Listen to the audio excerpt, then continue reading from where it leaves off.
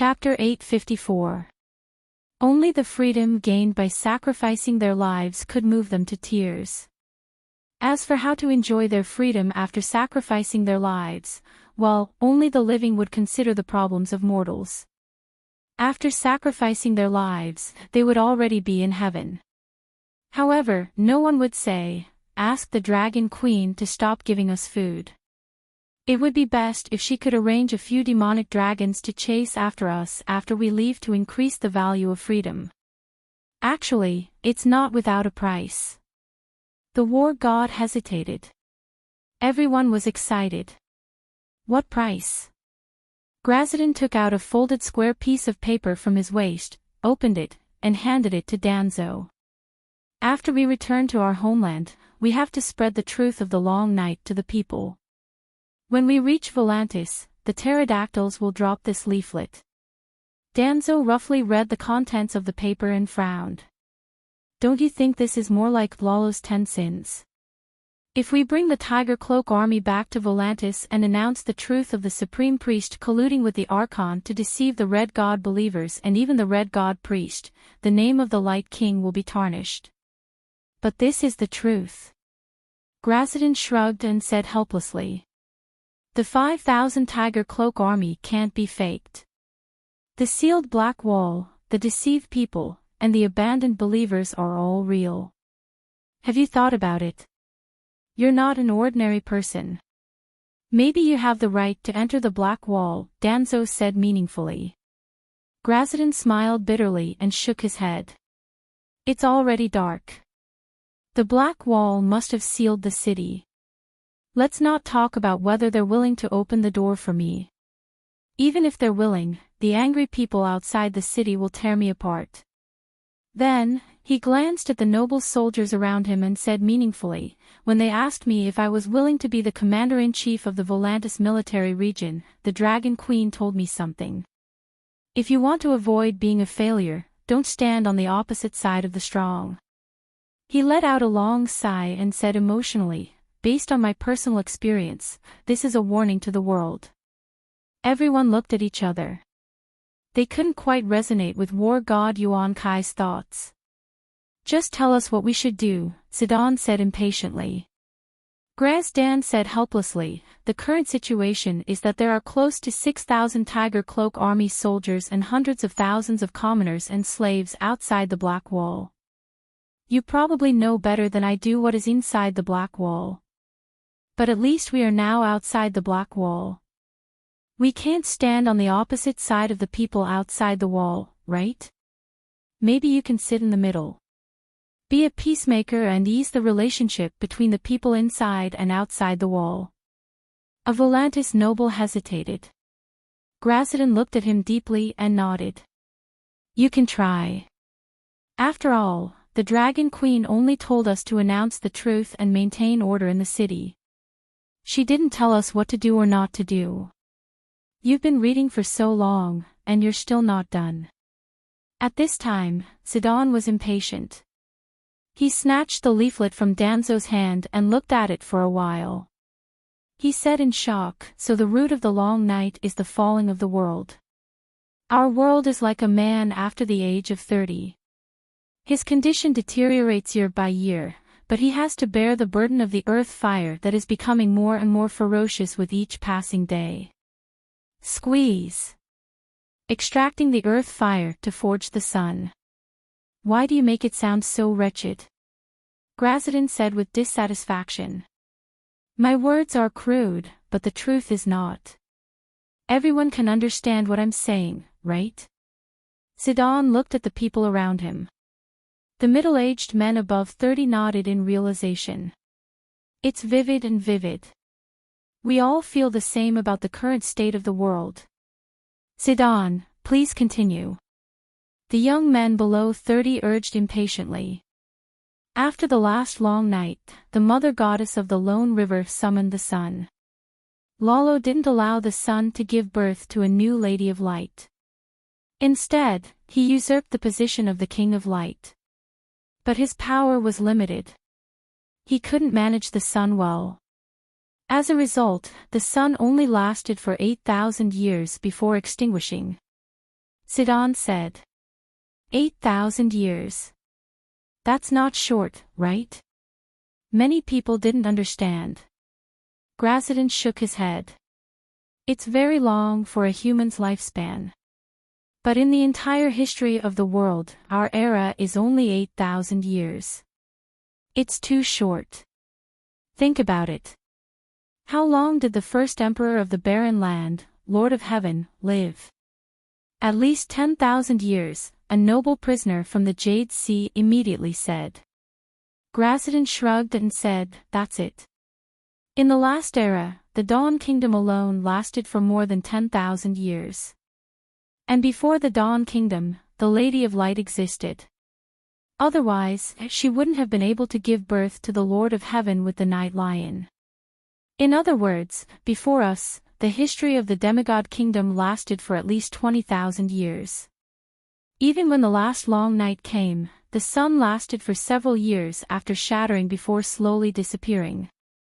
If that's the case, the King of Light really didn't last long enough, the noble from the Jade Sea said with a strange expression. Not only did he not last long, but the King of Light was also beaten like a dog by the Frost God. The King of Light even lost his godhood.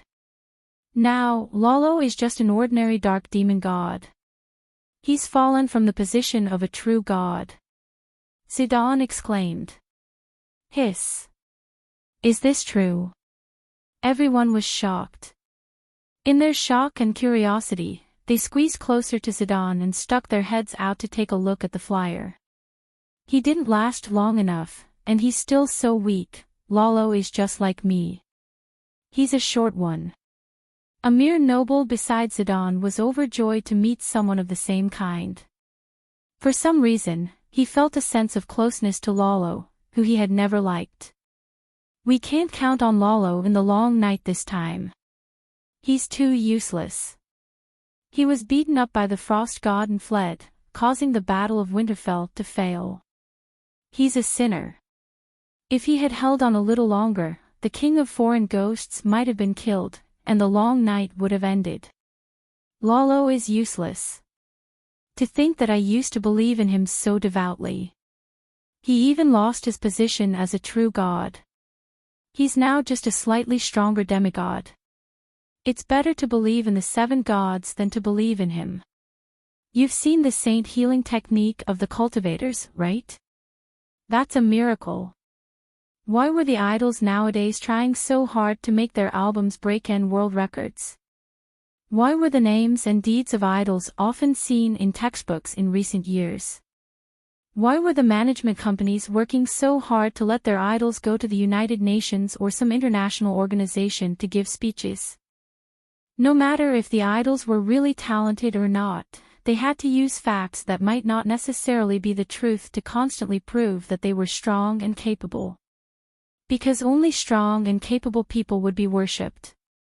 Idols with weak abilities would not have fans. The reason was simple. Who would worship an idol who was as strong as them, or even weaker than them? Just like a certain trainee, even if you didn't like him before, it was only because he didn't fit your taste. However, he went to play basketball once. All of a sudden, everyone saw his exquisite basketball skills and dancing skills. Now, when you tried to be his fan, you would encounter a psychological barrier. If you were his fan, would you be mocked by others? Actually, that trainee was a little wronged. He might not be worse than his colleagues who went to the United Nations and went to the textbooks. However, they only showed their strength, while he exposed his weakness. There was no essential difference between the belief of God and idols attracting and losing fans. The opening of LoveLore's prayer pointed out his powerful ability. The night is long, everywhere is dangerous, fortunately there is Allah. Through the teachings of the Red God Priest and the prophecy of Asha, LoveLore made everyone subconsciously form the idea that he was very powerful and only he could save the world. Go to the Westeros, go to the free trade city of Ursos, go to the cities of the Jade Sea, go to any city, and ask anyone with some knowledge, do you know about the Savior? Who is the Savior? They would all give the same answer. The former Savior was Yasuo Ahai, and the next long night, the savior would be the reincarnation of Yasuo Ahai. For the natives of the world of ice and fire with Western values, the greatest miracle was the resurrection of the dead. That was how Jesus became holy, and the greatest achievement was saving the world. Now, Rollercoasters had both of them and was showing them off. Who would doubt his tyrannical power? When the Dragon Queen first announced that Lolo was the world's greatest king of gods in Winterfell, no one objected. Even the believers of the old gods and the seven gods tacitly agreed with this statement. In fact, even the powerful three-eyed crow had always treated Lolo as the savior and protected the prophecies arranged by Lolo as fate, the reason why the blood crow blinded and distorted Dany's will. But was Lolo really powerful? Hee, Sheepegg laughed coldly in the trench of the smoke sea. Since she had completely shed all pretense of cordiality with Lolo, the Dragon Queen would not let go of any opportunity to attack him. With the arrival of the Tiger Cloak army in Machiro, Dany saw an opportunity. Colluding with the authorities to deceive the believers and abandoning millions of believers was hypocrisy. Being beaten to a pulp by the Frost God and losing the true God's deity position due to heavy injuries, the truth modified by the Dragon Queen, was weakness. She wanted to expose Lolo's hypocrisy and weakness to the people of the world. This was a kick to the heart that could make Lolo vomit blood. Dragonstone Island. Why is it like this? The African elder Sia Sun's face was gloomy, and his eyes were filled with fear and unease. After meeting Pale Moon Chu Nu in the Sea of Sorrow, Dany immediately decided to change her strategy. In less than a day, she completed the mission with the Turtle Prime Minister. After returning to Meereen, she immediately looked for the war god Yuan Kai and appointed him as General Volantis to lead the captives who enjoyed the blessings bestowed by the Dragon Queen back home. Another day passed, and she appeared on Dragonstone Island. The black-skinned White Lion King Machiro did not know anything. He was forced to drink a bowl of poppy milk, then wrapped in a cotton blanket and hung on Blackie's paw. He followed the Dragon Queen to the Westeros. Due to the taboo of Machiro's prophecy talent, especially his devout belief in the Red God, Dany was not at ease with him continuing to mix with the Tiger Cloak army. The return of the captives to the west was a huge threat to Lolo's church. Dany could not let an unstable factor ruin her plan. In the beginning, although Machiro was confused and resentful, because he did not know about the Dragon Queen's evil plan, he obediently completed the 2 missions that the Dragon Queen had arranged for him, concocting wildfire in the day, and divining the position of the deviant Ghost King at night. Unfortunately, a few days later, after a routine divination in the fire, the black-skinned White Lion King seemed to have seen something in the fire. He fell to the ground in shock and then stumbled to the top floor of the magic tower. He wailed to the Dragon Queen, "Your Majesty, what have you done?" Chapter 855. Your Majesty, why did you do this? Machiro wailed.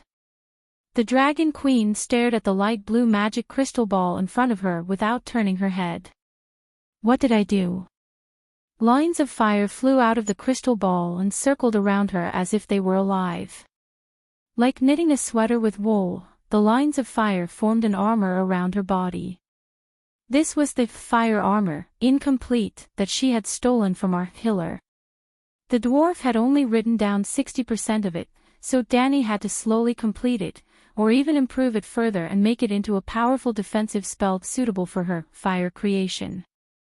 The sight of fire as armor could not move Machiro at all. His face was twisted and tears flowed down his face. Why did you do this? Why? I just couldn't bear to see the 8,000 Tiger Cloak army innocently die in a shipwreck. I wanted to save them, but now I have become the church's greatest sinner. I have betrayed Allah.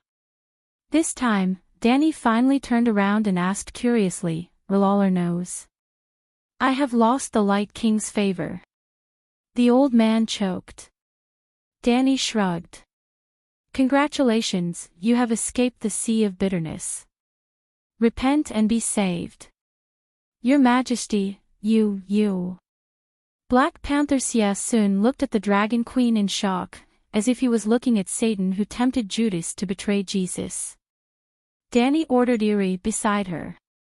Soon, a centaur made with pigtails brought an A4 leaflet and handed it to Black Panther Sia soon. The Queen only arranged for the captives of the Murine battle to return home and let them help spread the contents of the leaflet. Take a look, is the thing on it fake? Machiro took the leaflet and read it quickly. His eyes grew bigger and his whole body trembled. This is disgraceful and absurd. He said angrily. How is it absurd? Weren't you the one who told the Queen about the Supreme Priest Benello deceiving the believers? Eerie said unhappily. I. Machiro slapped himself. I am asking a tiger for its skin. You're walking on the bright path, Danny said with a smile. Would you rather let the 8,000 Tiger Cloak Army soldiers die tragically? In fact, even if you didn't look for me, the hundreds of thousands of Red God believers in Volantis are not stupid. They will realize sooner or later that they have been deceived and betrayed. At that time, the collapse of the Red God faith will only be more tragic. Machiro was stunned. He struggled to say, the Light King did not lose his divine seat. The Light King was not. Perhaps the Light King was no match for the Frost God, but he was not beaten like a dog. Dragon Queen said, You've been on Dragonstone Island for a few days. Have you heard many people talk about the Battle of Winterfell? Could it be that everyone was lamenting the fact that King of Strange Ghost had been captured, and the King of Light had been defeated, giving Frost God the opportunity to crush everyone? Think about it, as long as Lalo could persevere, why would he drop the ball at such a crucial moment? Therefore, he must have been beaten like a dead dog at that time. He was in imminent danger and would have died if he didn't run away. This analysis was very logical, and no one could find any loopholes in it. Yes, if not for the fact that he could not hold on, the Light King would have persevered. Myrene received a letter from the war god Yuan Kai summoned by Dragon Queen. The prisoners of war who saw the leaflet believed it. Now, even Machiro believed it. The sun has been extinguished, and the Light King's divine power has been greatly reduced. His strength has been affected. The voice of the black-skinned White Lion King became softer and softer, and his expression became more and more pained. Even if the Great Light King is not as strong as Frost God, it does not affect my faith in him. He complained sadly. Sigh, life does not go as planned, but life has to go on. Go back and make wildfire. Work more, and stop thinking too much. Danny comforted him. Then, she whispered to Eerie to go downstairs to her bedroom and get a copy of the Seven Stars Bible, annotated by the Pope himself. Dragon Queen personally handed the thick Bible to the old black man who was grieving. I will not persuade you to change your faith, but you are not in the right state now, and the teachings of the seven gods can help you. Just treat it as a bedtime reading, and try to read it. As soon as the African White Lion King left, Danny immediately came to the front of the magic crystal ball. A spiritual projection crossed thousands of miles and appeared beside the red-haired Lila. Quietly inform Graz, Dan, that there is a mole in his officer team. What mole? Who would dare to plant a spy here now? Lila was surprised. The mole is a red god priest who can communicate with Lalo. Danny shook her head and corrected her. Not a priest. The red god priests among the prisoners are all making wildfire in the factory. It should be a red god believer with a noble background. There is a high chance that he is a Black Wall noble. He has the qualifications to become a priest, but because of his noble status, he did not wear the red robe. Lila kept the queen's words in mind and asked curiously, what did the spy do? He revealed my plan to attack the Red God Church to Lalo. Ah, what should we do? If Lalo interferes, I am afraid that the prisoners will not be able to return to Volantis, Lila said anxiously.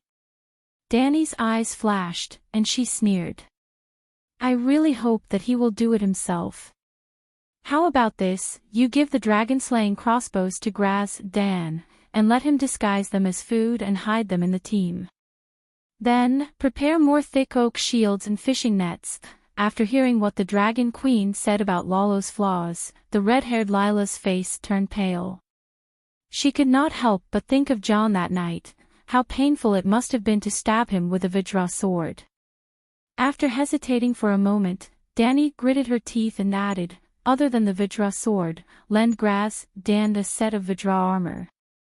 Also, for the 7 gods, choose a high-level priest from the Divine Grace Temple and disguise him to go with the army. What do you want the high-level priest to do? Lila was confused. Host the sacrificial ceremony, Danny said with a cold smile, emphasizing each word. As long as one was a demigod, they could accept the sacrificial ceremony. However, Danny and Blackie did not want their divinity to be tainted by blood, so they had always avoided blood sacrifices. However, after studying the sacrificial ceremony that the dwarf had learned from Jenny, Danny realized that the sacrificial ceremony was not an evil art. What was evil was human nature and the nature of the gods. Other than blood, the gods could also obtain other offerings from their believers. For example, food. If someone offered food to the Dragon Queen, she might actually waste some of her divine power to respond. For example, killing. The storm god and Nanami were typical examples. For example, lust. The number of gods who fed on human desires was second only to the gods who enjoyed blood. To be more direct, the number of passion gardens exceeded that of the Red God Temple. Passion gardens were very popular in the free trade city-states, especially around the Summer Sea. This was because behind the city-states was the goddess of passion.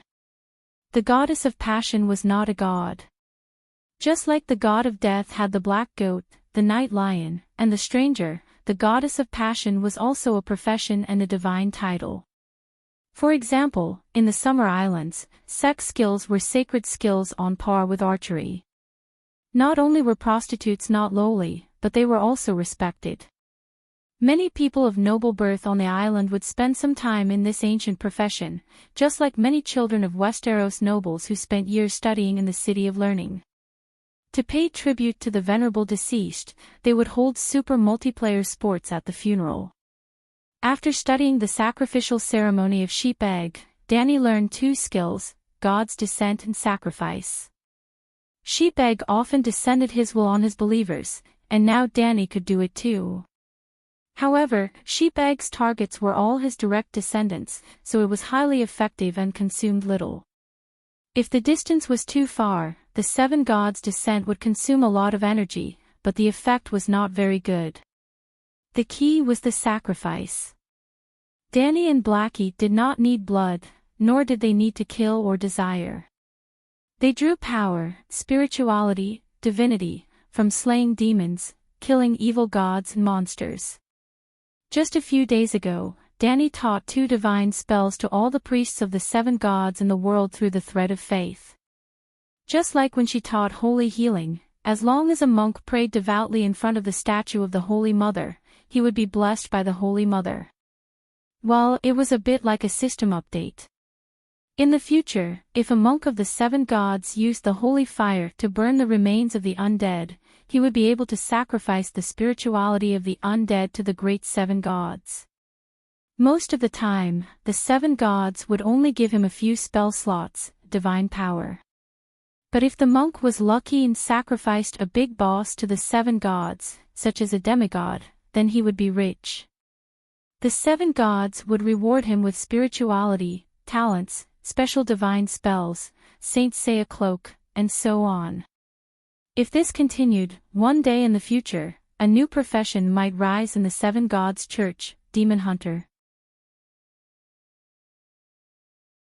Chapter 856. Tide Head Island, Spice Town. The sky was dark, and the air was cold and damp. The northern wind seemed to be howling beside one's ears. However, the town was unexpectedly lively. Rows upon rows of shops were open, and they were filled with goods from all over the world. Some of the shop assistants were yelling loudly to attract customers, while others were discussing the quality, origin, and price of the goods with customers beside the shelves. On the muddy streets, the crowd jostled one another. There were nobles in luxurious fur coats riding on horses, knights with swords hanging from their waists, merchants calling out to their friends, laborers pushing carts and carrying boxes, and ordinary citizens with their hands tucked in their sleeves. Strong alcohol, roasted meat, toasted bread, feces, urine, and other smells mixed together. Even though it was unpleasant, the streets were filled with the scent of life. At the south end of the main street, there was a 4-story stone building called Spice Hotel. At this moment, 8 knights with the insignia of a silver seahorse on their chests were guarding the entrance of the hotel. Every customer that tried to enter the hotel had to be checked by them. 10 days ago, when I took the fast boat from Tide Head Island to Mere, I heard that they were negotiating. It has been almost half a month, and they still haven't come to an agreement. What a waste of time. Also, they didn't choose to negotiate in High Tide Head Castle, but in the hotel. Every time we enter the hotel, we have to check our identities and weapons. Isn't this torture? In the northwest corner of the hall, a knight with slanted eyebrows complained. He was drinking. Looking at the insignia on his leather armor, he should be from the Hog family. Sitting at the same table was Sir Haver, who wore a green ripple cape with gold background, and an olive-skinned mere merchant. There's no other way. This involves 100,000 tons of food and the ownership of a duchy. Of course, we have to negotiate slowly, Sir Haver, who had a boil on his left forehead, said. 100,000 tons of food in exchange for a duchy. That's too profitable. Sir Hog raised his eyebrows, envious. Sir Haver nodded in agreement. It's just 100,000 tons of food. If it were 10 years ago, even Haver City would have been able to provide that amount after a decade or two of hard work, let alone a duchy. Sir Hog narrowed his eyes and chuckled. Now, it seems like the fake Crown Prince Aegon is such a pity. If he had returned to the Westeros a few years later, he would have been able to become a duke at the very least, if not the Iron Throne, with just a few 100,000 tons of grain. Now, Sansa Stark had taken advantage of him. Although she was his wife, if the pretty widow really became a duchess and she really wanted to marry someone, who could stop her? Even the 7 gods can't stop a widow from marrying. I wonder if the little devil has worked so hard. But now that she's pregnant, I'm afraid she'll have to use other methods, he. Ha ha ha. The expressions on the faces of the 2 men at the same table became lewd, and they laughed at the same time. I can't call him little devil anymore. Sir Harvey laughed so hard that the boils on his forehead hurt. He grimaced and said, that guy has changed so much. Even a man like me can't help but be tempted by him. Those women. Sigh, now they all call him Little Angel. Serves you right, Little Angel. Sir Hog spat in disdain. Didn't you hear how he broke the curse? After being kissed by a prostitute 10,000 times, how rotten must he be? In my opinion, he should be called Little Lecherous Dragon. Shoo, lower your voice. The Meyer merchant looked nervously at the stairs and the main door before he said unhappily, what is this place? Now, Little Lecherous Dragon. Oh, who is this little devil? What if someone hears you insulting him and spreads the news? You're not afraid, but I'm planning to do business with him. How is that insulting? I'm not wrong. The news of him breaking the curse came from Dragonstone Island. Hog glared. The Meyer merchant Buffett sighed helplessly and said, now, he's the elder brother of the Dragon Queen. The queen even conferred him the title of Prince Sion. But you're nobles of the royal domain, old officials of the Targaryen family. Now, you're planning to join Dragonstone Island and spend the long night there. What good will it do you to offend Tyrion? Sir Hogg and Sir Haver stopped talking and drank their wine gloomily. Seeing the tense atmosphere, the Meyer merchant changed the topic and said, on the surface, this negotiation is about Lady Sansa using 100,000 tons of food in exchange for a duchy from Stannis. But the real reason is still the ownership of the Iron Throne. Don't forget about the Dragon Queen's Long Night Heroes ranking. He reminded in a low voice. Long Night Heroes ranking. What ranking is that? Sir Hogg was puzzled. Sir Haver was also puzzled. You don't know. The Meyer merchant turned to Sir Haver in surprise. A week ago, Dragonstone Island sent a message in the name of the Dragon Queen to the nobles of the Seven Kingdoms that the King of the Long Night was not killed in one go. The rule of ending the King of the Long Night was changed to a point system. Sir Haver's family is an earl, right? You should have received the messenger crow from Dragonstone Island. Sir Haver smiled bitterly and said, you know, Sir Hogg and I were busy buying food. We just came back from the other side of the narrow sea and found you. Tell us, what's the hero's ranking? Sir Hogg asked anxiously. The Meyer merchant poured himself a cup of summer red and took a sip before saying slowly, as the name suggests, the hero's ranking is the ranking of the heroes who ended the long night. Any noble or commoner of the Seven Kingdoms can participate in this competition to save the humans from the long night. According to the contribution of each battle against the other ghosts, they can obtain a certain amount of points. For example, in the Battle of Winterfell, Lady Arya killed the King of the Strange Ghosts once and Lady Sansa obtained 50,000 points. Stannis fought the King of the Strange Ghosts to the death and was honorably defeated but obtained 30,000 points. By right, the Dragon Queen broke the Frost God's forbidden spell and contributed more, but she took it as her responsibility to defeat the Frost God.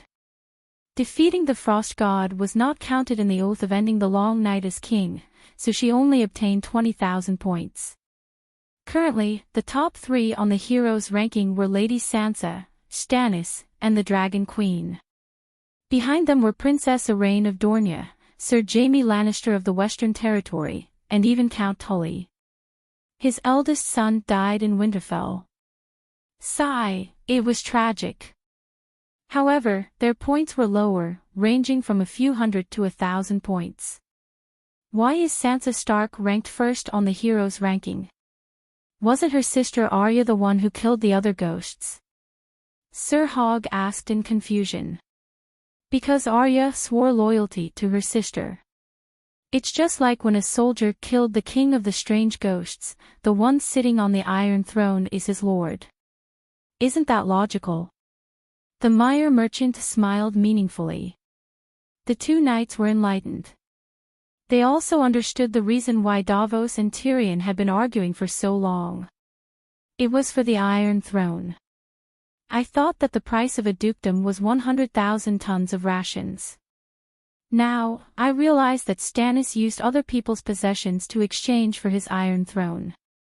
River Bend and Valley weren't his fief. Sir Hogg lamented. The Meyer merchant sighed and said, in recent years, you Westeros have been too chaotic. The kings have been fighting non-stop, and the dukes have been exterminated one after another. I didn't know, but I was shocked. Hajin Tully and River Bend High Court have been exterminated. Jon Arryn's son won't live for long. Even Theon Bella, at the mention of Theon Bella, the merchant suddenly stopped talking. He looked around cautiously and heaved a sigh of relief when he saw that no one was paying attention. He smiled awkwardly at the two knights. That is a ruthless person more terrifying than a little devil. The two knights nodded in agreement. Then, they stopped talking about national affairs and started talking about their recent business. Besides man-made disasters, there are also natural disasters. Westeros have the long night and millions of other ghosts that are even more terrifying than war. I don't even dare to enter the inland now, afraid that I'll encounter the living dead and can't return. Naturally, I can't do business anymore. Now, I've started to become a lone merchant. Although Meyer Buffett sighed, he had a look of obvious superiority on his face.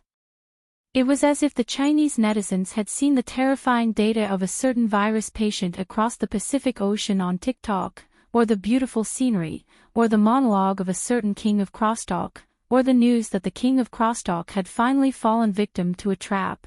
Although the netizens sympathized with the people across the sea, they couldn't help but feel joy in the pain of others.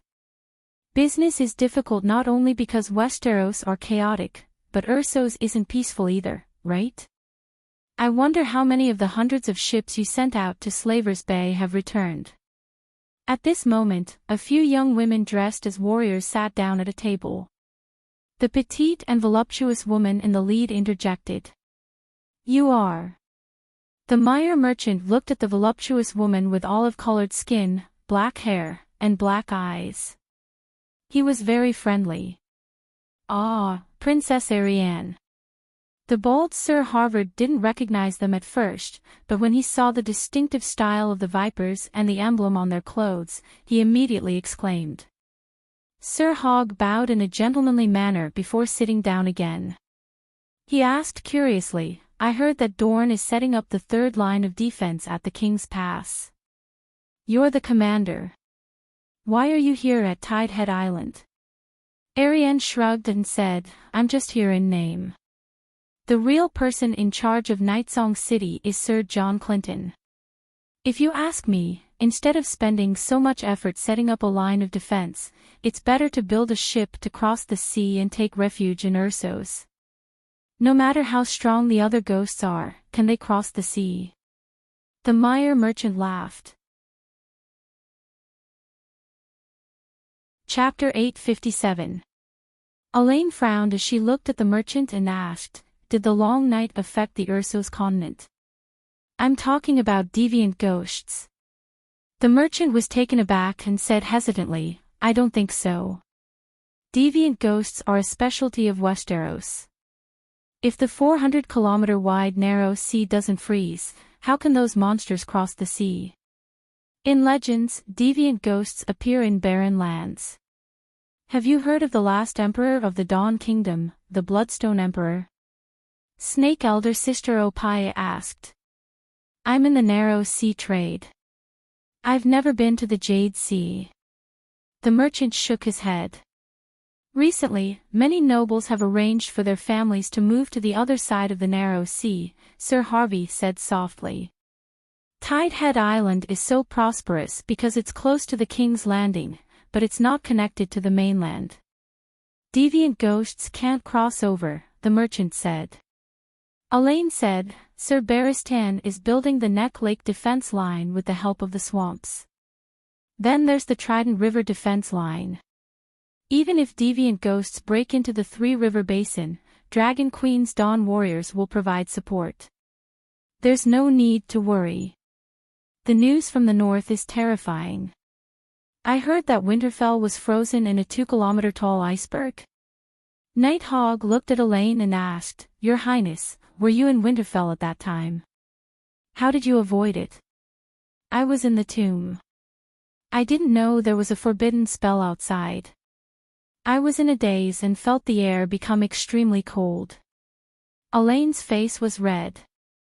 It was unknown if it was due to embarrassment or the alcohol. The forbidden spell was destroyed by Dragon Queen, and the power of ice was released into the sky. The water vapor in the air was frozen, forming an iceberg. Otherwise, I would have been frozen into a popsicle even if I hid underground. But I wasn't afraid at all. With Dragon Queen and the 7 gods, it was easy for us to kill normal ghouls and deviant ghosts. Actually, I'd like to fight the deviant ghost king one-on-one. My swordsmanship was passed down from my father, and it's definitely not inferior to Bunyan's. Teresa, who was wearing a white nun's robe, said excitedly. She was the third sister of the snakes. She had blonde hair, blue eyes, and a sweet appearance. Because her mother was a nun, she wore a nun's robe, but she was best at poison and dark witchcraft, which she inherited from her father. Yes, a voodoo nun. Nighthawk stared at the sweet Teresa, his eyes almost popping out of his head. After such a tragic battle of Winterfell, Miss Teresa still has the courage to challenge the variant Ghost King. She's really shameful to those northerners who sacrificed their babies to the frost god before the battle, he praised. As soon as he said this, the atmosphere at the table suddenly became heavy. Offering sacrifices to the frost god and massacring a city were both taboo topics. The mere merchant gulped down a mouthful of hard liquor and bared his teeth. Your kings are getting crazier with each generation. Even the barbaric Dothraki people would leave their people behind as slaves after breaking the city. Sir Haver's face turned ugly. Those people sacrificed the frost god to provide the deviant ghost king with deviant ghost warriors. They have committed a great sin. Although he was also disgusted by Erlu's behavior, he was still very unhappy to be mocked by a foreigner, even if the person being mocked was not him. Sensing the cold attitude of the Westeros around him, the mere merchant shrugged and said, "Deviant ghosts are not the main topic of our discussion today. Let's talk about the loan. I've been to your territory before, but it's really not worth that price." Sir Haver and Sir Hogg glanced at Arianne and the other ladies, their expressions slightly uneasy. However, they were indeed in an emergency situation where they urgently needed money, so they could only bite the bullet and haggle with the mere merchant. After listening to the three men talk for a while, Arianne figured out the ins and outs of the matter. The Westeros were constantly at war and turmoil, and the royal territory was a place that all kings had to pass through on their expeditions. Similar to Guangzhong and Luoyang during the period of the Three Kingdoms, the fertile land of hundreds of thousands of households had been trampled by the feudal lords of the Seven Kingdoms several times in turn. Now, it had become a desolate wasteland where white bones were exposed in the wild and not a single chicken was heard for thousands of miles. The war was already a tragedy. In addition to the long nights and the cold winter, the nobles of the royal territory could not bear it anymore. They could only sell their family property and even mortgage the minerals and taxes in their fief to borrow money from the bankers across the narrow sea to buy winter food. Hiss, the price of food has risen to such an extent. Arianne could not help but exclaim when she heard that Sir Haver had used 30 years of taxes in his fief in exchange for 500 tons of wheat and 100 tons of bacon. This Sir Neville Haver was only a knight, but the Haver family had the title of Count and Fief. However, the current Count Haver was a 5-year-old girl, so her family's cousin helped her manage the family's affairs. A count's territory, and a prosperous royal territory at that, could only be exchanged for 600 tons of food with 30 years of taxes, counting from the end of the long night. If it was a summer without war, Haver City could produce thousands of tons of wheat and fruits in a year. 1 copper coin could buy 5 big and crunchy red apples, Sir Haver said dejectedly. You said it yourself. That was a summer without war. Now, there's war and the long night. The mere merchant chuckled. You vampires from the free cities, you're robbing us. Arianne felt the same way as she gnashed her teeth in anger. The mere merchant argued, now that the price of food is like this, we can't even grow food after the long night. Every grain of wheat we eat is 1 less grain. It's even more precious than gold. After all, even the long night doesn't affect miners from digging for gold. The Westeros are suffering in the long night, but you are having a gluttonous feast. This is too unfair. At this point, Mother Teresa's eyes turned, and a sweet smile appeared on her face. She said in a crisp and sweet voice, perhaps, we should suggest to the Ghost Resistance Committee that if any city on the other side of the narrow sea doesn't give us food, we should catch a few other ghosts and throw them over. We even almost captured the king of the other ghosts, so catching a few other ghosts isn't difficult at all. The mere merchant looked as if he had seen a female other ghost. His face was full of fear as he pointed at the sand snake with a trembling finger. You're a nun. Holy Mother of God. The two knights also turned pale, and their previous fanciful thoughts flew out of their minds. This was the sand snake, the daughter of the red viper Oberon. Mother Teresa rolled her eyes and said in annoyance, "You're from Myr and called Holy Mother. Do you believe in the 7 gods too?" "Yes, I've changed my belief to the 7 gods. In Myr's hometown, I emptied a coffin shop at the end of the street and converted it into a small sanctuary so that the neighbors can pray there," Myr said proudly. "Coffin shop? Is it because of the recent other ghosts that the coffin business can't continue? I thought that only the Westeros coffin shops were closed. I didn't expect the coffin shops in the narrow sea to be unable to survive," Elaine said in a strange tone. During the Battle of Winterfell, there were many armored and armed ghoul knights. Most of them had rotting bodies and had obviously been dead for many years. The clan insignia on their armor also indicated their identity, the ancestors of the northern noble family. They could imagine the scene. On the city wall of Winterfell, a northern knight was wielding his dragon-toothed saber and slaughtering behind the hanging ladder. Suddenly, a familiar figure appeared in front of them. The familiar rotting face, the familiar armor, and the clan insignia that was identical to their own. Their ancestral graves had been dug up, and now their ancestors were wielding rusty swords to kill them. The faces of the northern warriors turned green. When the summary of the Battle of Winterfell was sent to the southern castles, the coffin shops of the 7 kingdoms became deserted. The mere merchant blushed and said awkwardly, "Many of the coffins in my shop are exported to King's Landing. Using a coffin shop to rebuild a sanctuary is blasphemous to the 7 gods." Elaine shook her head and said, "Your Highness, you can't say that. Compared to other shops, the coffin shop is big enough but not too conspicuous. Also, the stranger represents death. In fact, my small sanctuary only worships the Virgin Mary and the stranger," the mere merchant said. "Have you been to King's Landing? Isn't the great sanctuary of Baelor conspicuous enough? You purposely chose an inconspicuous coffin shop. The stranger will most likely bring you to the 7 hells," Elaine mocked. "The situation is different." The mere merchant shook his head and said with emotion, "In Westeros, the 7 gods are the mainstream religion, but Myr is the territory of the Red Gods. The Red Gods believers are crazy. Think of the Red monks in Khal who tried to burn down the Black Goat Temple.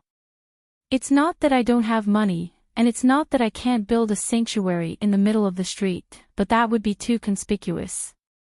If I agitate the Red Gods believers, the entire building might be burned down by the fanatical Red monks.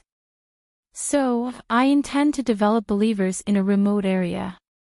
When the surrounding commoners start to believe in the 7 gods, the Red monks will have some scruples." Such detailed considerations shocked the Westerners. This mere merchant had put in so much effort to build a sanctuary because he sincerely believed in the 7 gods. "You used to believe in Lalo, right? Why did you change your faith to the 7 gods?" Elaine asked curiously. The mere merchant hesitated for a while before pulling out a 7-pointed red pouch the size of a chicken liver from his collar. "Atonement scroll," the Westerners exclaimed together. The mere merchant nodded and stuffed the pouch back into his chest like it was a treasure. He sighed and said, "I'm in the narrow sea trade and spend at least 4 months in a year in Westeros. I already have some understanding of the teachings of the 7 gods, and I've also participated in a few sermons of the Great Sparrow. It's only natural that I change my faith to the 7 gods." "You're afraid of death, aren't you?" Mother Teresa sneered. The mere merchant's mouth twitched. Who isn't afraid of death? The Red Gods Church also preaches that believers will go to Allahlalo's heaven after death. It doesn't seem too bad to have a virgin as a companion, right? When I was still in the old town, I was almost pulled into the Red God's church by Reese's red-robe monk, Viper elder sister Opaya said. Opaya's mother was a prostitute in the old town. When she was almost an adult, Prince Oberon found her and threw a spear at her feet. He asked, "Do you choose this spear or your mother?" The big lowly Opaya picked up the spear and became a female warrior with outstanding martial arts skills.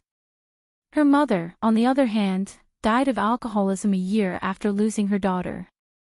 However, before Oberon came to find her, the red-robe monk took a fancy to her because of her tall stature. He was going to buy her as a saint. During the day, she would ride a horse to guard the Red God Temple, and at night, she would ride a man to make money. The mere merchant's eyes flashed with shrewdness. He said in a low voice, "No one has seen the Red God's heaven, but many people have seen the Holy Mother's miracle with their own eyes. Some people even returned from heaven and described the scene, characters, and operation of heaven. More importantly, the teachings of the 7 gods are very humane, and Lolo's reputation is not as good as the Light King's." "Isn't the Light King Lolo?" Nighthawk was puzzled. Chapter 858. Lolo is the Light King, but not only is he the Light King. Many wizards know that Lolo is also the ruler of the shadows, the Meyer merchant said in a low voice. "What is the ruler of the shadows?" The Westeros knight was confused.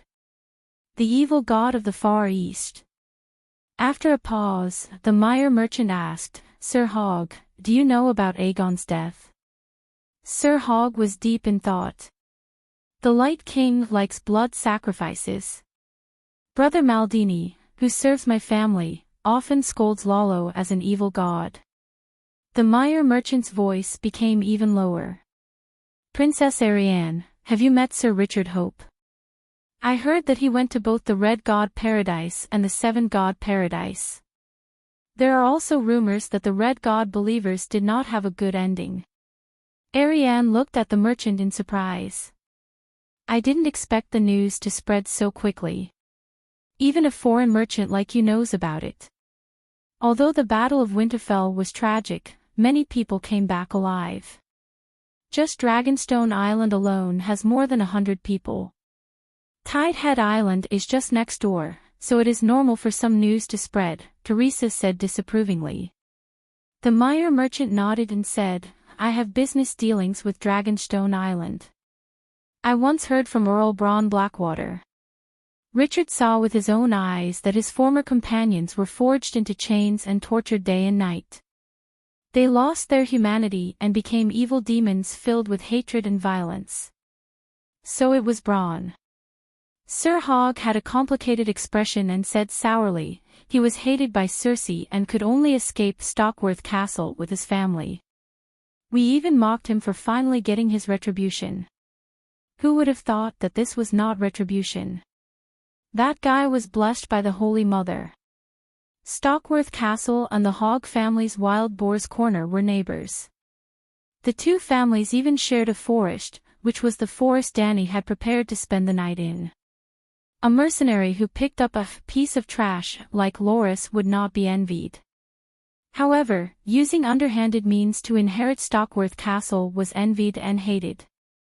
Now, he had broken away from the Stockworth surname and become the true Earl of Blackwater. More importantly, he had become one of the 3 heads of Dragonstone Island under the Dragon Queen. No matter what the other nobles thought, Sir Hogg next door was jealous. However, other than Sir Harvard, who was also having a hard time, the Arrayne sisters and the mere merchants didn't have any feelings for Bronn. They didn't even respond to Sir Hogg's words and continued to talk about the previous topic. "I heard that recently, many commoners have sold their atonement scrolls in order to survive.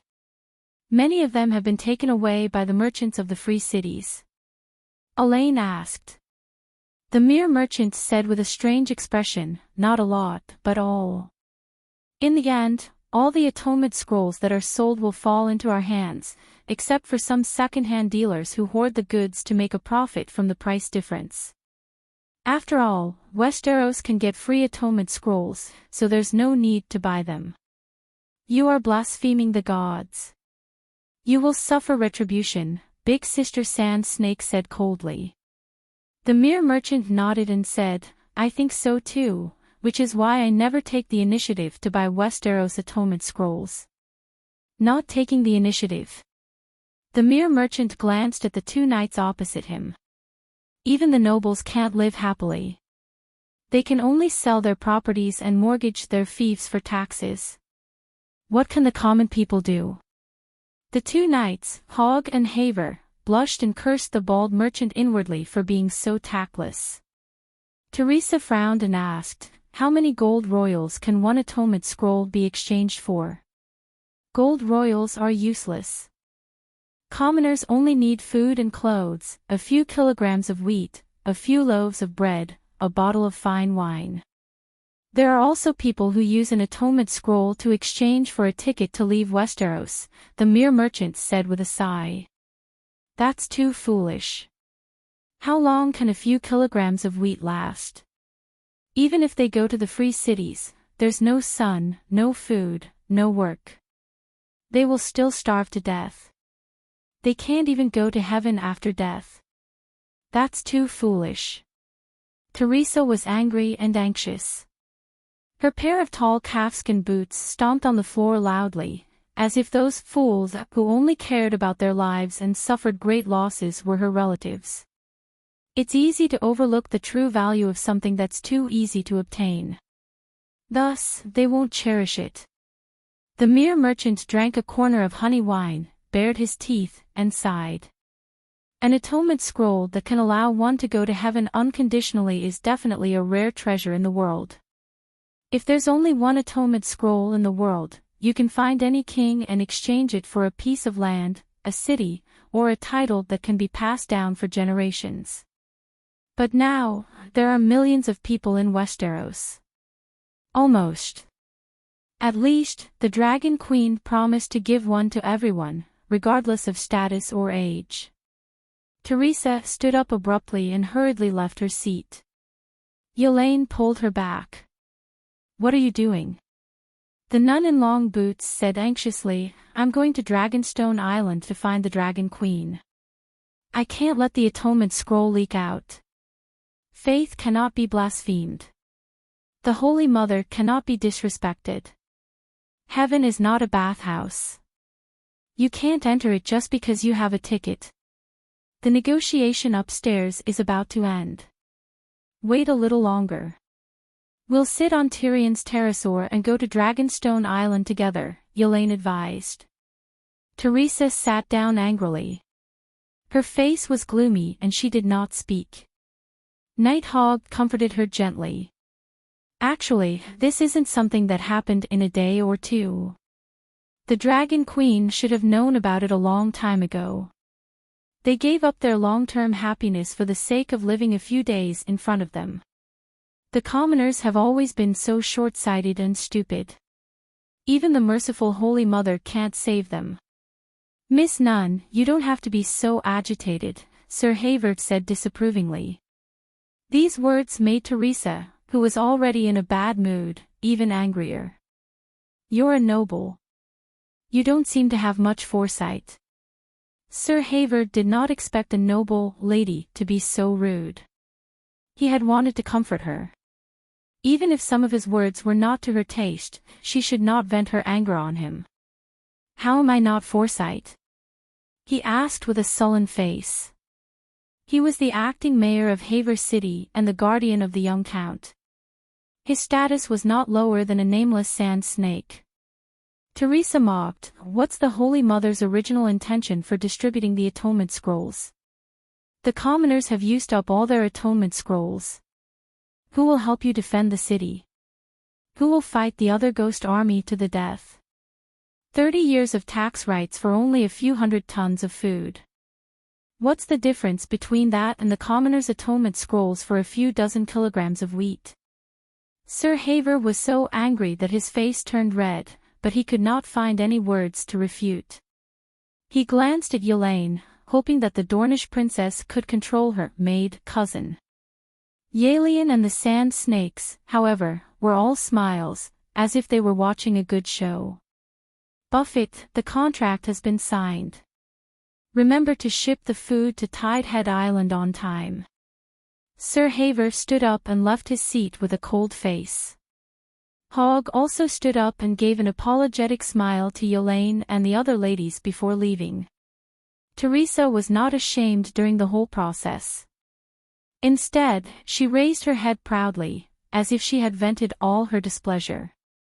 When the two knights disappeared, the merchant shook his head and sighed. They used the taxes of their fief to exchange food, not to save the people of their territory, but to ship it to Tidehead Island to protect their family.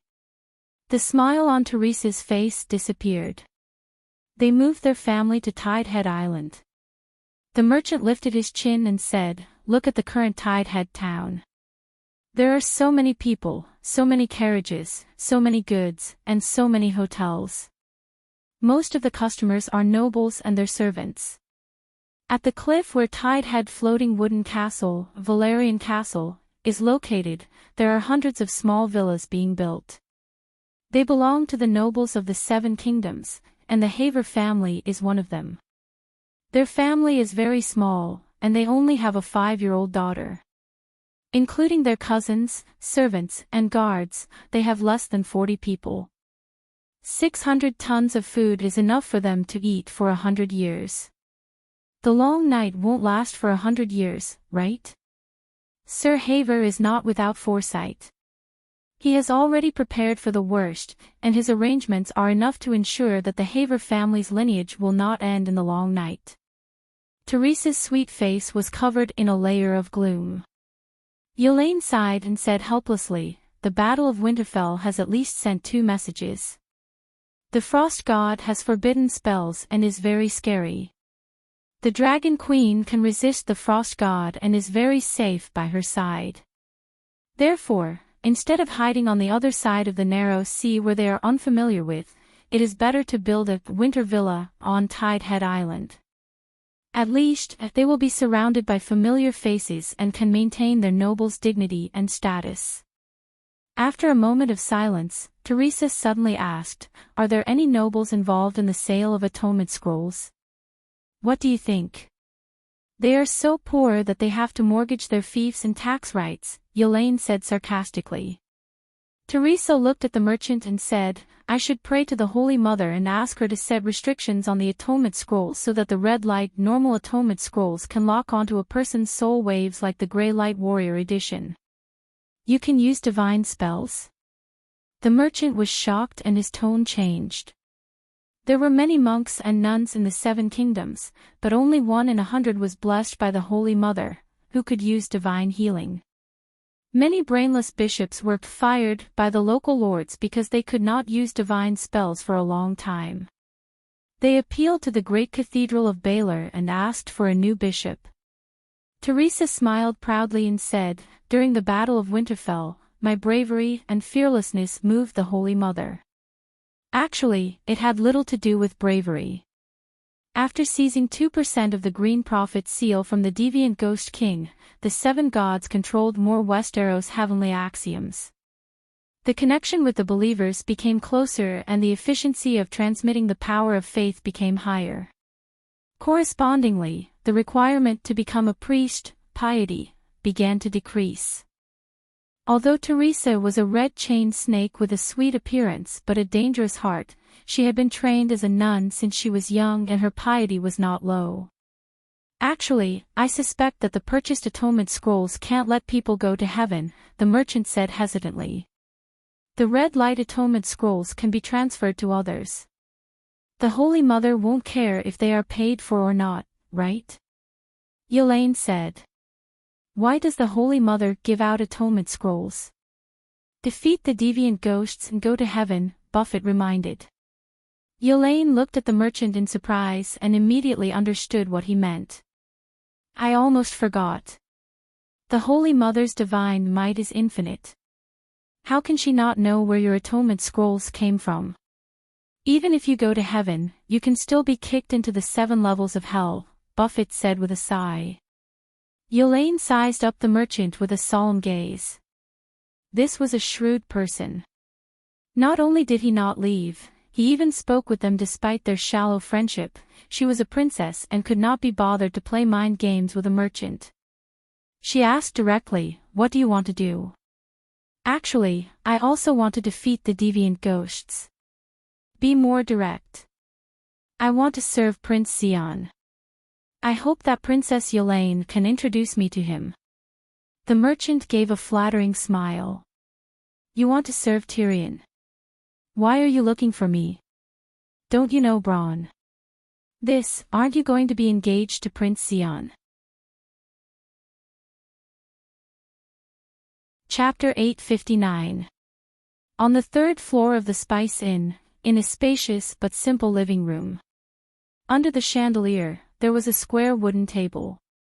Tyrion and the Onion Knight sat opposite each other, while Jon and the 9-year-old Count Monterey each sat on one side. It looked like a mahjong game, but the atmosphere was gloomy and depressing. It was not as carefree as a mahjong game. "I really don't want to argue with you anymore. It's just a simple question, and it's been half a month." "Even if you're not tired, I'm tired," Tyrion said, looking tired. "We both know that to maintain the stability of Riverbend, it's best not to let the nobles who are not Garth's descendants touch High Court." After a pause, the Onion Knight said sincerely, "I won't beat around the bush. King Stannis plans to give High Court to the Florin family. The next Duke of Riverbend is going to be Lord Yassir Florin. When Robert was still alive, Sir Yassir was the acting castellan of Dragonstone Island for King Stannis for 10 years. After that, he followed His Majesty through many battles. For His Majesty, he personally sent his brother, Earl Alistair, to prison. His Majesty should repay him.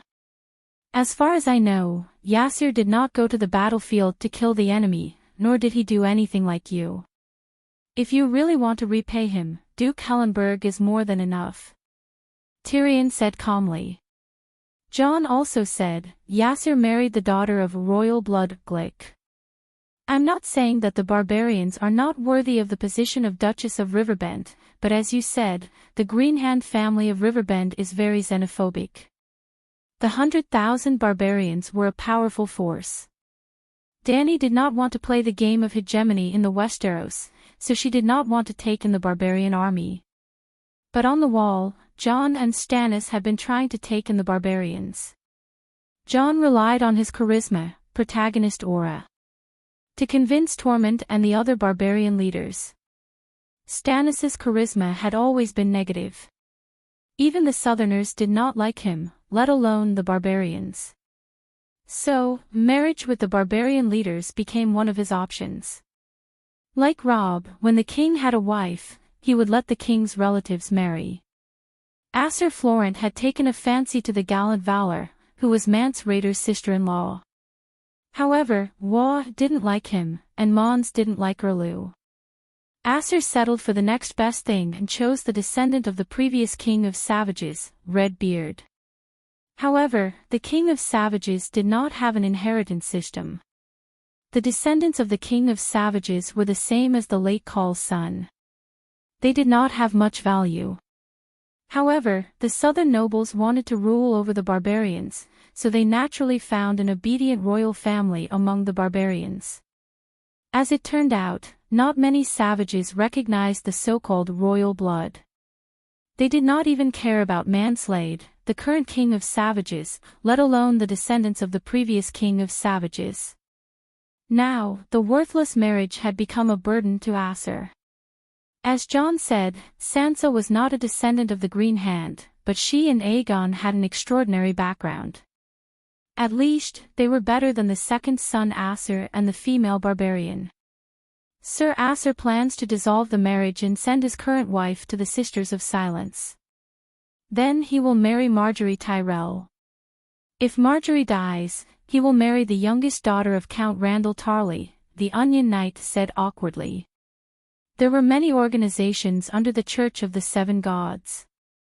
The most common were the monks and nuns, the Children of War and the Congregation of the Poor, the monks in the monastery, and the Sisters of Silence who collected corpses. Well, the monks in the monastery were real monks. They shaved their heads and swore the vow of silence, practicing silence meditation. Their daily activities were mainly labor, meditation, prayer, and silence. The hound was saved by the monks in the monastery, but he did not shave his head. The Sisters of Silence were a bit like nuns. They swore the vow of silence and abstinence. The other priests served all the 7 gods. In fact, there was only one of the 7 gods, while the Sisters of Silence only served strangers. Therefore, they were also called strangers' wives. Acer sent his wife to the Sisters of Silence to force her to become a nun. It was very cruel. Tyrion mocked, Acer believes in the red god. What's the point of sending his wife to the Church of the 7 gods? Also, Randall Tarley is my sister's hand of the king. He hasn't even conquered King's Landing and he's already thinking about his daughter. The 7 hells. Suddenly, John slapped his thigh and exclaimed, I remember now. Sam's mother is also Florin, Sir Acer's niece. Sam's sister is Sir Acer's niece. How can they be together? It's not like they are brother and sister or father and daughter. The 7 gods don't forbid this kind of marriage between cousins, the Onion Knight explained awkwardly. I think brother and sister are more acceptable, Tyrion muttered. Because you've become a Targaryen, that's why you say that, Davos mocked. Even if it was for my sister and brother, I would still say that. Tyrion laughed. Davos gave him a deep look and said straightforwardly, Riverbend is too important, especially today when the long night is descending. King Stannis will only give it to his most loyal subordinates. Let's put it this way. Lady Sansa only provided us with 100,000 tons of food, but High Court has more than 300,000 tons of food in reserve. What about the valley? Tyrion asked. Sigh. His Majesty's base is the vassals of the valley. They are opposed to Lady Sansa becoming the ruler of the Eyrie. So there's no room for discussion. Tyrion shrugged. His Majesty means that Sansa can inherit House Tully's Riverrun, the Onion Knight said. Tyrion shook his head. I actually agree with this suggestion, but Sansa will definitely not agree. Her uncle is still alive, and her grandfather is helping Ser Barristan set up the neck defense line at River Bend. Then let's split River Bend into 2. Riverrun will still belong to Tully, and Lady Sansa will inherit Aegon's position as Duke of Hellenberg. That's not good. Sooner or later, the 2 families will clash. And don't forget about the Dragon Queen, Tyrion said faintly. The Onion Knight's heart tightened. She wants to interfere in the conflict between the 7 kingdoms. Tyrion said, she still upholds the oath of, the one who ends the long night shall be king. But the royal territory is the land of the Targaryens for hundreds of years. Just like the north belongs to Stark, the west belongs to Lannister. No matter who sits on the Iron Throne in the end, the Targaryens' land will be taken back. Either move the Iron Throne to Storm's End, or give her the same compensation as the royal territory. For example, the Three Rivers Basin connected to the Crabclaw Peninsula. The Onion Knight looked conflicted. This was something that neither he nor Stannis had thought of before. But after thinking about it, the Dragon Queen's request was not too much. The Dragon Queen had saved the Great Wall when the barbarians went south. After the long night fell, she immediately rushed to fight the other ghosts. Together with King Stannis, she formed the 2 main forces against the other ghosts, Davos's idea. She had fully fulfilled the responsibility of a royal territory. Responsibility and power were equal. At least the Dragon Queen had the power to ask for equal power and benefits. After a while, Davos said helplessly, I have to go back and discuss with King Stannis. Discuss. Count Valerian, who was dozing off, was unhappy. Count of the Rainforest, Davos' title, every time you have a problem, you go back and discuss it with someone. You have been going back and forth for almost half a month. If you discuss it now, when will the next negotiation be? It's different this time. It involves the Dragon Queen and the royal territory, Davos said softly.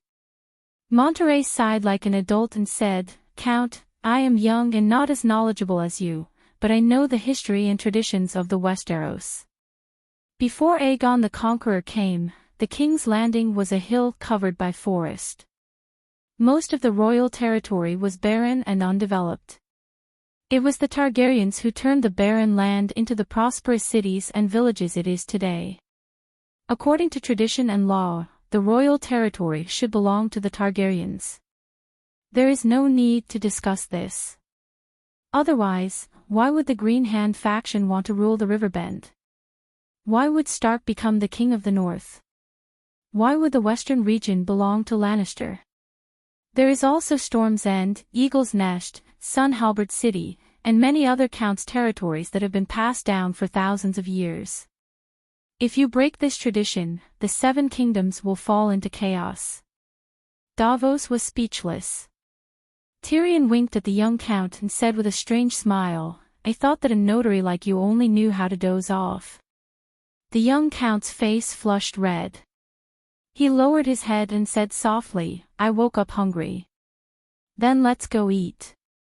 That's all for today, Davos said hurriedly. To be honest, if Stannis is in the mood to fight the King's Landing and play power struggles, he might as well focus on the King of the Strange Ghosts. Once he's dealt with, Sansa Stark won't ask for anything.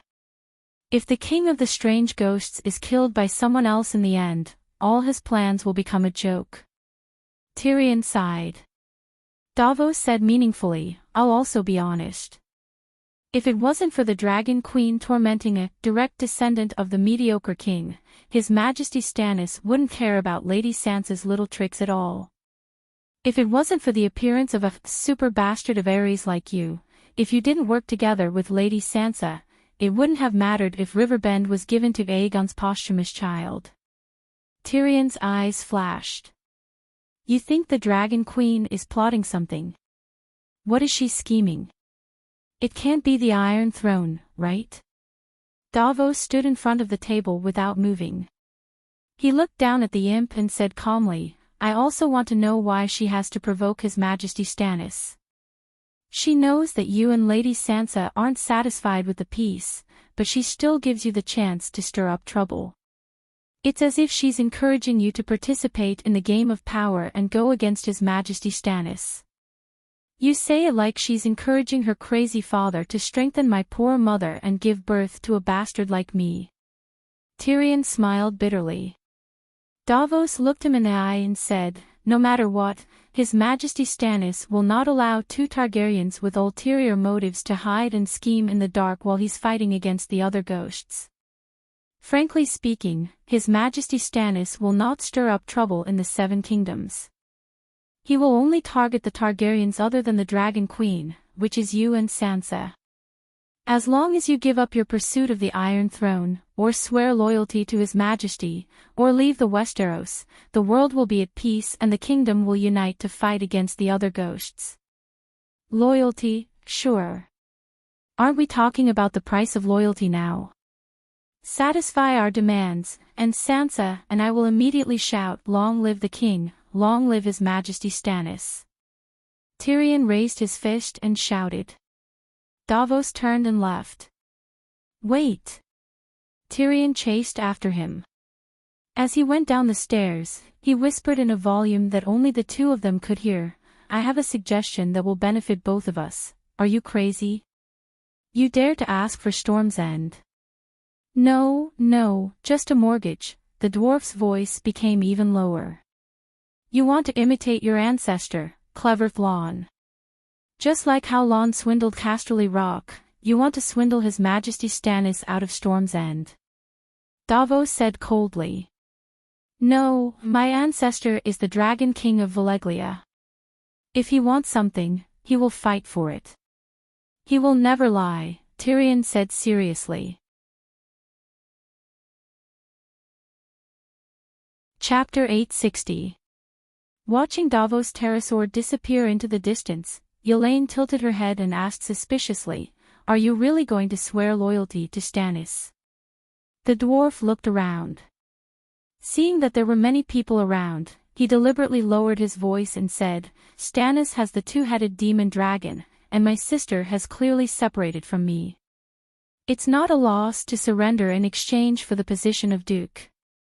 He seemed to be speaking in a low voice, but his voice was very loud. Everyone around heard him. Pretentious. Elaine saw his behavior and guessed something. The dwarf pulled her back to the Spice Inn. "Have you noticed that not only are the kings of the Westeros falling one after another, but even the 7 dukes are declining rapidly?" Elaine was stunned for a moment, then nodded and sighed. Indeed. First, it was Stark in the north, then Tully in Hygin, then Aeron in the valley, Tyrell in the river bend, Theon in the Stormlands. Even Lannister's strength was greatly damaged. It was a miracle that Stark could suddenly be revived. The other families were not as lucky as them.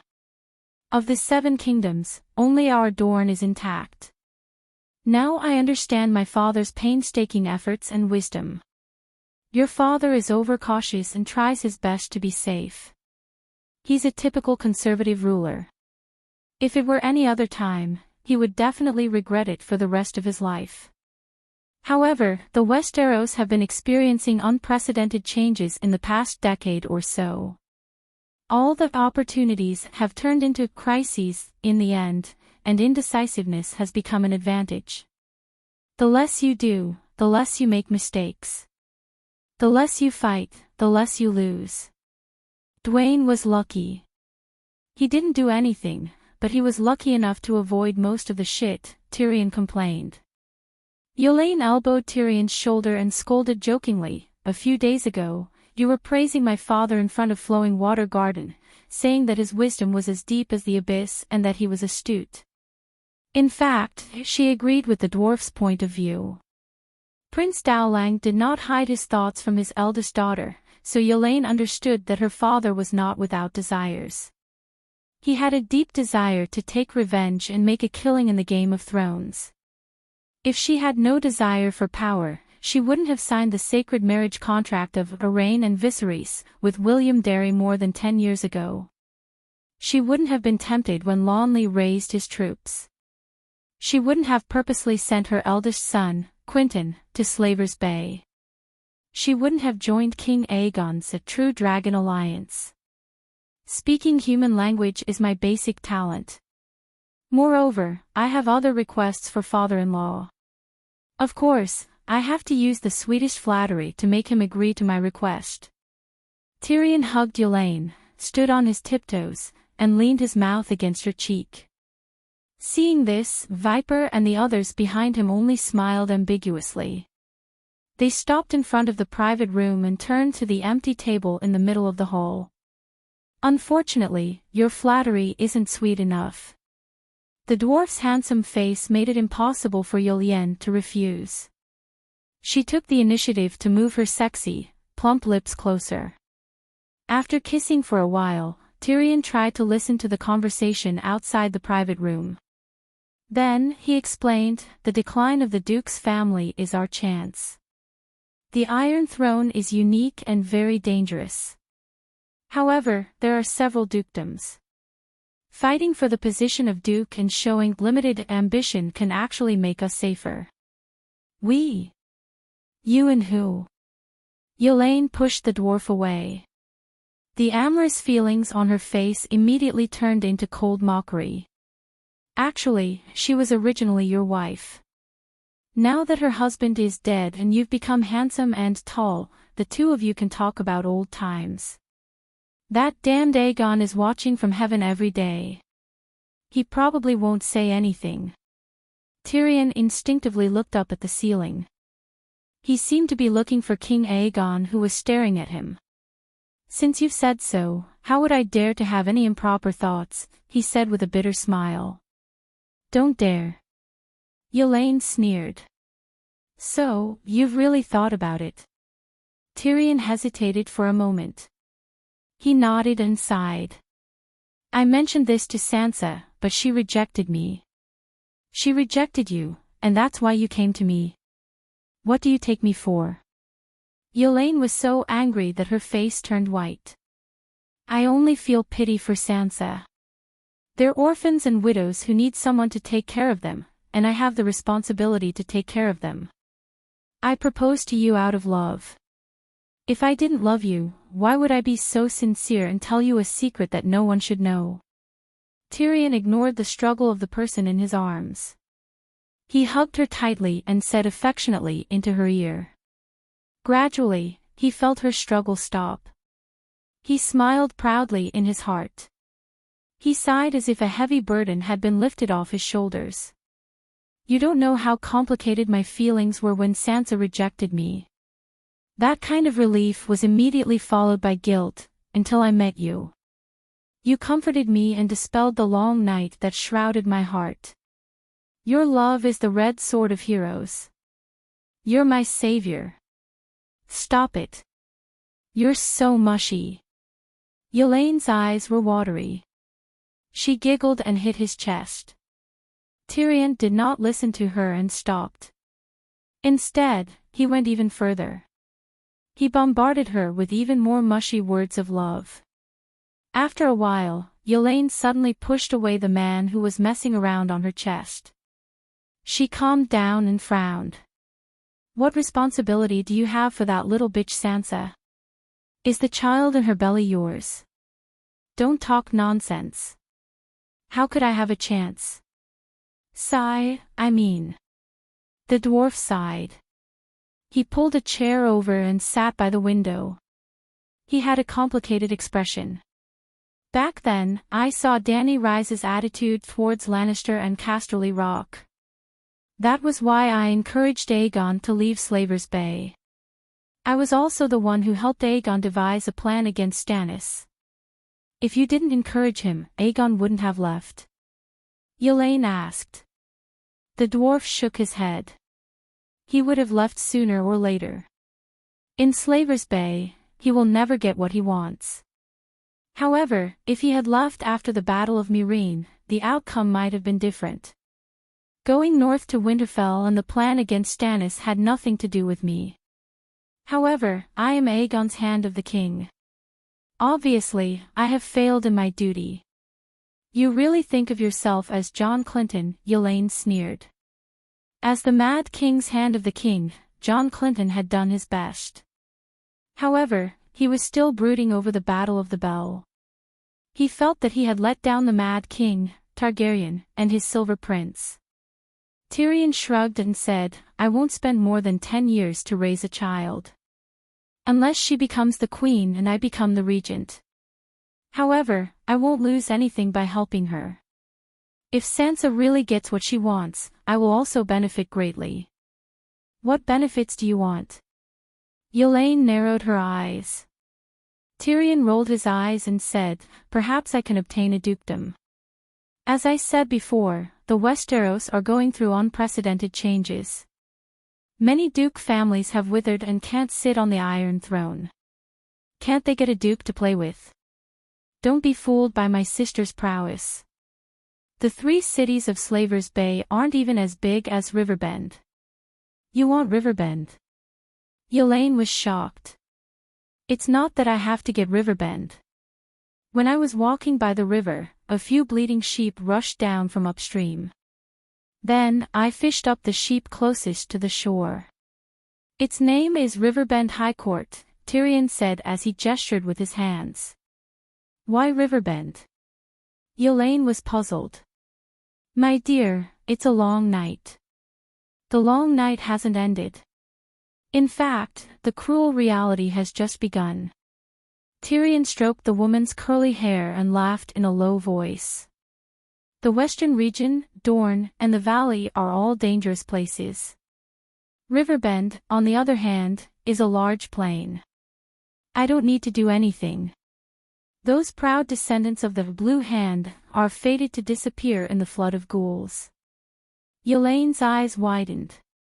Her voice trembled as she said, do you know how many people there are in Riverbend? If Riverbend is lost, the Westeros will be finished. It's not up to us to decide. Riverbend, and the royal territory can't be defended at all. But don't worry, I have arrangements. I will do my best to preserve the population.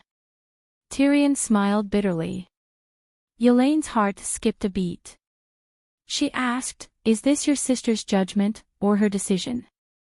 What are you thinking? Do you really think she's the mastermind behind the scenes and can control everything?" Tyrion shook his head. Right now, only the Frost God can move her. Only the gods are worthy of her schemes. She has always insisted on ending the long night and stopping the world from falling. She doesn't care about the Westeros at all, much less participate in it. Otherwise, why would I play tricks with Stannis? I could have taken Sansa to Dragonstone Island. What can he do even if he has the two-headed demon dragon? Things are different now that you have a sister. If it was in the past, you would have mocked her secretly. Now, you're praising her as an otherworldly god. Yelaine said bitterly. In the past, when the two were alone, the dwarf would often say bad things about the Dragon Queen. He said that she was scheming, vicious, sweet on the outside, evil on the inside, vengeful on the inside. My knowledge was shallow before. Recently, I became an extraordinary and have a deeper understanding of the truth of the world. My way of looking at things has also changed. The dwarf sighed. Even if you're scheming against Riverbend, why pretend to be loyal to Stannis? Yelaine asked. Before this, how could an outsider become the new master of the Seven Kingdoms? First, war, then marriage. Not to mention that I don't have the power to start a war. Even if I did, it's already the long night. I can't fight a war of conquest, marriage. I don't know if Marjorie is still alive. But even if she isn't, Yuluen won't let her go. Ha, ha, ha. Tyrion suddenly started to laugh, and he looked a little lewd. A duke's moral integrity is no different from a woman's chastity. The first time is the most precious and the hardest to give up. But after the first time... Ouch! Before the dwarf could finish his words, Yelaine slapped him in the face. He couldn't help but cry out in pain. Your words are crude, but the logic is not. When Stannis uses the demonic dragon to force them to acknowledge Yassel, it will be much easier for me to replace Yassel. The surviving Riverbend dukes will definitely hate me, but they will only hate Stannis for forcing them to hand over their first time. Maybe I can even become the savior and save them from the oppression of the two-headed demonic dragon. At this point, he clapped his hands excitedly. Let Stannis be the villain, and we will silently make a fortune behind him. Just like my shrewd sister, didn't she also use Stannis to deal with the surrenders who sacrificed the deviants? All the sins and hatred will be borne by him, and she will only be responsible for being the Holy Mother of Salvation. You're thinking too much. Riverbend is still in Tyrimon's hands. Yelaine sneered. No, Tywin only controls one city, Highcourt. Just like Yuluen's regent husband, he is only the king of the King's Landing and not the king of the Seven Kingdoms. Chapter 861. Due to the siphoning effect of the capital, the cities near the capital would not be too big. In the world of the Song of Ice and Fire, this rule was applicable. Rosby City was 30 kilometers north of the King's Landing. The city was small and had no bustling commercial districts or tall and magnificent buildings. Besides the castle of the Rosby family, there were huts made of wood and mud everywhere. Rich merchants, noble knights, and even Count Rosby himself lived in the King's Landing next door. Rosby was very rich. The narrow land of the King's Landing was either near the bay or the Blackwater River. The land was fertile and rich. During the War of the Four Kings, the food provided by Rosby in Stockworth Castle, Bronze territory, was enough to satisfy half of the needs of the King's Landing. Because of the War of the Four Kings, Rosby City could not support Erlu's 20,000 Valley army. That day, under the dim sky, a winged dragon flew from the east and landed on the spacious drill ground in front of Rosby Castle. There were many people on the drill ground, but no one cared about the old knight who came down from the winged dragon. Hundreds of people were gathered in a circle and performing a ritual. Davos was the hand of the king. As he approached, the people in front of him made way for him. After a while, the Onion Knight squeezed to the front. At the center of the pile of wood, he saw the cold-faced king, the graceful red-robed woman, and the 8 knights who were tied to wooden stakes and begging for mercy. "What's the matter?" Davos found his son, Stannis. Heir, not Erlu, but Davos' 6th son. The Onion Knight had 7 sons. The first 4 died in the Battle of the Blackwater River and were indirectly destroyed by the gnomes. The 5th son, Devon, was 15 years old. He was Erlu's attendant. But one day, the Onion Knight noticed the way Devon looked at Melisandre. That was the way a man looked at a woman. It was full of strong desire and uncontrollable love. He asked around and found out that when Erlu left the Great Wall for Winterfell, he didn't bring Devon with him because Melisandre asked him to stay with her. Actually, this was a misunderstanding. Melisandre knew that the Onion Knight didn't like her, but she respected his character.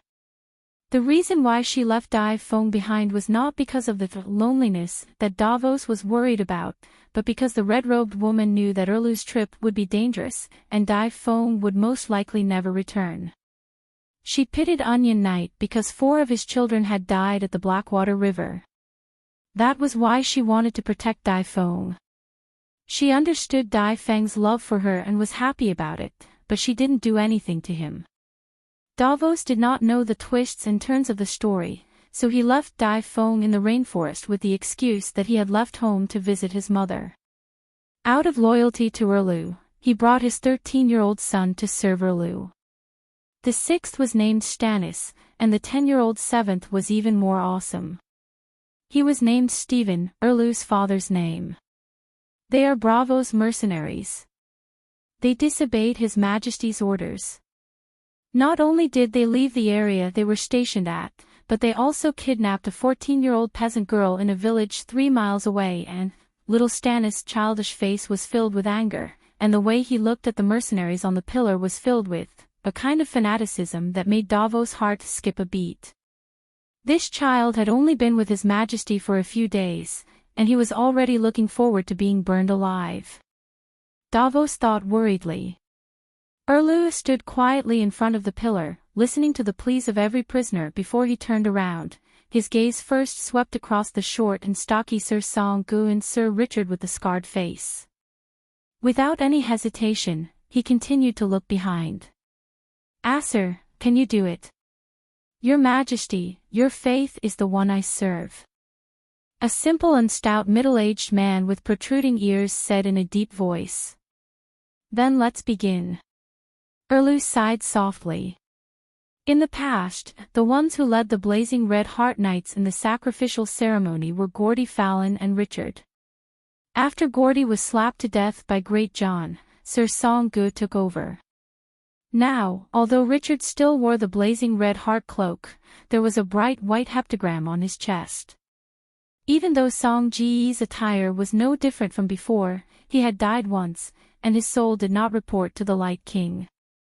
Instead, he was resurrected by the Dragon Queen. What did this mean? Song-gu had also lost his faith in Lalo. People without faith could not lead believers in the sacrificial ceremony. On the other hand, Sir Florence was an opportunist. He converted to the Light King to gain the favor of the king and queen to gain power. His faith was not as pure as Gordy and Richard's. "King of Light, listen to us," Yassel shouted. "Light King, protect us." The Red God believers chanted in unison. "Because the night is long, and danger lurks everywhere." Sir Yassir looked up at the dark sky and shouted, "O Allah, please return the light of day to us, please lead us straight in and annihilate the enemy. Please banish the dark clouds that cover the sky, and let us bask in the light of the stars.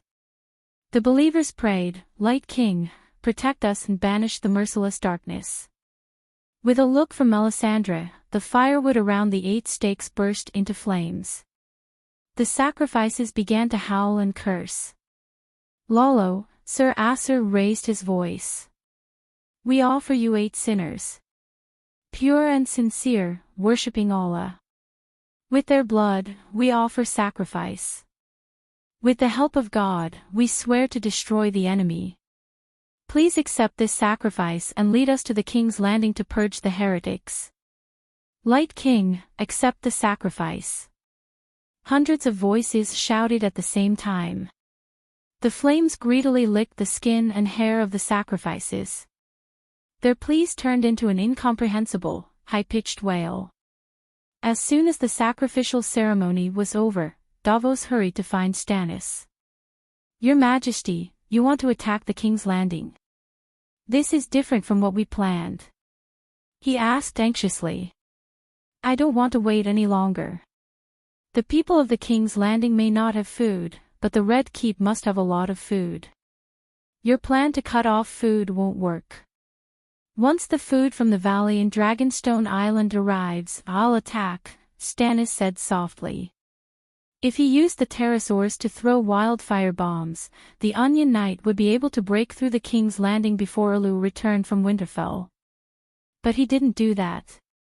Stopping Erlu from entering the King's Landing was not only the Iron Throne's army, but also the city's sparrows who believed in the 7 gods. After the successive battles, the king's territory and the river's lands withered. The people of the 2 populated areas all moved to the King's Landing and joined the church's poor congregation.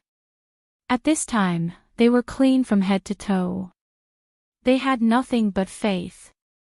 Unless Erlu could solve these people's livelihood problems and allow them to work, they would definitely rebel against the Red God King. When King Aegon's True Dragon Alliance besieged the King's Landing, Aegon's enemy was only the Iron Throne. The people and the church could only watch numbly. Facing the Erlu army attacking the King's Landing, the hundreds of thousands of sparrows in the King's Landing were agitated. They picked up wooden sticks, bricks, and rusty kitchen knives, climbed up the city wall, and even poured out of the city gate, shouting the slogan, Long live the 7 gods, for the Holy Mother. They wanted to use their flesh and blood to fight the Valley army that was attacking the city. The vassals of the Valley were the first to shrink back. They also believed in the 7 gods. They sided with Erlu only because of political needs. They had no loyalty. It was impossible for them to kill the believers of the 7 gods for Erlu. The last person to kill the believers of the church was Meg during the founding of the kingdom. But what happened to Meg? Meg still had dragons, Balerion. Even someone as crazy as Cersei only dared to secretly kill the sparrows.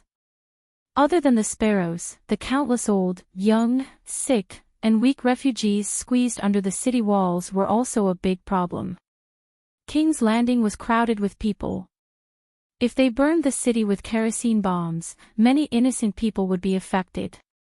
Even if Davos dared to kill the armed forces of the church like Meg, he could not bear to kill the ordinary people.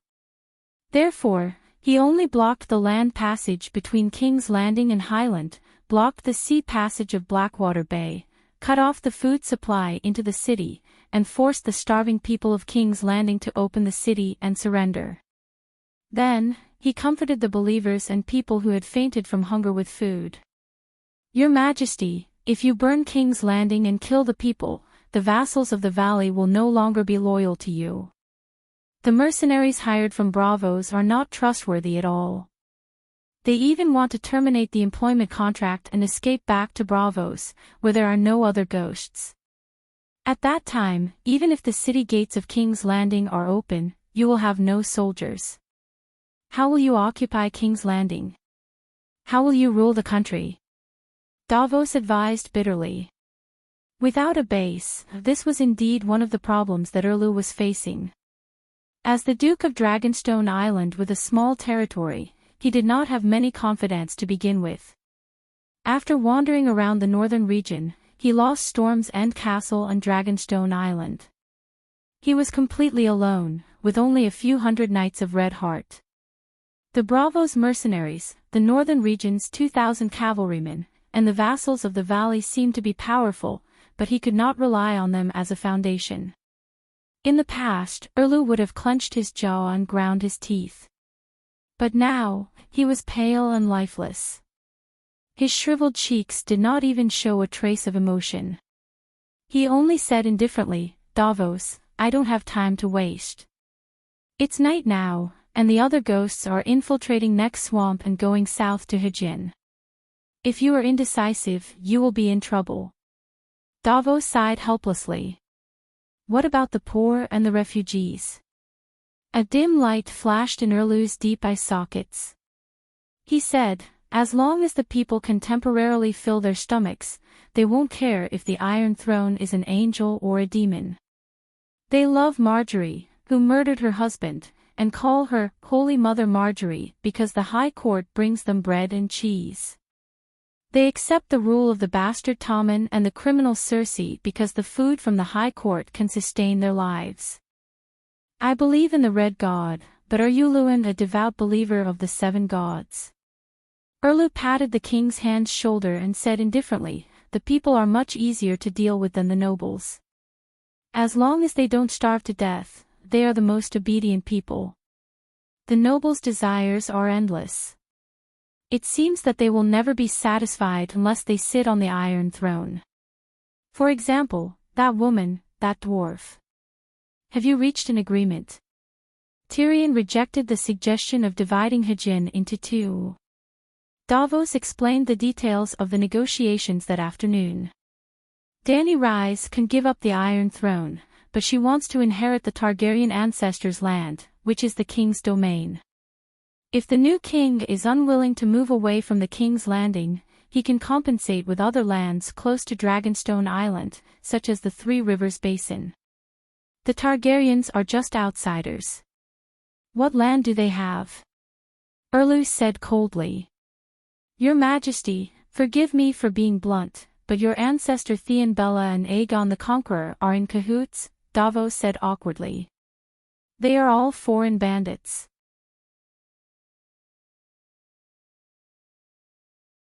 Chapter 862. But I have the bloodline of Storm King Durin Durant, Erlu said coldly. God Sorrow Durin and city builder Brandon were legendary heroes of the same era. They were not of the same age, with a difference of more than 1,000 years. However, Durin and Brandon were both extraordinaries, while Durin was most likely a demigod who had lived for more than 1,000 years. In his later years, Durin had interacted with Brandon in his youth. Durin abducted the daughter of the sea god and storm god, Ynni, a mermaid. The gods were furious and destroyed his city and tribe. The entire Storm Kingdom wailed in the storm, but the gods could not kill Durin. Durin even dared to declare war against the two gods. Brandon helped him, or at least helped him build the Storm's End fortress to block the waves and storms. After the first long night, Brandon created the Stark faction in Winterfell, while Durin created the Durant faction in Storm's End Fortress. Until 300 years ago, when Aegon the Conqueror landed in the Westeros. Erlu's ancestor, Orys Byra, killed the last Durant and married his only daughter. In a sense, Erlu and his daughter, Shireen, were descendants of the gods. They had Ynni's bloodline, and Ynni was the daughter of the storm god and sea god.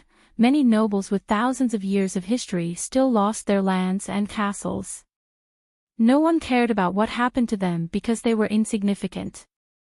However, the Dragon Queen is different. She has the power to claim her inheritance. In fact, if she is willing, the Iron Throne is hers, Davos sighed. Erlu closed his eyes for a moment and said, I only want 200 kilometers of land around the King's Landing. I will leave the rest to her and compensate her with 1/6 of the Three River Basin. The rest of Heartfelt will be divided equally between Tully and Sansa. Even if 1/6 of it is divided equally, it is still bigger than the land of the king. What are they not satisfied with? That's true, but... Davos said hesitantly. Your Majesty, we don't have the power to make the decision.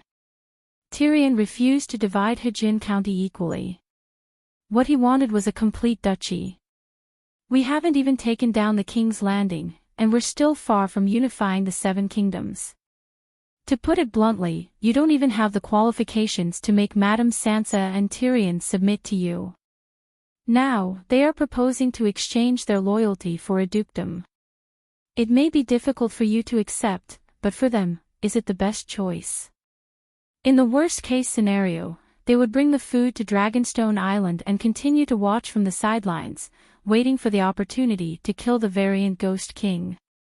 Are you going to reject Madame Sansa's arrangement of her vassals to fight the deviants? Or, how will you stop her sister from snatching King Igue's head again? Erlu's face was gloomy and he remained silent. Davos sighed and continued, to put it bluntly, the Dragon Queen is too powerful now. She has the Megalosaurus, the Holy Mother's blessing, and the magic power to resist the Frost God. So, she's the one who makes the rules of the game, and we're just players.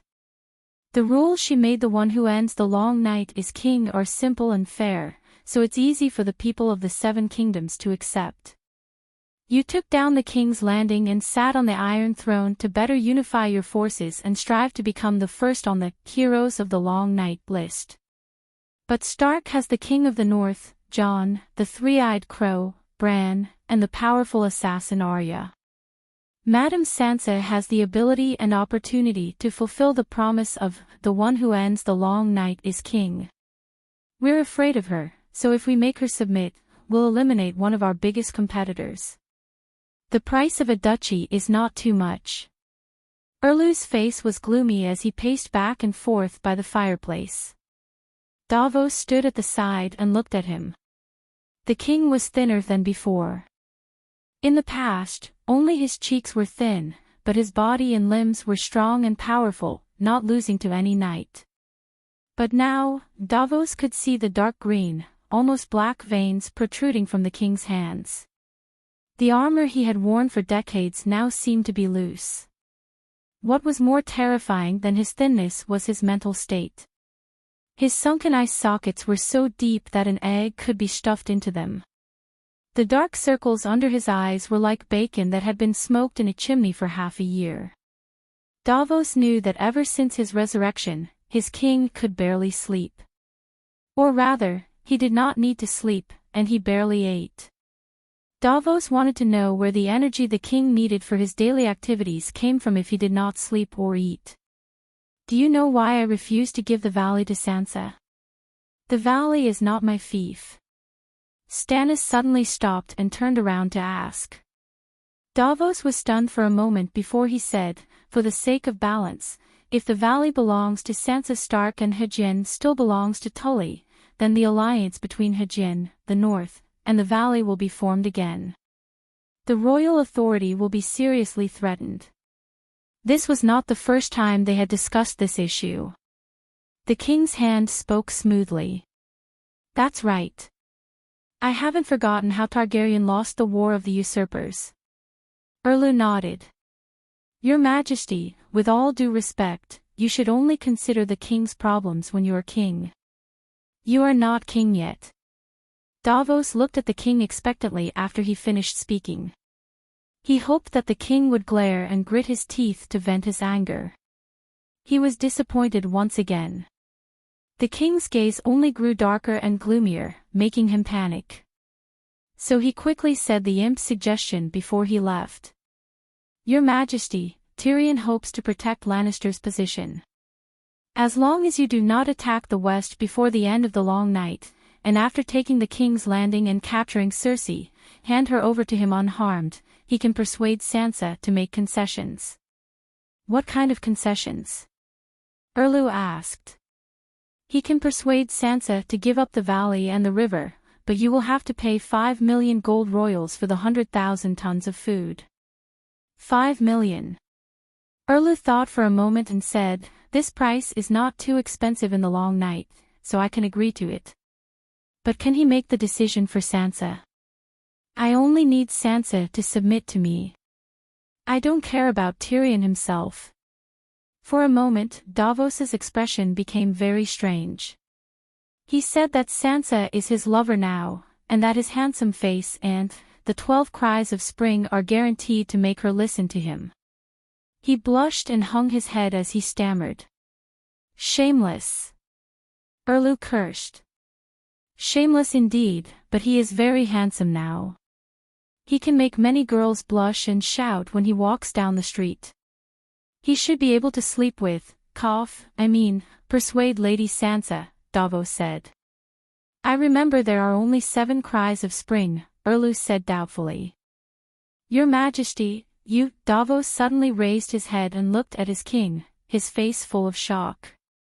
Erlu looked calm and said, when I was Robert's minister, I once cleaned up the brothels in King's Landing. Davos remembered. There was indeed such a thing. The cries of spring were invented by the nobles of Valeglia. There were originally more than 7, but only 7 were passed down in Yuan Kai. The imp saw the secret manual in the Dragon Queen's private library, the king's hand said awkwardly. I didn't expect her to be that kind of person, Erlu muttered. Davos was pleasantly surprised to see that His Majesty had a shocked expression again. He hesitated. Should he remind the king? The Dragon Queen was Saint Dany, and the imp could not be Saint Dany. In the end, in order to shock the king a little longer, he said sorry to the Dragon Queen in his heart. Well, it didn't matter if he said it. The king knew that the Holy Mother was fake, so Saint Dany was fake too. After a while, Erlu returned to his calm expression and said, I can't take out 5 million gold royals now. Why don't you make a trip to Braavos? Your Majesty, Tyrion doesn't want the gold royals immediately. He wants you to use Storm's End Castle as collateral. And he wants to wait until the long night is over before a direct descendant of Theon Bayra can come forward and redeem Storm's End Castle with 500 gold royals, Davos said hesitantly. He thought of Princess Shireen. If she died, his king would have no heir. If something happened during the long night, then Storm's End Castle, Erlu was stunned, and said in realization, I see. His real target is Theon Bayra's family Storm's End Castle. He thinks that I won't live through the long night. If I die, Shireen. His pupils dilated, as if he was going into shock. However, his face was extremely distorted, and he could not say a single word even though he made some noise in his throat. Plop, his body seemed to have lost all strength. He trembled as he knelt on the ground, and vomited large mouthfuls of white and red things. A rancid and rotten smell filled the room. Your Majesty! Davos hurriedly squatted down, trying to help the king up. Shireen, what have I done? Erlu let out an extremely painful wail with his soul. Your Majesty! Davos' arm, which was on the king's shoulder, froze. A terrifying memory that was buried deep in his heart was awakened. Tears blurred his eyes and flowed down the gully on his cheeks. Your Majesty! He hugged the pitiful person who was trembling in his arms, and his heart was filled with extreme sorrow. The scene of them hugging each other did not last long. Erlu's heart was like a bathtub with a plug pulled out. Under normal circumstances, no matter how much emotion he poured into it, it would immediately flow out along the pipe. However, the emotion that Shireen's memory triggered was not water flowing into a faucet. It was like pouring a lake of bitter water into a bathtub. It did not flow out immediately, but it would eventually flow out. Erlu slowly stood up, wiped away the filth at the corner of his mouth, and said coldly, promise him. What? Davos was a normal person with no holes in his heart. He was still immersed in the sadness of Princess Shireen and King Stannis' tragic fate, and was momentarily stunned. Does the imp think that Bella has no one else? Humph, at least I am 100% certain that Mia Stone of the Vale was Robert's first child in the truest sense of the word. I also know that Robert once wanted to learn from Aegon, the mediocre king, and bring the maid's daughter to the Red Keep to acknowledge her identity as Bella. Cersei stopped him, and he was so angry that he beat her up in a drunken stupor. Now, I will fulfill Robert's wish.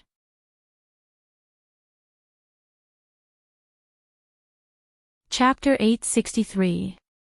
2 days later. 3 winged dragons came from the west and landed at the top of Dragonstone Island's tallest tower. Tyrion, Elaine, 3 sand snakes, Count Monterey and his knight, and Davos alone. What kind of magic is this? Davos pointed at the small sun 100 meters above the center of the castle and said in surprise, I heard from the crew that Dragonstone Island has a sun. I thought it was the light from the magic tower. But it's obviously not like it. It's like a miniature sun, a real sun. Davos had noticed something strange when he was flying over from Tidehead Island. The journey to Dragonstone Island was like a journey to heaven. It became brighter and brighter, and his vision became clearer and clearer. He went from a dark and cold world to a bright and cold world. Well, although there was sunlight here, the temperature was not much higher than other places.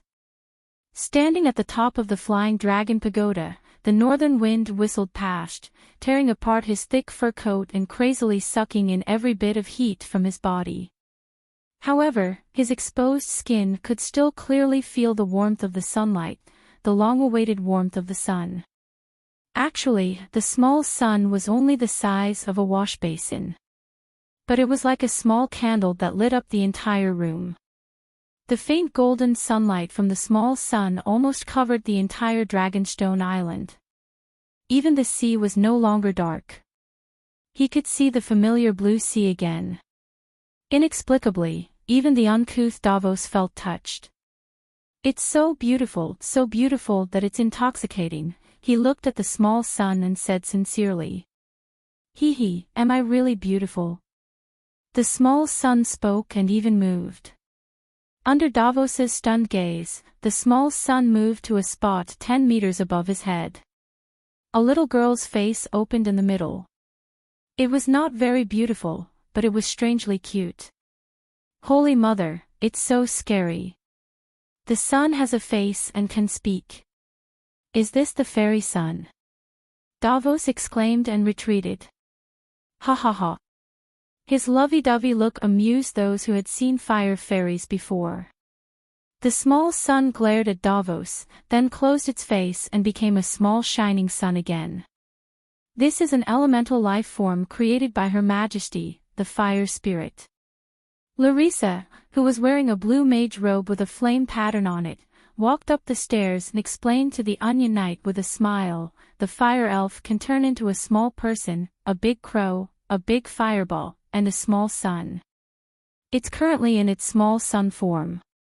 Yolien and the other vipers winked at Black Sis, and Black Sis rolled her eyes at them. Gentlemen, the wind is strong here. Let's go down and talk. The Queen is waiting for you in the glass garden. Blackie said seriously. Davos looked at the little sun that had floated back to its original position and was in a daze. Dragon Queen can create the sun. How to create it? Can Lalo, the King of Light, create one? He had too many doubts in his heart and asked several questions in a row. Only Her Majesty the Queen can create elemental spirits. It's not a complete creation. It requires a special soul, and the Queen can help those souls start a real new life. Seeing that her sisters were also curious, Larissa briefly explained. In fact, Davos and the others still did not understand, but they did not ask in detail. The old crab led a few knights to welcome them. After the greetings, Yolien and the vipers followed Black Sis to the living room. Only Tyrion, Davos, and the young Earl Monterey followed the old crab to the glass garden in the backyard. As they walked and looked, Davos could not help but feel a little sad. He was no stranger to Dragonstone Island. In the 16 years when Stannis was the Duke of Dragonstone Island, he often went in and out of this magnificent stone castle. Now, other than the change of the wall carpet and banner, the scenery was not much different from before. But the people of the past had all changed. Earl Cyworth. The call seemed to come from beyond the sky, and Davos woke up from his closed heart. Then, he found himself in a sunny, warm summer garden full of flowers and green leaves. There was another sun here, and under the glass cover, the plants were thriving and growing well. Then, he saw a tall lady standing in front of the rose bushes. She only wore a plain dress, which was not luxurious. He had not seen the Dragon Queen before, but he knew who she was with just one look. Targaryen's exquisite appearance was secondary, but what was more important was her temperament. She was like a queen, like a pope, like Saint Danny. Before he met the Dragon Queen, he had imagined her image countless times. Majestic, noble, holy, powerful, domineering, and other words related to her achievements. But once he met her, he abandoned all his guesses. It was not that he was wrong, but compared to the real person, all the descriptions were too weak. She was one of a kind, as one of a kind as her king, Stannis. There were only a few ornamental flowers in the garden, but there were more vines, fruits, and vegetables. Beside a shelf covered with cucumber vines, there was a 2-meter-long wooden table. The Dragon Queen was not interested in the legendary Onion Knight. After a few words, they pulled out chairs and sat at the table. 5 million gold royals, to be repaid after the long night, with Storm's End as collateral. What is Stannis thinking, to agree to such conditions? Doesn't he know that Tyrion is plotting against his Storm's End castle? Seeing the contract on the parchment, Dany asked directly. Originally, this was a negotiation between Erlu and Sansa, and Tyrion and Dragonstone Island did not have to participate. But Tyrion became Sansa's representative, and Dragonstone Island became the notary for the negotiation. Your Majesty, don't say it so harshly. No one knows how long the long night will last, but even now, Madame Sansa's 100,000 tons of food is worth more than 5 million gold royals in the market. It's not that the food is worth that much, but that there is no market for it. After the long night, there is no food production. Glancing at the fresh green cucumbers, Tyrion immediately added, other than your garden. If I were Stannis, he looked at Davos and smiled, I would sell a large portion of the 100,000 tons of food, and use the money to repay Sansa's debt of 5 million. The rest of the food would be given away for free, and I would also get rid of a competitor for the Iron Throne. It's a win-win situation, and there is no danger of losing Storm's End Castle. Davos's face that had been eroded by the passage of time showed an expression of shock and doubt. Indeed, if he followed the dwarf's plan, Stannis would not lose anything, but the dwarf would not be so kind. Actually, as a smuggler, he did not need the dwarf's reminder to notice this bug. Because of this, he did not reject Tyrion's suggestion, and told his king about it. He had been thinking about it for the past few days, but he could not figure out Tyrion's motive, so he thought that the clever dwarf had finally been stupid for once, leaving such a flaw. But now, he said it out loud, what is your motive? He could not figure it out, so he asked directly. Tyrion met the doubtful eyes of the Onion Knight with the most sincere gaze. I am just looking at the big picture, and do not want to see the humans fighting among themselves when the other ghosts invade the city. Look at my queen sister, he pointed at Dany, the Iron Throne is within her reach. She has a grudge against Theon Bella, Lannister, and Stark for destroying her country, but when the greatest disaster befell the human race, she stepped forward without hesitation to face the strongest enemy, and obtain the most insignificant benefits. I was once as despicable and shameless as Stannis, but now I have decided to be a good person who is brave enough to sacrifice. Dany looked at him sarcastically, but did not say anything. If you are so selfless, there is no need for you to sign such a contract. Just learn from Her Majesty, and use free food to help the poor, Davos said.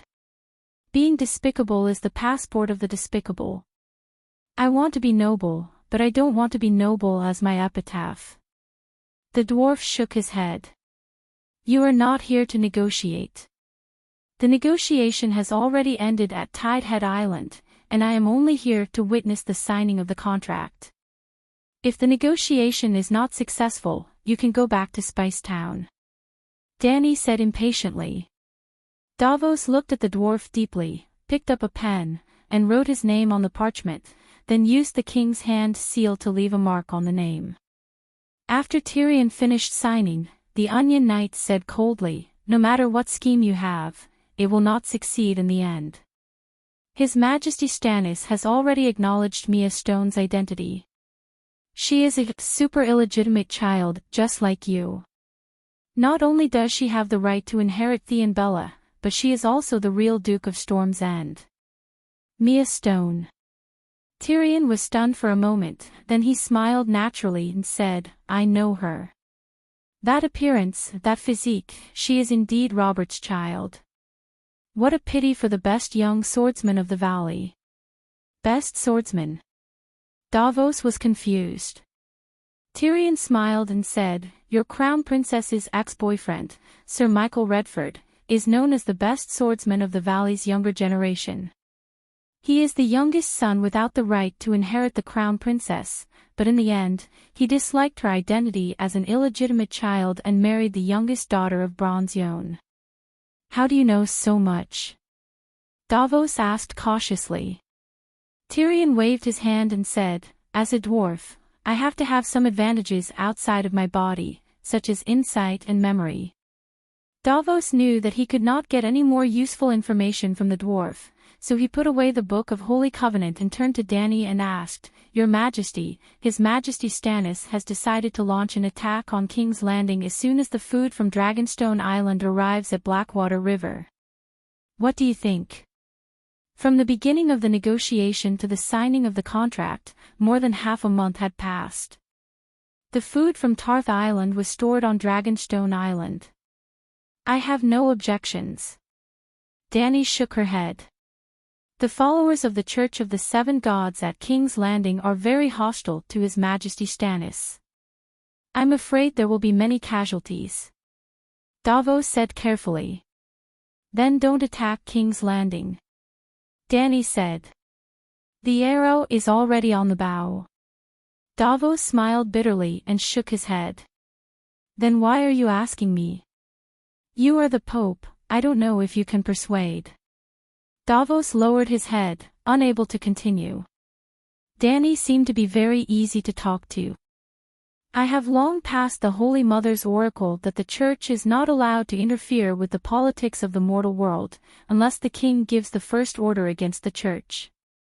No, don't worry. His Majesty Stannis believes in the Red God, but he also supports freedom of religion. I have always believed in the Seven Gods.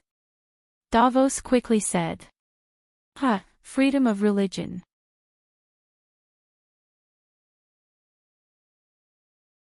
Chapter 864. Davos left and did not stay for lunch. The young count also went to the garden to pick strawberries. At this moment, only Dany and the dwarf were sitting at the table beside the cucumber vine. Tyrion called out, Dany, Dany raised her voice and looked at him from the corner of her eyes. Is Dany something you can call? The dwarf understood. He rubbed his nose and smiled, Your Majesty. Dany looked better. You intend to give up on the believers of King's Landing. If Stannis enters King's Landing, it will be a huge blow to the Church of Seven. Tyrion said seriously. How many people are there in King's Landing now? Dany asked. Maybe 800,000. Maybe even more.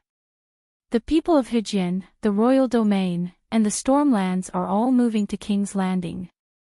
Since the War of the Four Kings, most of the areas of the three duchies have been destroyed. Especially the area from the Three River Basin to the Royal Domain, the once fertile land is truly deserted. When the Valley Army goes south to King's Landing, Aegon and I have to ride on the dragon to deliver the army provisions. The dwarf frowned as he pondered.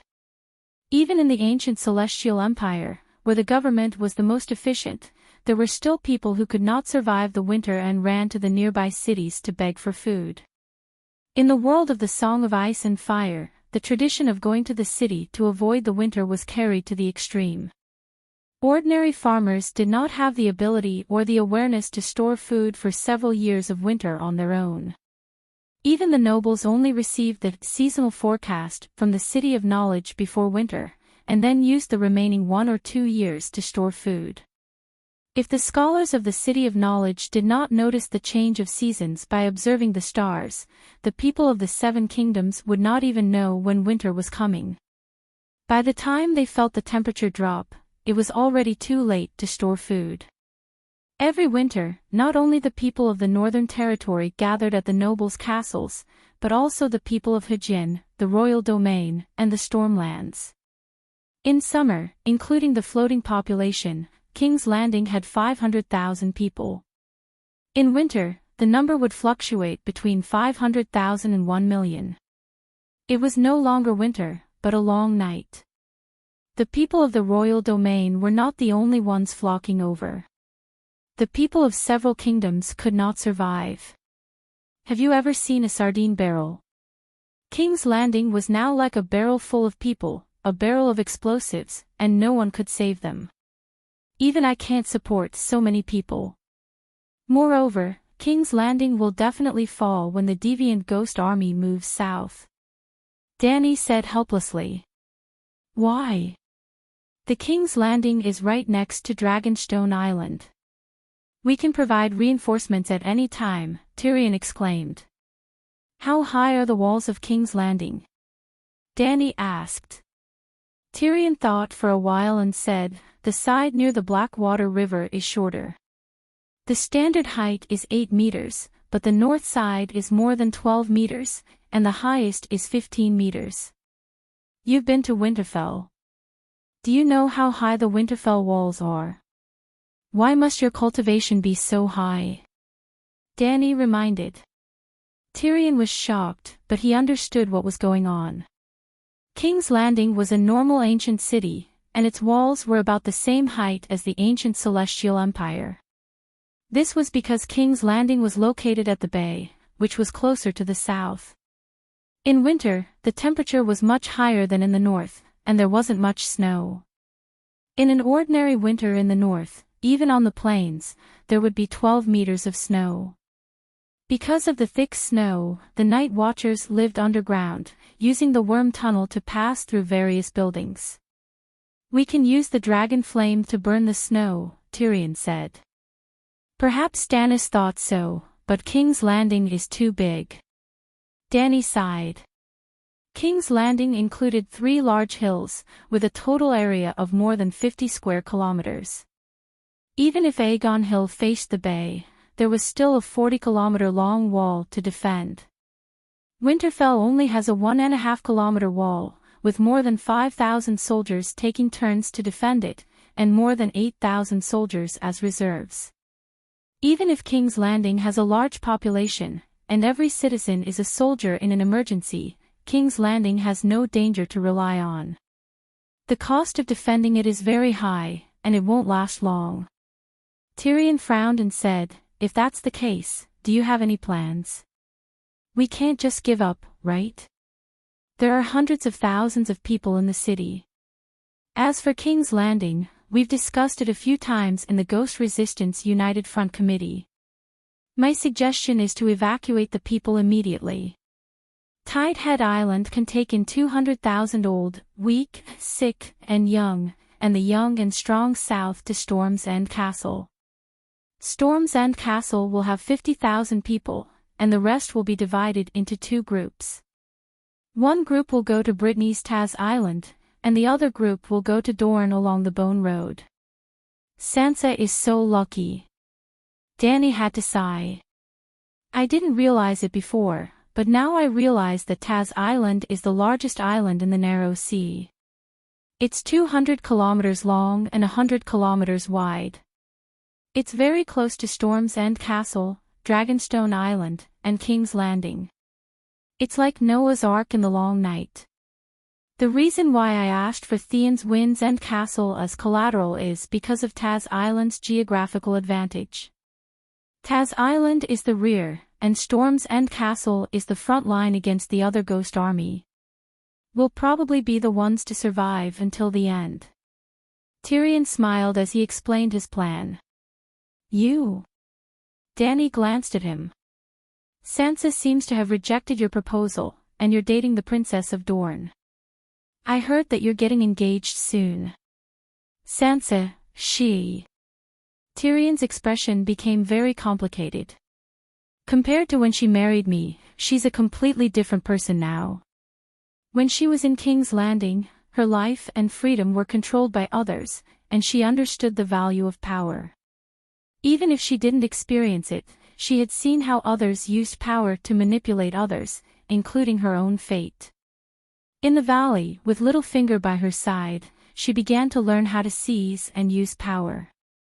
Now, she's become a qualified power player. She won't marry me, because as her husband, I'll be a strong contender for the Iron Throne. But as her Hand of the King, I'll never be able to surpass her. It's very likely that the story between Luwin and my sister will make her wary. She's better than Cersei in this aspect. She's good at learning. Cersei will definitely remember the lesson of being usurped by the king's husband and learn from it. You know her well, Dany said in surprise. I've seen her transform from a naive girl in the north to the current Lady Sansa. I've even participated in some of the processes. How can I not know her? Tyrion smiled bitterly and shook his head. He then asked curiously, the plan to relocate the people of King's Landing is not bad. Why hasn't it been implemented yet? I'm just one of the chairmen of the Ghost Resistance Committee, Dany said. Who disagrees? Too many people disagreed. Forget about the others. I can make the decision and ask the committee to leave. But even the people of King's Landing aren't willing. What can I do? Dany said calmly. The Iron Throne and the Great Cathedral of Baelor had both received the Dragon Queen's relocation plan. Luwin and the other ministers had immediately rejected it. This was expected. Leaving the Iron Throne of King's Landing was like leaving the Emperor of Han in Luoyang. But the rejection of the people of King's Landing really surprised Dany. Without the seal of the Holy Mother, she couldn't use holy healing. She didn't even have the face to become an archbishop. Therefore, every archbishop was a devout believer of the seven gods. In other words, the higher-ups of the Church of King's Landing, the archbishops, were all true believers. In the face of the Pope's edict, the monks and bishops of the great cathedral of Baelor didn't hesitate. Even if they had other thoughts, they were willing to listen to Saint Dany. After all, there were only 2 children of the 7 gods in the world. The Great Sparrow was dead, and only Saint Dany was left to represent the Holy Mother. If they didn't listen to the Holy Mother, would they betray the Church? During this period of time, the great cathedral of Bel had been building fortifications. They sealed the main doors and small doors, smashed the mosaic glass windows on the lower floors, and covered them with thick bricks. In short, they wanted the great cathedral of Bel to become a one-way fortress. The church had priests and sons of warriors. Of course, they wouldn't leave the King's Landing. In Dany's plan, the King's Landing could fall, but the Red Castle and the great cathedral of Baelor had to be defended. It was best to pin down a large number of ghouls in the King's Landing like a nail, so as to reduce the pressure on the defense of other areas. Therefore, in Pope Dany's edict, a large number of bishops and the church's armed forces stayed. Instead, the small monks and the old poor were responsible for leading the people to leave. In Dany's opinion, she was selfless to the extreme by sacrificing the church's elite forces to resist the ghouls. But the people didn't think so. They felt that the church's upper echelons were two Westeros nobles.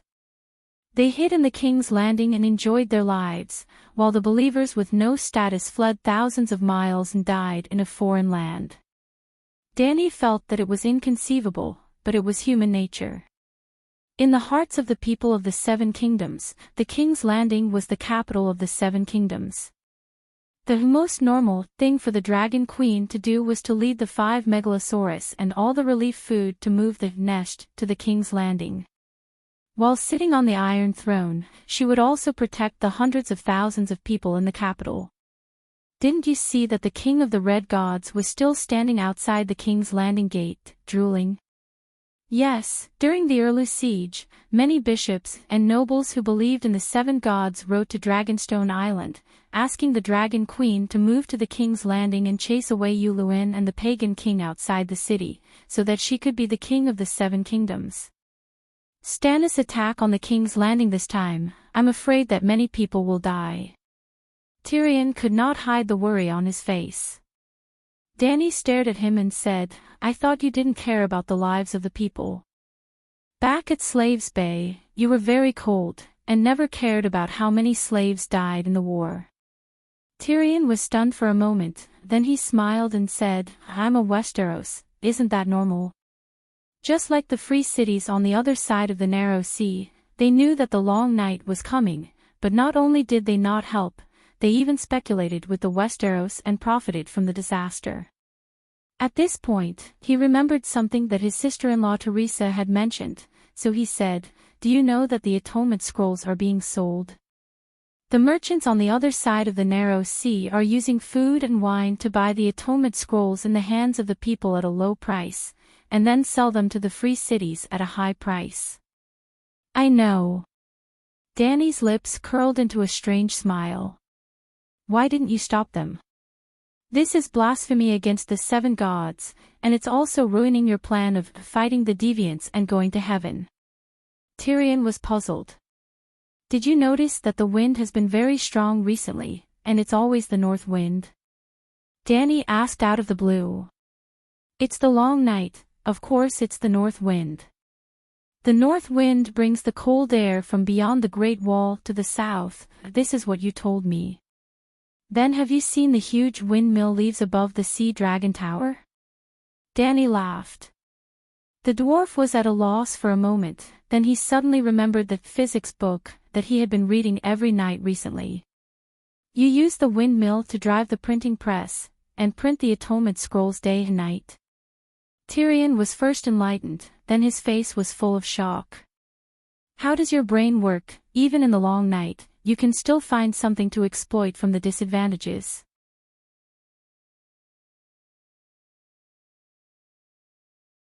Chapter 865. How many Atonement Scrolls can you print in a day now? Tyrion asked curiously. With the seal open, it's easy to print 1,000,000. 1,000,000. The 7 gods. No wonder you don't care if the Atonement Scrolls are leaked. If we continue to print for a month, everyone in the world will have a copy. Tyrion's body swayed. He felt a little dizzy. It's impossible to keep the seal open all the time. Other than printing 3 million in the first few days and distributing them to the castles near the north in Hajin, the royal territory, and the valley, we can only print about 100,000 every day. Dany shook her head and sighed. The most important factor limiting the number of Atonement Scrolls is the stranger's blood. Although Blackie is big, it can't withstand continuous bleeding. 100,000 is quite a lot. Wait, did you say the stranger's blood? Isn't that Blackie's blood? Tyrion, who was no longer a muggle, immediately noticed the secret in the Dragon Queen's words. Dany thought for a while and said, The Three-Eyed Crow and Stannis know about this. Most of the evil gods in the world know about this. Perhaps the evil god's disciples know about this too. There's no need to hide it from you. But it's enough that you know about it. There's no need to spread it. Actually, the 7 gods were originally 7 pieces of wood. Night, in the guest room of Dragonstone Island.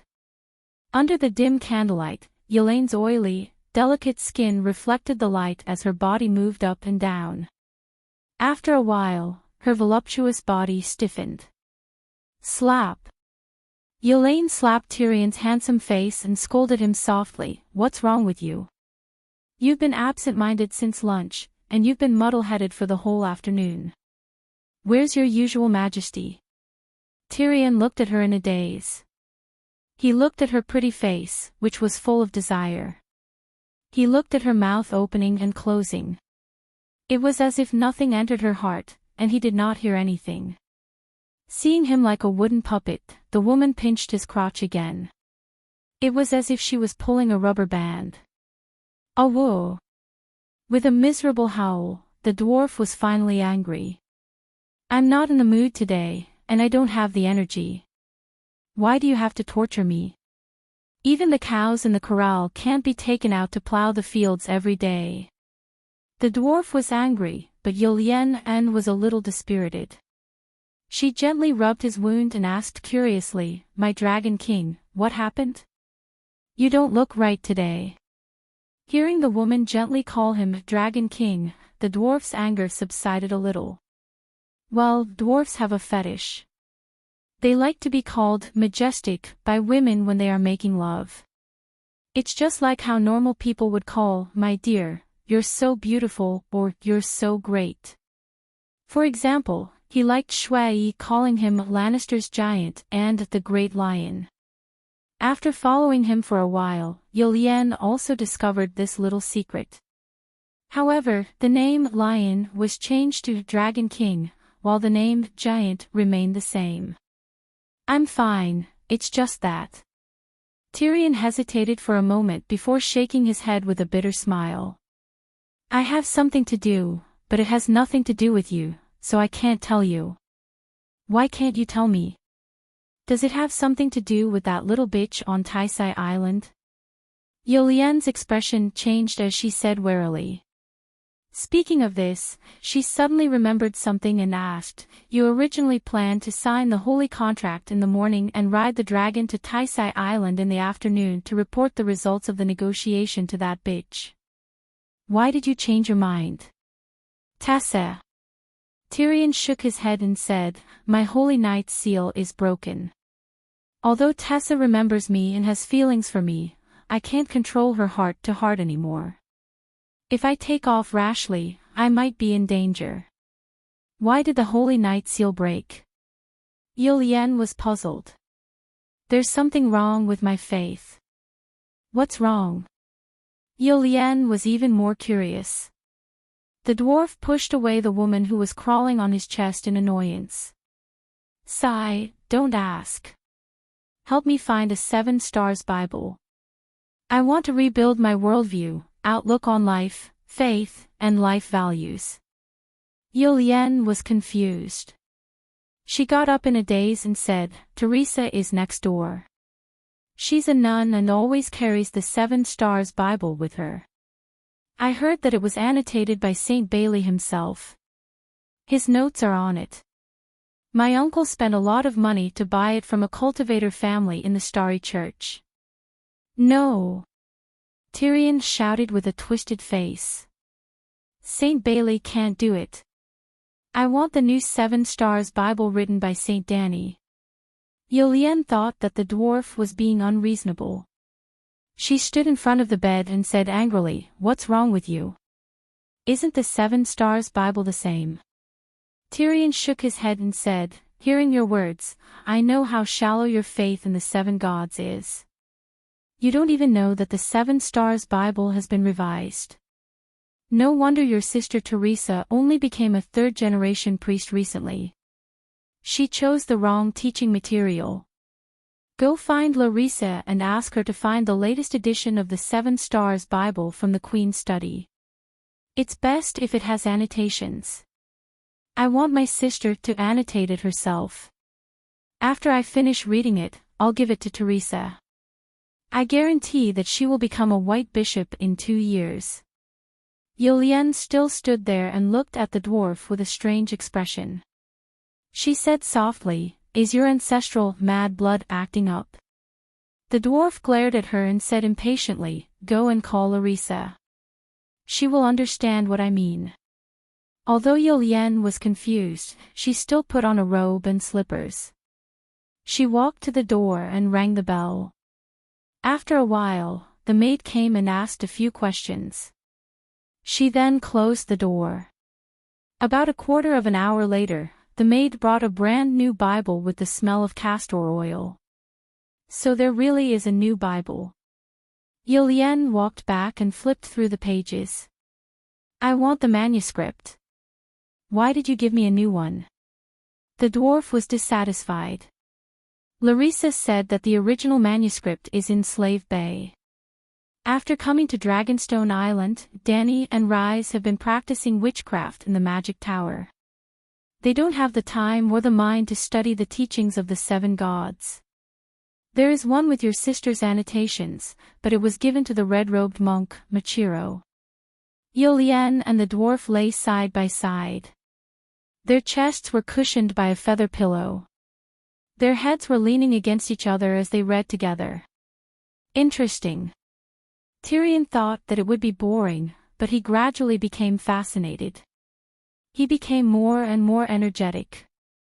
Yulien, on the other hand, was in a daze. She was half awake.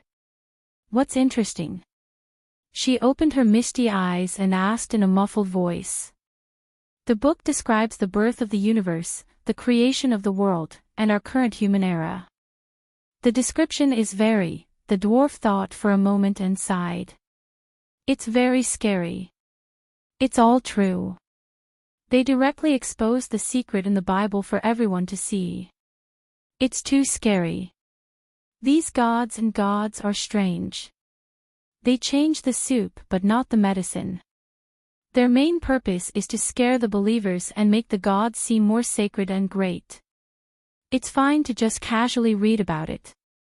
Whoever really believes it is a fool," Yulien said disapprovingly. "You're very insightful," Tyrion praised her. "My uncle Oberon said so. He had studied the Holy Scriptures and had almost become a monk. However, he gave up halfway, just like how he became a scholar. It's a pity. If he were still alive, he would definitely take back what he said." Sigh, that guy likes to talk too much. Thinking about his good friend who died under the claws of the Demon Mountain because of his broken mouth, the dwarf sighed. Unexpectedly, it only took 3 days for the dwarf to regain his faith in the 7 gods once more. Yes, he acknowledged the teachings of the 7 gods from the bottom of his heart. It was not worship of the 7 gods themselves. Not only did he recover the divine power he lost when his faith collapsed, he also found that his connection with the Holy Mother had become closer. The divine power that the 7 gods gave him after praying increased. With complicated feelings, the dwarf rode on Tessa, who had signed a Dragon Knight contract with him for the 3rd time. He brought the sacred contract with Stannis to Taz Island. "You betrayed me." Sansa's hands were trembling as she held the parchment. Her face, which had become fat due to pregnancy, was twisted like a devil's. "Hey, calm down. Listen to me." The dwarf hurriedly persuaded her. "You gave my food to Stannis for free in exchange for him to let your bitch sister and Casterly Rock City go. And you want me to calm down?" Sansa roared. "You want to fight for the Iron Throne with just this little bit of knowledge and shrewdness?" Tyrion could not help but poke at her. "All right, tell me. I'll listen." Sansa felt her stomach sink. She hurriedly took a few deep breaths to calm herself down. "Storm's End Castle is now ours." "It's yours," Tyrion said softly. "It's only mortgaged to me. When the long night is over, he will use 5 million gold royals to redeem it. Even if he dies in the long night, Mia Byra and Theon will inherit this contract. In the end, I will only get 5 million gold royals. You, on the other hand, will not only protect Jaime and Cersei, but also Casterly Rock City," Sansa said coldly. How arrogant! A mere 5 million gold royals. Have you ever seen that much money in Stark? After complaining in his heart, the dwarf said seriously, Sansa, you have to remember one thing. In the game of power, never treat your opponent like a fool. It's better to be lenient than to be careless. Sansa's eyes flashed with contemplation. The hostility on her face lessened by a third. The dwarf sighed and said, How can I not know what you're thinking? It's nothing more than hiding together inconspicuously. If there's a chance, you'll complete the oath of, the one who ends the long night will be king. If there's no chance, you'll use the chips in your hands to try to exchange for a dukedom from the new king. The problem is, you're smart, but don't treat Stannis like a fool.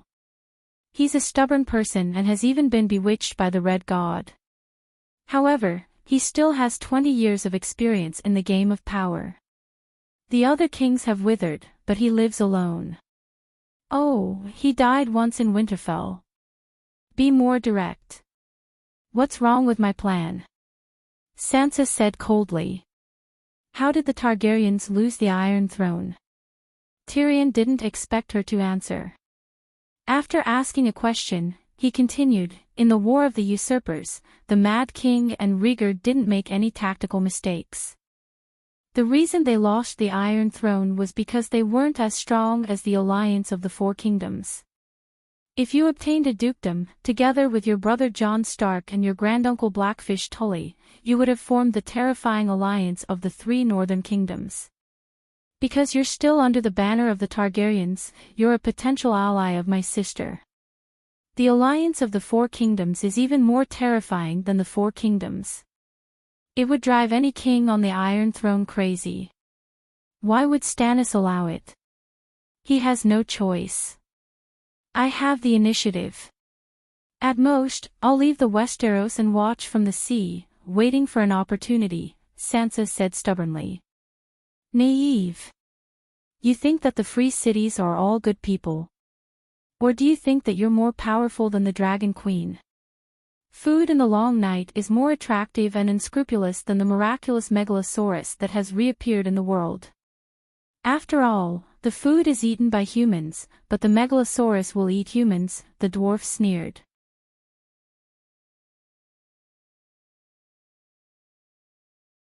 Chapter 866. I still have the Golden Group. They're much stronger than Dany Rise, who only relied on a few dozen centaurs to conquer the world. Sansa's face was pale, and her tone was uncertain. If you really think that mercenaries are more reliable than Kars, then let's break up. I'll return to Dragonstone Island, and you'll return to Winterfell. We'll leave the food on Taz Island to rot. Tyrion crossed his arms and stood at the head of the bed, mocking her. Sansa knew that the Golden Group was not 100% reliable, but she was angry at the dwarf for mocking her. She argued, the Golden Group once swore a blood oath to Aegon. Now the oath has been transferred to me and Catelyn. Tyrion could see that she was at her wit's end. She was arguing with him because she did not want to admit defeat. He decided to take a step back and not argue with her to the end.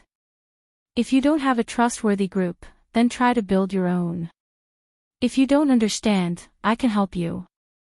Seeing that the dwarf did not pursue the matter, Sansa's tense heart relaxed. She did not celebrate her victory. Instead, she asked, how do I build a group? Why does the Dragon Queen have so many loyal subordinates? Tyrion asked.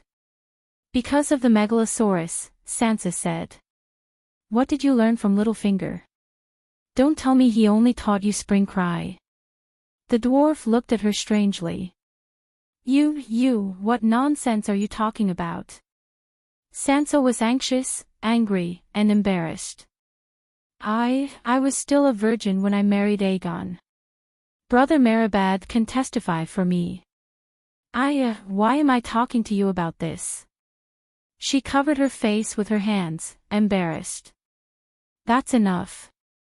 Don't let poor old Meribad take the blame. That honest man doesn't know anything, but he's willing to believe you. Tyrion waved his hand and said nonchalantly, "From the first time we met, I knew that you were taught by Littlefinger countless times. Don't deny it. I know him too well, and I know you better than you think. Get out. Get out," Sansa said angrily. The dwarf did not leave. He chuckled and said, "I'm also a rotten person. I was kissed 10,000 times by a prostitute before the curse was lifted. Have you forgotten? Actually, when you're with me, you don't have to pretend to be a noble and inviolable Saint Sansa. I don't care about your past, and you can't hide it. Let's go take a look at my sister. She's truly otherworldly. She's about to become a god. Even now, I can't imagine how Zhuogu made her pregnant." The dwarf shook his head. "It's a pity that you can't learn the way of the Dragon Queen. In the end, you can only walk the path of the Virgin Queen who loves to drink moon tea." "I don't want to talk to you about this," Sansa said coldly as she held up the sacred contract. "If you can't give me a reasonable explanation, I'll give the remaining 200,000 tons of food to Stannis for free. I only have one request. Kill your incestuous siblings." The dwarf smiled and gave a thumbs up, praising, "Not bad, you've touched my weak spot." Sansa couldn't help glancing at his manhood. The dwarf noticed and proudly stuck out his crotch. When she blushed and looked away, he said, "The Megalosaurus only instills fear in people at first, but it's very difficult to turn fear into respect. Just like Stannis, he also has the two-headed demon dragon, but who would submit to him?" Daenerys had succeeded because she had set a great goal for her followers. She had worked hard to achieve this goal, and she had been constantly victorious. "So, do you understand now?" Sansa no longer looked angry. She began to understand. She might not be very smart, but she was at least very studious and good at learning valuable things from others. "If I want to succeed, I should imitate her and set a goal.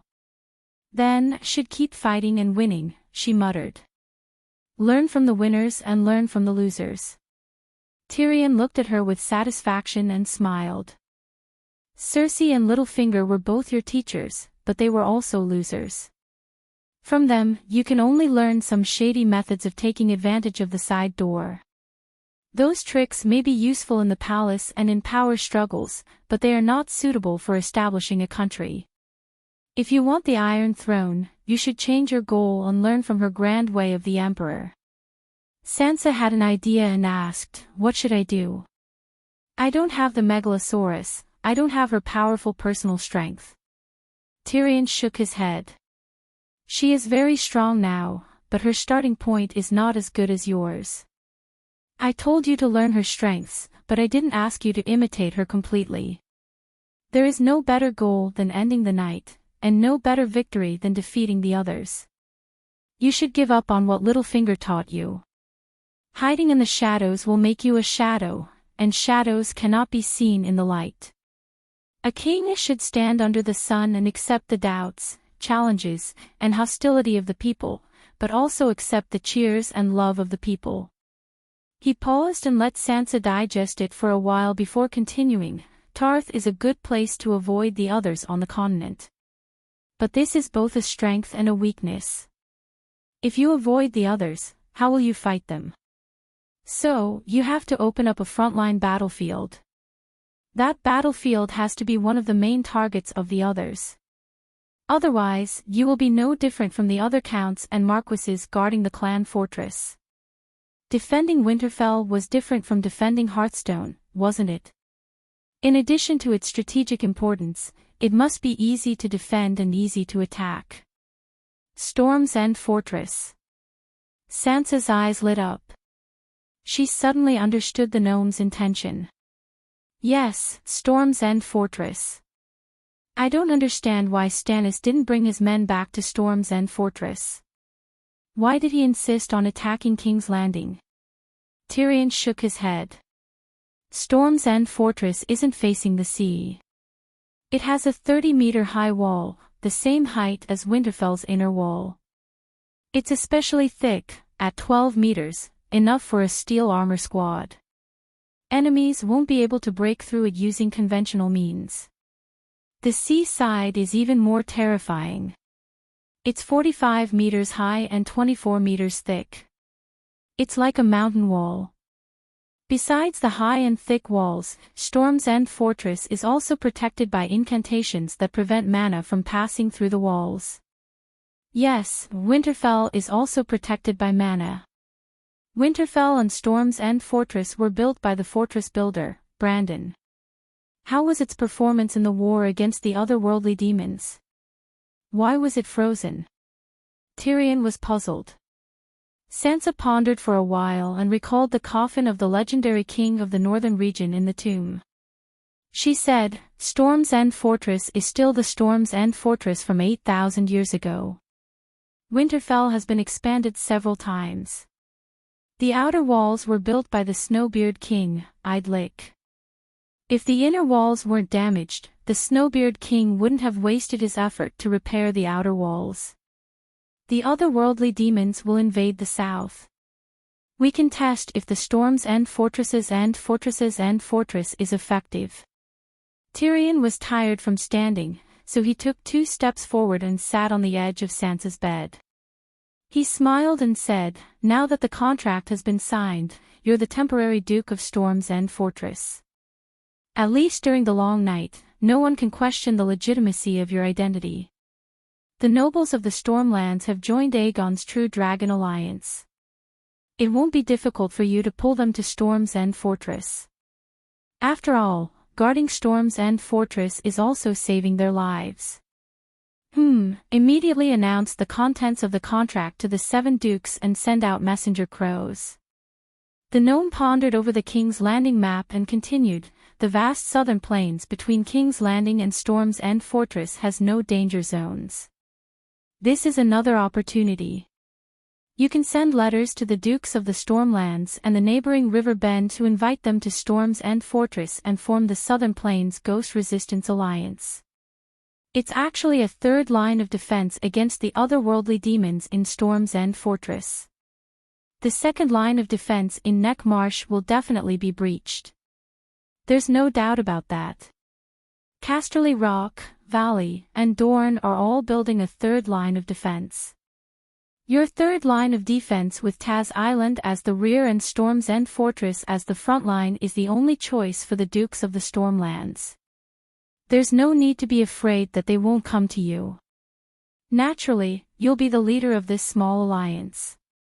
You'll be qualified to be a chairman in the Seven Kingdoms Ghost Resistance Alliance. Sansa's mind wandered, her face full of joy. Previously, she only wanted to pick up the Iron Throne by stealing chickens, so she couldn't help but feel a little guilty. Now, the gnome parted the fog in front of her and showed her a real path to power. How should I protect them? Or rather, what did Dany Rise do? She asked anxiously. After you give birth, immediately move to Storm's End Fortress, put on armor, and hold a magic staff, I don't have one. It's a glass candle. When the time comes, use the dragon crystal to make a beautiful staff with a magic gem embedded at the top. Use the magic power of the Moon Singer to light it up.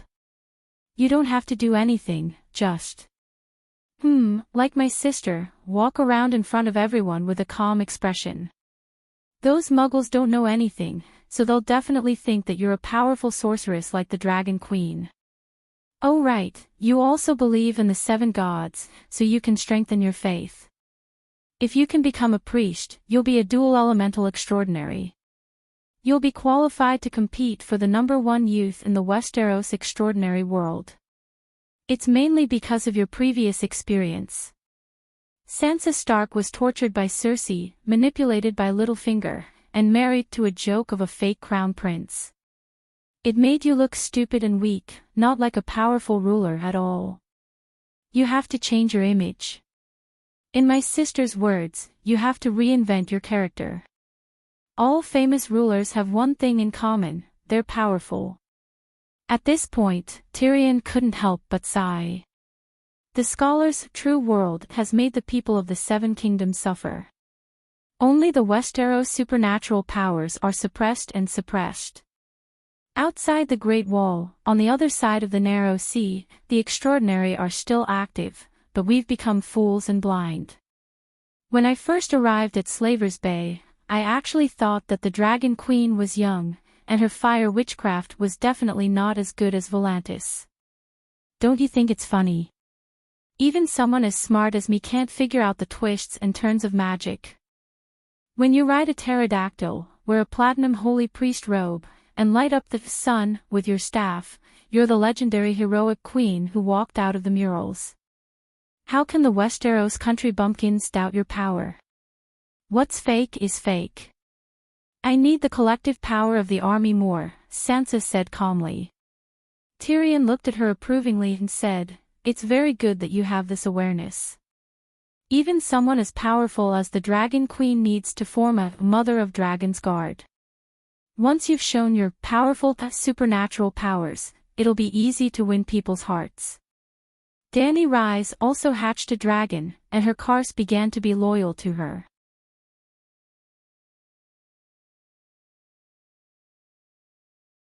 Chapter 867. You're still pregnant.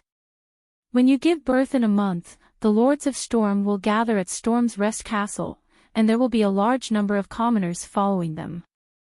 The Lords have complicated minds and are not easy to rope in. First, choose the elites from the commoners to form the Sansa Guards and give it to Brittany to lead.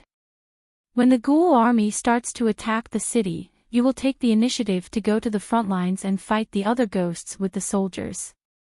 Yes, when the time comes, I'll help you design a plan and let you kill a other ghost in front of everyone. We can advertise it as the Duke of the Other Ghosts. After killing the Duke of the Other Ghosts and leading the soldiers to defeat the Ghoul army, successfully defending Storm's Rest Castle once, small nobles will start to approach you. Choose knights with commanding ability from the small nobles and let them become the middle and high-ranking generals of the Sansa Guards. This way, your team will gradually mature, your guards will have combat experience, and qualified officers, and will become stronger. This way, you will be more proficient in the war, your victories will increase, and more people will join you. In the end, when the long night is over, when you turn around, you will find countless veterans who are willing to die for you and call you Queen Sansa. They are more reliable than anything. Even if Theon Bella gives you 5 million gold royals and you are willing to leave Storm's Rest Castle, will your loyal guards watch you suffer? Even if you are willing to continue learning from my sister, Starion, your words are like a mountain, and give away Storm's Rest Castle, you will only give away a castle. Your power will still exist. At that time, there will be no one in the world who can stop you. Where can you not go? Sansa's thoughts wandered, as if she had traveled through time and arrived at the end of the long night. She led an army of 100,000 to the king's landing and shouted, "I want to be king, who agrees, who opposes?" Then, Queen Sansa pierced through the clouds and split the sky. He. She was so happy that she couldn't help but giggle. Tyrion also looked at her and laughed proudly. After laughing for a while, Sansa suddenly frowned and asked, "Your plan is indeed very good. You hid a scheme within a scheme and made Stannis think that we were only after Storm's End, but he neglected the fact that Storm's End is the third line of defense against the ghosts. However, I only have 200,000 tons of food left. I can still raise the Golden Regiment and steal the chickens, but I'm afraid I don't have enough capital to learn the grand path of Dragon Queen." The dwarf smiled and asked, "Did Littlefinger teach you how to deal with the current situation?" Frost crept up Sansa's pretty face again. "I don't want to talk about Pinky." Tyrion shrugged and said, "Continue to learn from the Dragon Queen. How did she arrange for her people to survive in the long night? Just follow her example." Sansa perked up and asked, "How did she do it?" "I've heard that she's been researching magic on Dragonstone Island all this time and rarely shows her face. Do you remember the barbarians beyond the Great Wall? When I went to Dorne a few days ago, I went to the Stone Steps archipelago to take a look. TSK. Compared to them who are lively and orderly, the Westeros who claim to be civilized are more chaotic and depraved like the barbarians. The dwarf laughed and teased, but the expression on his face was unusually complicated. Perhaps I should go and take a look, Sansa said thoughtfully. How do they feed themselves? In the distant sea, they use the ability of shapeshifters to hunt whales. For example, they control the whales and lead them into a trap. In the coastal waters, they collect seashells, seaweed and crabs. On the shore, they form groups to collect pine nuts, dig bear holes, chase wild boars, pick fungus. As long as it's edible, they don't let it go. Oh yes, they also build their own tents and use wood, sawdust and husks to grow mushrooms. In just over 2 years, they have stored 250,000 tons of food. Now, they still have a surplus every day. The rate of increase has slowed down, but it hasn't stopped. Recalling the giant stone granary guarded by giants at Queen's Horn, the dwarf was filled with emotion. Holy Mother, how did they do it? Sansa exclaimed. The Dragon Queen knew that the barbarians didn't know how to grow wheat, so she planted sweet potato seedlings, turnip sprouts and burying sprouted potatoes all over the mountains. Anyway, the land of strife is vast and fertile enough. The 80,000 barbarians kept planting until the first batch of sweet potatoes matured. You don't even know how high the yield of sweet potatoes is, and how short their growth cycle is. But I know that sweet potatoes don't taste good. It's hard to swallow if you eat them often. I also know that planting requires weeding. I also know that the land has a difference between raw and ripe. Not all land can be planted with crops, Sansa said. You're not completely ignorant, Tyrion said in surprise. There's a harvest festival in the Northern Territory. I've been to the fields before, Sansa said proudly. Even though she had only ridden around the wheat fields once on a horse. The dwarf smiled and said, it's easy to turn raw land into ripe land. Just let the megalosaurus set the fields ablaze. The land burned by the dragon's flames, regardless of grass seeds or insect eggs, will all die. Back then, Whitey planted a few barbarians in Queen's Corner. As for whether sweet potatoes taste good or not, in the long night, even surviving is a luxury. What are you thinking about when you want delicious food? Actually, sweet potatoes can't be stored for long before the long night. They'll germinate and rot after a few months. That's why they'll be processed immediately after they're harvested. For example, they'll be made into dried sweet potatoes and beaten into vermicelli by giants. They can also be used to make wine. The pork and cabbage stewed with vermicelli in Queen's Corner is the best. You can try it if you have the chance, the dwarf said while smacking his lips. After staying in Taz Island for a day and a night, the dwarf boarded Tessa with a strangely satisfied expression and flew to Dragonstone Island. Your Majesty, Sansa plans to build a third line of defense against ghosts in Wind's End Fortress. The vassals and citizens of the Stormlands and the neighboring River Bend can seek refuge there, in the magical wizard tower of blue and red, Tyrion proudly explained his plan. In the end, he asked tentatively, Wind's End Fortress and Taz Island will definitely gather a large number of citizens, but the food shortage is still a big problem. I wonder if you can provide a batch of fire elves to help the citizens of Taz Island catch fish and grow winter wheat. Why are you so concerned about her? Red lines of fire flew out from the blue magic crystal ball. Like a 3D virtual print, they printed a set of translucent red armor on the surface of Dragon Queen's body. It was as vivid as a painting, showing every detail. The dwarf looked at it enviously and explained, as long as one is alive, one has to find something to do. After doing it for a long time, one has to have a goal. After signing a sacred contract with Stannis, Jaime, Cersei, and Lannister of Casterly Rock are basically safe. It's time for me to think about my own future. The last time he learned the secret of the 7 gods from the Dragon Queen, although he was so shocked that his faith collapsed on the spot, in the process of rebuilding his faith and worldview, he also had a clearer understanding of himself. In the beginning, he returned to the Westeros to help Aegon fight for hegemony only because of his feelings for Lannister. He wanted to protect Casterly Rock and his loved ones, especially Jaime. Now, he already knew what happened in Winterfell. Since Jaime had received the Dragon Queen's evaluation of the Grey Robe Knight, he naturally would not be dealt with by her. In other words, Lannister's great settlement with the Dragon Queen was almost complete. The remaining scraps could be covered by his identity as the son of Aerys. In this way, as long as he could ensure that Stannis, who went crazy and massacred the city, did not go crazy on Casterly Rock, his responsibility of protecting Lannister in this chaotic world would be considered complete. He could then pursue other goals. As for the guilt of killing his father, the dwarf was honest. After knowing the truth, he was even more pained. However, the psychological burden of killing one's foster father was different from killing one's own father. Moreover, Tywin's father was indeed too much to him. He let soldiers rape his wife Tessa, favored his own daughter Cersei, and allowed her to torture him.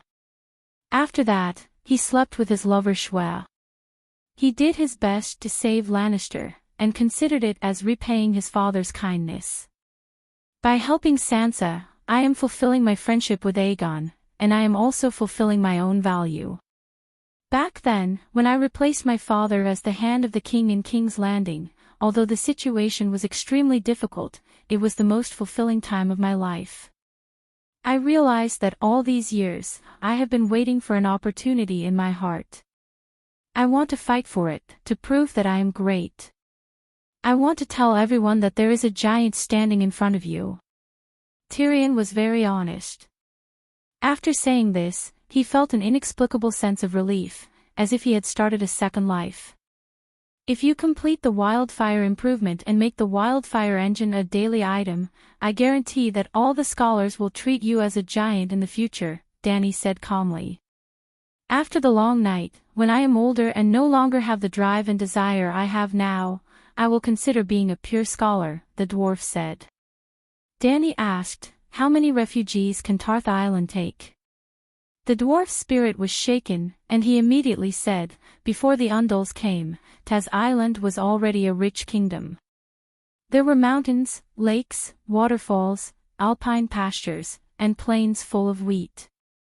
As long as there was enough food, fresh water, and forest resources, it would be enough to feed the entire King's Landing. How about this, for every 50,000 people on Tarth Island, I will give you a little elf, Dany said. Don't you have more than 1,000 fire elves? Even if 10,000 people share one, it would be enough for the entire Westeros. Don't push your luck. Dany's expression turned cold. I'm not greedy, it's just that if there aren't enough little sons, we won't be able to grow wheat. Tyrion said helplessly. Stop dreaming. The long night has just begun, and it will only get colder and colder in the future. It will be impossible to grow crops on the surface. Unless you cultivate a new breed of wheat that can withstand the cold and low light, Dany said. If there is no stable food production, 90% of the millions of Westeros will die in less than 2 years, Tyrion said worriedly. Let's take it one step at a time. If we only rely on conventional methods, a large number of human deaths will be inevitable. Then, do you have any unconventional methods? The dwarf's heart skipped a beat as he heard the hidden meaning in Dragon Queen's words. A green light flashed in Dany's eyes as she said calmly, that depends on how far my training can go before the food runs out. The dwarf's mouth twitched. That's too unreliable. Who can say for sure when it comes to training? Stop talking nonsense. Let me have more time to train. That's more reliable than anything, Dany said impatiently.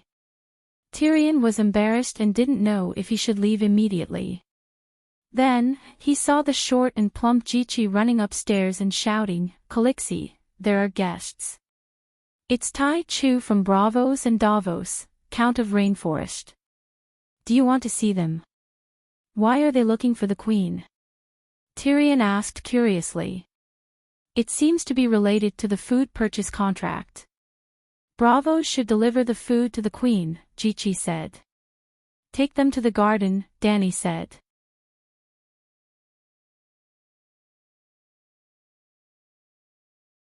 Chapter 868.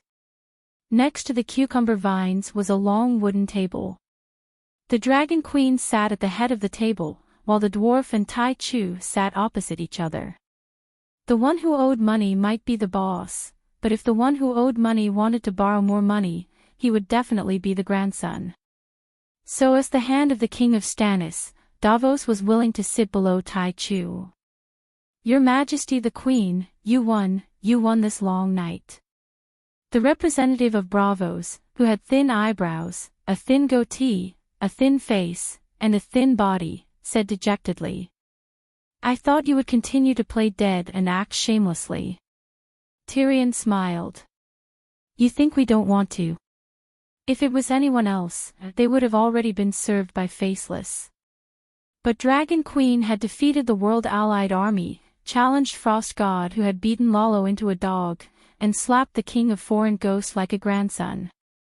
Whether it was military power or personal strength, she was the only one who could act shamelessly. When did anyone else have the right to act shamelessly? Tai Chu glared at the dwarf and said righteously, the Iron Treasury's credibility is even stronger than the Westeros sacred oaths. Are you hinting at something? In recent years, the Westeros sacred oaths have become as solid as mud. Tyrion said strangely. We have the ability to carry out the contract. Tai Chu turned to the Dragon Queen. Then how do you plan to carry out the contract, gold or food? Dany asked. Your Majesty the Queen, the situation is like this. Tai Chu cleared his throat and said tactfully, after receiving your food contract, the Iron Treasury immediately packed it up and sent it to 20 major merchants of the 9 free cities. Now that they are unable to deliver the goods, we are unable to provide you with the food in the contract. Naturally, since we have breached the contract, we are willing to pay you 20 times the compensation according to the contract. However, those 20 merchants are unable to take out that much gold at the moment, so the Iron Treasury's idea is to transfer the debt of those 20 merchants to No. Without waiting for him to finish, Dany shook her head and refused. Your Iron Treasury is a big business. There's nowhere to run, and you can't go bankrupt. What if those grain merchants jump into the sea and kill themselves? Who am I going to cry to? Your Majesty, please let me finish. Tai Chu smiled awkwardly. In your contract with us, the compensation is only 20 times, but we signed a contract with 20 grain merchants to pay 25 times the compensation. If you transfer the debt, you can earn 25% more. I'm not interested in gold royals. You can earn the money yourselves. Dany said indifferently. If you're not interested in the gold royals, you should just cancel the contract right now. 50 million gold royals, 20 times that, 1 billion. Tai Chu wanted to complain loudly, but the truth that Sir System was the one who owed money did not apply to Bravos. The Dragon Queen's fist was too hard. Then can we wait until after the long night? He asked. Sigh. Davos, who had been silent all this time, suddenly sighed. The Iron Treasury's meekness in front of the Dragon Queen and its arrogance in front of him was a stark contrast. The old knight felt very complicated. Why was there such a big difference between people? How much gold do you have in the Iron Treasury? Tyrion asked curiously. Tai Chu glanced at Davos and said maliciously, how much gold does Lannister store in Casterly Rock City? Tyrion narrowed his eyes and laughed. I want to know too, but I'm the second son without inheritance, and I'm a dwarf. My father didn't allow me to enter the treasury at all. He only said that he would give me 2,000 gold royals when we split the family. Bravos, on the other hand, has too much gold. Even the old mine can't hold it all, so you can only build a bigger treasury. I'm afraid that 1 billion gold royals is nothing, right? I'm just a representative of the Iron Treasury. I'm not even a shareholder, so I don't know the amount of gold in the Iron Treasury. Tai Chu copied the dwarf and evaded the question. Danny said, I'm not being unreasonable. 1 billion gold royals in one go is indeed very difficult. You can pay in installments and pay a little every year. I don't want too high of an interest rate, just half of the interest you gave to the kings of the Westeros. How many installments? Tai Chu asked nervously. This is determined by your ability to repay. Dragon Queen was very reasonable, but Tai Chu was in a difficult position. If the amount of repayment was too much, the Iron Treasury would not be able to handle it. The internal pressure of the Iron Treasury was not 1 billion gold royals. If the repayment period was prolonged, it would generate high interest. It would be great if they could not repay. After thinking for a while, he asked, can we use goods as collateral? Yes, didn't you collect hundreds of tile steel swords? It's a complete waste to leave them in the warehouse. Why don't you use all of them to pay off the debt? I can also equip a group of Dawn warriors. Danny said casually. Tai Chu probed, how much are you going to pay for the tile steel swords? The tile steel swords on the market are depreciating rapidly, right? Danny smiled.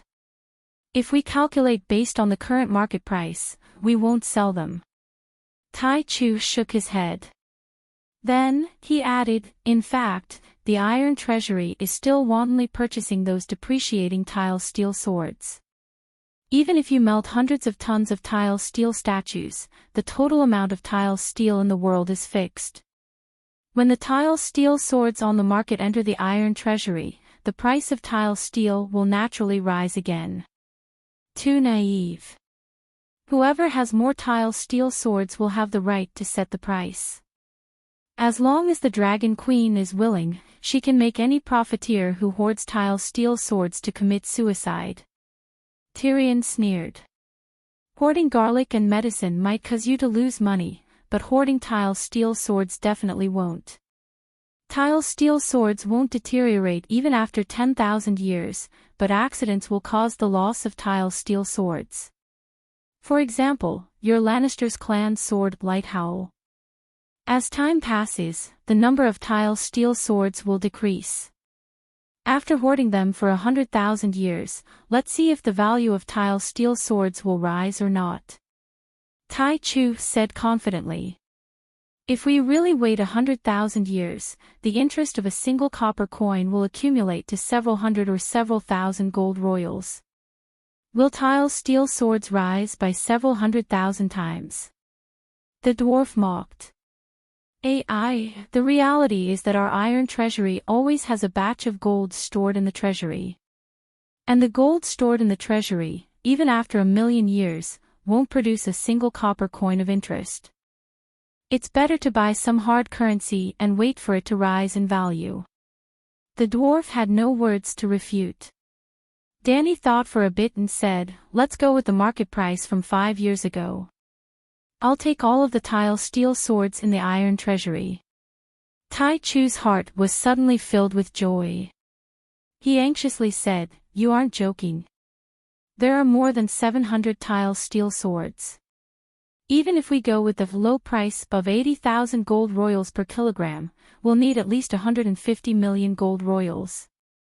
Danny shrugged and said indifferently, it's free money, I don't feel bad spending it at all. Tai Chu felt as if he had been stabbed in the heart. All of his joy from before disappeared. He said bitterly, do you need anything else other than tile steel swords?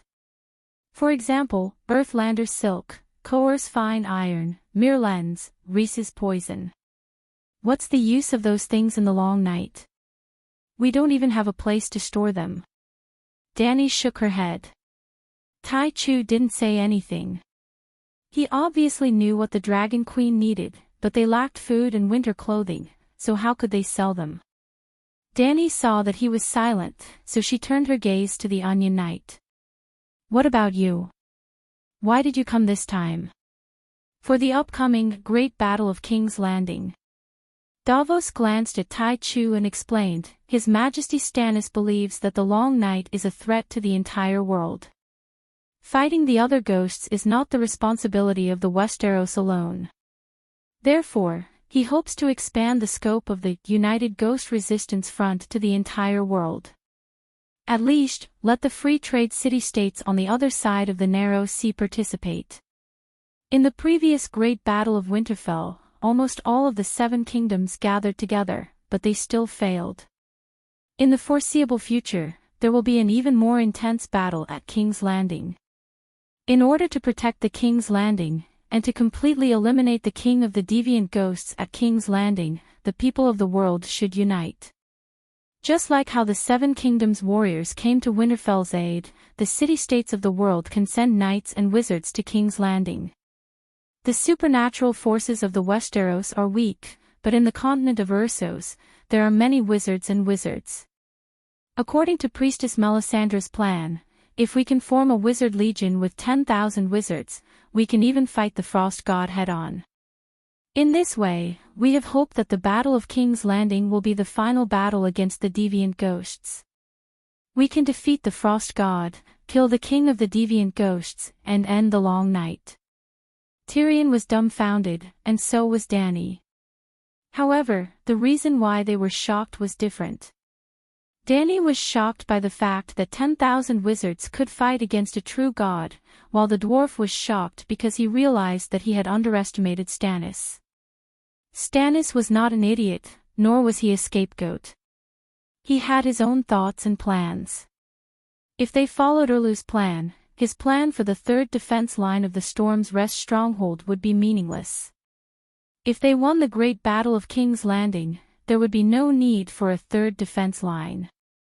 If the King's Landing, which gathered the forces of the world, was lost, the Storm's Rest stronghold would inevitably fall as well. The Storm's Rest stronghold would not be able to form a wizard legion with 10,000 extraordinaries to fight against the Frost God. The only question was, could Erlu's plan be realized? Would the city-states be willing to help the King's Landing fight against the Deviant Ghosts? Could they gather 10,000 wizards? Was it Melisandre who said that a wizard legion with 10,000 wizards can fight against the Frost God? Dany asked doubtfully.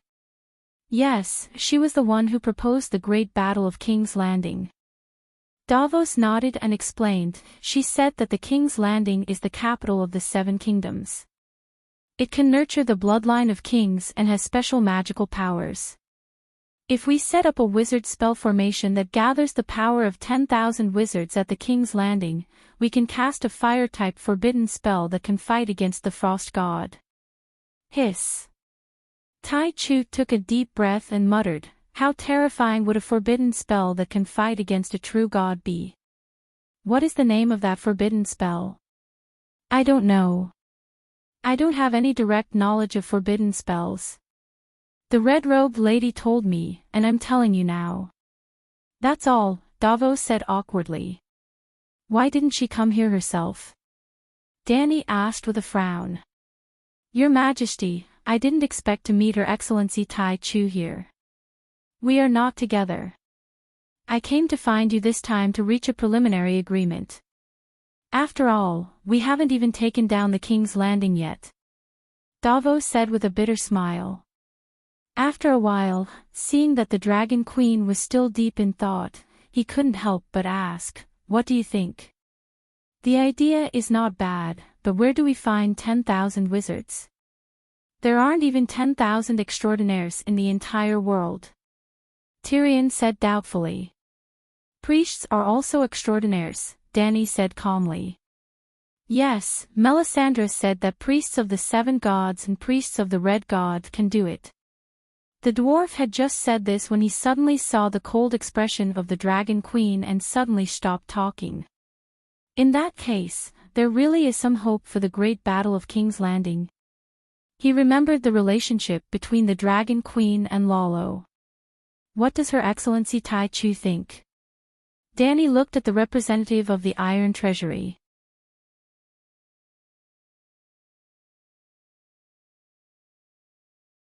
Chapter 869. Tai Chu said, Bravos didn't know about His Majesty's plan for the King's Landing War, so I can't comment now. But the Sea King, the professors, and the wardens have already decided on their attitude towards the Long Night and the other ghosts. The Frost God came from Westeros, and the king of the other ghosts was transformed by Bunyan Stark. The Long Night is a disaster brought by Westeros to the world. As victims, we should ask for compensation, but with the situation of the Seven Kingdoms, we can't really add insult to injury. Obviously, the people of Bravos didn't think it had anything to do with them and planned to watch from the sidelines. Danny said lightly, if the Westeros can't hold on, can you survive in a world without the sun? Do you think the savior is in Bravos? Tai Chu asked.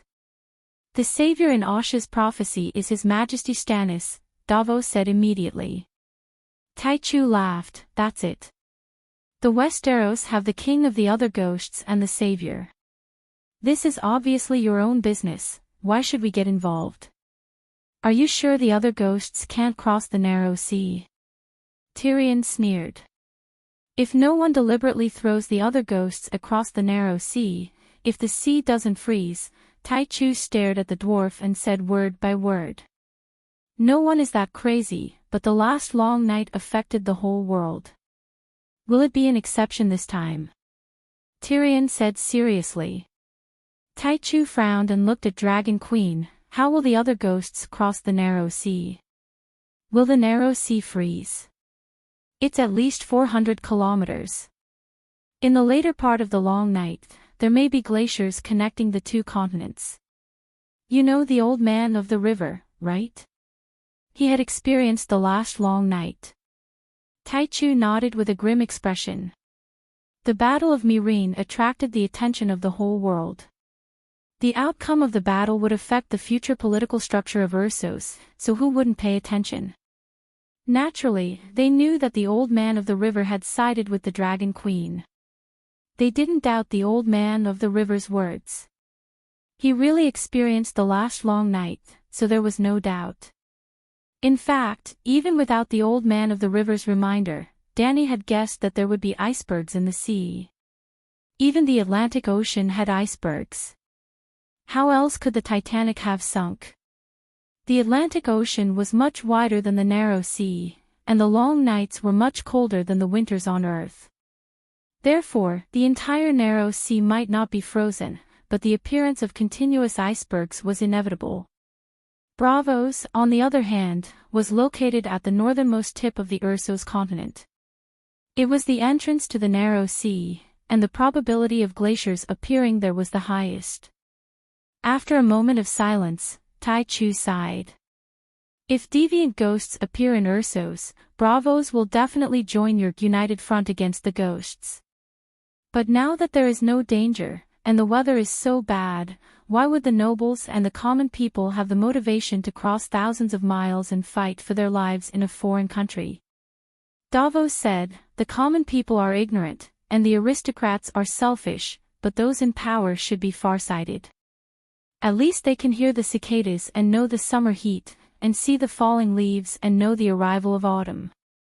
Even though the danger is not imminent, the signs of danger are very obvious. His Majesty, the Sea King, the professors, and the guards are all people with great wisdom. How can you not understand the principle of, if your neighbor is on fire, you will be in danger if you don't help? Tai Chu's expression changed, and his firm heart began to waver. He sighed and said, the Earl of Rainforest's words are very reasonable and enlightening. However, I am only the representative of the Iron Treasury. If I can't even be the master of the Iron Treasury, what more Bravos? But don't worry, I will definitely pass on the news of the battle at King's Landing to His Majesty. Davos did not force him. He nodded and smiled. It will only take a few hours to fly from Dragonstone Island to Bravos. Let me send you back. Thank you very much. Tai Chu smiled. Then, the Onion Knight turned to the Dragon Queen and asked, I wonder how much support Her Majesty will give to the battle at King's Landing. Priestess Melisandre knows that you had some misunderstandings with the Light King in Winterfell, but in the face of the big picture of fighting deviant ghosts and ending the long night, everyone should put aside their prejudices and cooperate sincerely, right? Tai Chu was shocked. The Queen has a conflict with the Light King. What happened at the battle at Winterfell? Looking at his expression, it seemed that his mind, which had been slightly convinced by Davos, was about to change again. Dany laughed and waved her hand generously. She said loudly, there is no conflict.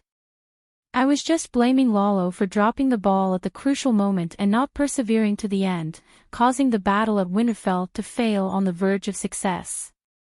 It's also my fault for my short temper. I said a few unpleasant words at that time. Actually, it's not a big deal. It's just a small conflict between teammates due to a higher goal and higher demands. Uniting all the forces that can be united is the unchanging principle of the united front against the ghosts. Everyone's close cooperation will never change. The determination to sacrifice everything to end the long night will never change. Moreover, I don't have many good points, but I am very considerate of the big picture. Davos, go back and tell Stannis and Melisandre that I will definitely participate in the battle at the King's Landing. I am also willing to face this difficulty together with the Light King. The Dragon Queen's voice was loud and sonorous. Her tolerance for all was on full display. At the end of her speech, she exuded an infectious and fearless spirit of sacrifice. At least Davos and Tai Chu were moved. Only Tyrion's facial muscles were twitching. You really want to participate in the battle at the King's Landing? The battle at the King's Landing is indeed an opportunity. If you don't go, you will attract criticism and even the wrath of the world. But if you really go, will Lalo cause trouble? Is he still trustworthy? After Davos and Tai Chu left, Tyrion was at a loss. Of course I will go. Just be careful. Dany looked indifferent on the surface, but she was muttering in her heart. She could not make the same mistake as when she plotted against the Black Goat. She could not even think about it. She did not want to hide it from the dwarf, but in this world where prophecies were common, it was too easy to touch and peek into the river of fate. Without waiting for the dwarf to ask again, she immediately began to chase him away. Go and tell Sansa to be prepared to welcome a large number of refugees at the King's Landing. Stannis will attack the King's Landing soon. There will be many people fleeing by then. After the dwarf left, Dany immediately called for Scholar Pylus, who was in charge of the Crow's Nest, and asked him to send a message to the great cathedral of Baelor. Then she turned into the Holy Mother and began to search for Archbishop Matthew of the King's Landing. The King's Landing will soon become the battlefield of the gods. It is not a place where ordinary believers should stay. You will imitate Saint Moses and lead the people of the King's Landing to escape the tragic fate of a worthless death. Holy Mother, Dany said to Matthew, who was kneeling on the ground, in a world of white light that was filled with a peaceful atmosphere. Well, it was not the first time they met, and they were familiar with each other. Holy Mother of Mercy, I wonder which Saint Moses is. I don't know, and there is no record of it in the 7 Stars Bible. The former number 1 follower of the Great Sparrow was puzzled. Saint Moses was born 5,000 years ago. He led a group of enslaved Anderite believers to escape the pursuit of the barbarian ancestors. At that time, the Andorites had just crossed the narrow sea not long ago, and had not formed a complete and powerful kingdom. They were only fighting in the form of tribes and groups. Of course, the ancestors were losing, but the Andorites were not winning every battle. In the area of the 3 rivers between the rivers, there was an ancestor king called Egypt. Although he was cruel, he had extraordinary military talent. More than 20,000 Andorite believers were captured and tortured. Among the captives was a prophet, Moses. He received my blessing, and with a swing of his sword, he split the raging waves of the Green Fork, one of the rivers between the rivers, where Rob and Fry signed the holy marriage contract, and led the believers back to the valley where the Andorites were based. Mother of Mercy Danny was full of nonsense, but Archbishop Matthew was fascinated. He could not wait to follow the example of the ancestors and lead the people of the city to escape from the King's Landing. The believers once recorded and sang the deeds of Moses. Unfortunately, with the passage of time and the changes of the kingdom, everything disappeared in the history of the human kingdom. Only the doctrine of the 7 gods is passed down forever. Mother of Mercy Danny sighed. Holy Mother of Mercy, I will not disappoint you and complete the task of saving the people of King's Landing, Matthew said with emotion. Some will go with you, and some will stay. You can persuade them, but don't force them. Hurry up and leave, do you understand? Mother of Mercy Danny said. I understand. Mother of Mercy has given them a better choice, but the choice is the believer's own business, Matthew immediately replied with a sentence from the Bible. Very well, go. Mother of Mercy Danny's figure gradually blurred. Matthew had been summoned by the Mother of Mercy many times and knew that he was about to leave the place of the Mother of Mercy. He immediately shouted, Holy Mother of Mercy, you have not separated the sword of Moses from the Green Fork River from me yet. I have the ice sword of the King of Strange Ghosts. Do you want it? Mother of Mercy Danny almost could not hold it in. Times have changed. This time, you will not encounter any river blocking your way, and there will be no king of Egypt leading his soldiers to chase after you. Holy Mother of Mercy, King Stannis of the Red Gods is more brutal than the King of Egypt. He burned the statues of the 7 gods and massacred the city. Matthew complained. With Saint Danny around, no one dares to slaughter the believers of the 7 gods for no reason, Saint Danny, who was wearing the Mother of Mercy's vest, said. Holy Mother of Mercy, Saint Danny is good at everything, but she is too weak, too Holy Mother of Mercy. Matthew was horrified. Oh, 7 hells, what nonsense am I talking about? He immediately defended himself. Holy Mother of Mercy, benevolence and generosity are the virtues of human nature, and also the teachings of the Mother of Mercy, but Saint Danny is too tolerant of the King of Heresy. In the face of the blasphemous Stannis, we should use the thunderous means of a warrior. At least we can't let him occupy the King's Landing. The King's Landing is the holy city of the Church of the 7 Gods. It was not his fault that he lost his composure. Since the early siege, Bishop Matthew had been anxious because of Saint Danny's inaction. Not only did he send messenger crows to Dragonstone Island many times, but he also prayed to the Mother of Mercy for guidance. However, Saint Danny was busy practicing and never responded to him. Now that he had finally met the Holy Mother and was even given the position of a saint, he was so excited that he forgot himself and began to report Saint Danny to the Holy Mother. Matthew, have you forgotten the lesson of the Holy Sparrow? The Mother of Mercy was not angry, but her gentle tone became indifferent, which made Matthew tremble in fear. Holy Mother of Mercy, I dare not forget the purpose of the Church not to interfere in government affairs for a moment, but the blasphemer Stannis is extremely evil and is about to occupy the King's Landing. He explained weakly as he crawled on the ground. Saint Danny resisted the urge to endow the little brother in front of her with a spirit. She sighed and decided to use the profound path of the 7 gods to understand him. Sigh, you still haven't understood the true meaning of mercy. Matthew looked up and asked, Holy Mother, what is the true meaning of mercy?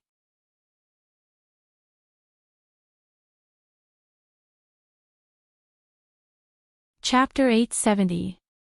Enlightening the good and sending them to heaven is only a small mercy. Enlightening the ordinary people who are lost and sending them to heaven is a medium mercy. Using the teachings of the 7 gods to enlighten the demons and send them to sainthood is a great mercy. Turning demons into saints. Great mercy. Matthew was shocked. Saints went to heaven and demons went to hell.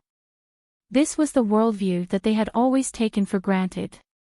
At most, the monks would admonish those who still believed in the 7 gods but had gone astray, but they would never pull the demons from hell to heaven. Just like Circe and Stannis. Circe's sins were far worse than Erlu's, but she had believed in the 7 gods for decades and had always been devout. Even though all the monks, including Archbishop John who crowned Circe, the Archbishop of the southern diocese established by the Starry Cathedral, thought that Circe would definitely go to hell after death, they still tolerated her rule.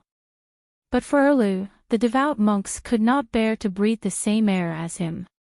It seemed that as long as Erlu got close to them, they would be pulled into the hell of the evil gods. In the Western Church, demons were generally used to purify and destroy. In the Eastern Buddhism, demons were used to turn demons into saints.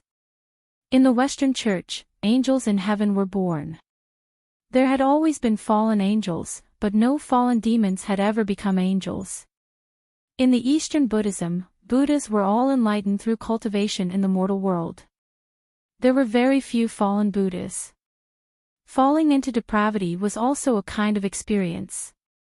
Their career was still attached to the Buddhist heaven, and there would always be a day when they would return. However, there were a lot of demons who fell and became Buddhas. Removing the cassock, Spirited Mountain was full of demons. Cough, cough, they used to be demons. How to turn demons into saints? Matthew respectfully asked the Holy Mother. The Holy Mother sighed and said, "Let me tell you a story first.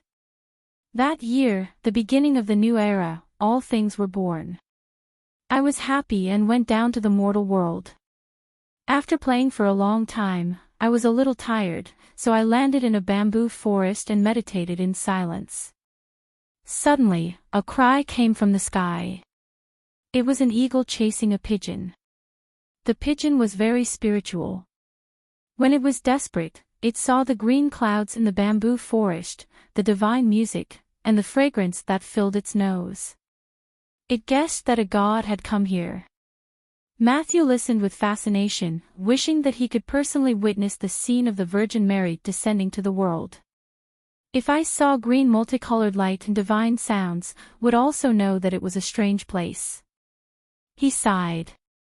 The Holy Mother Dani nodded slightly and continued, when I saw the white pigeon, I felt pity for it. I opened my sleeve and let it hide in it. I said to the eagle that was chasing after us, please let go of this pigeon. Heaven is virtuous.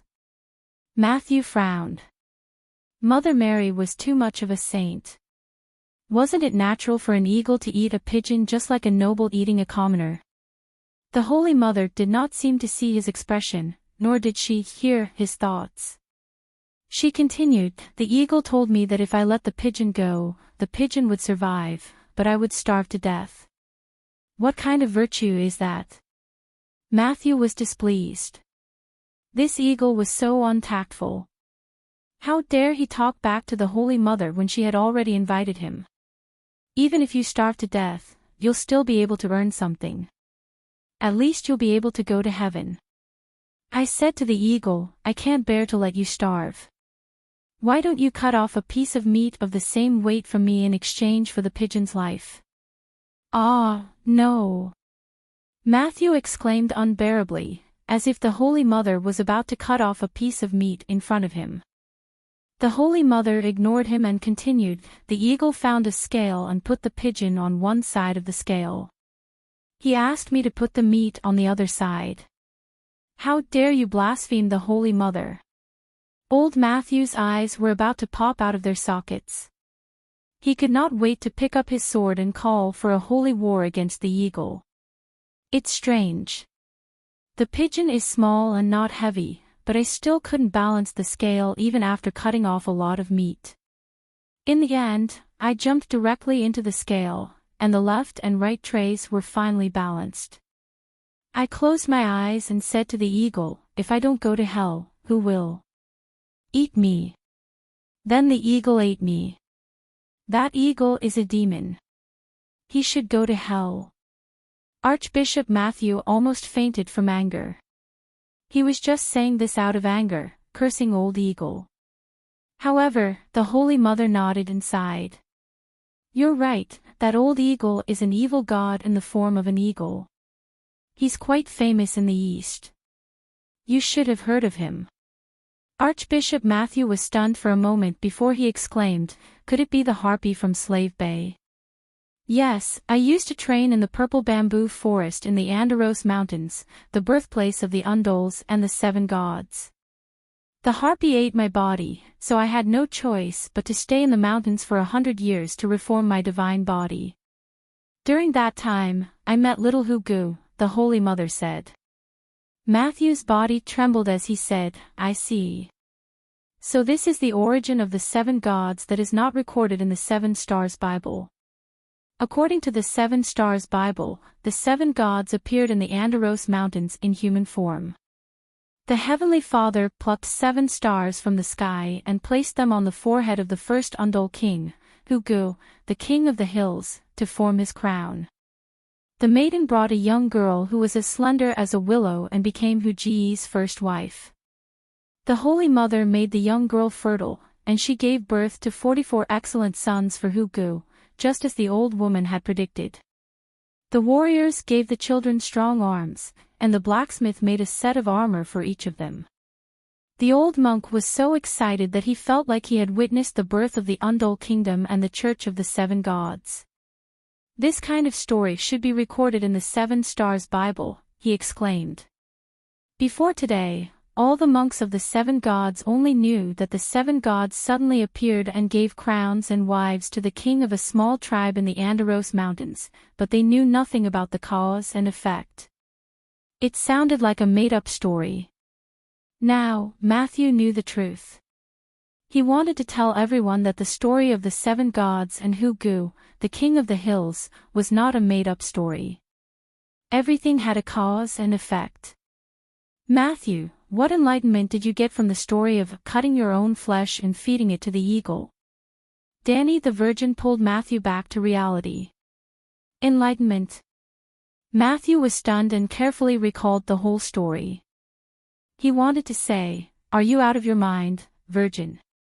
But Matthew must have had some experience since he became an archbishop.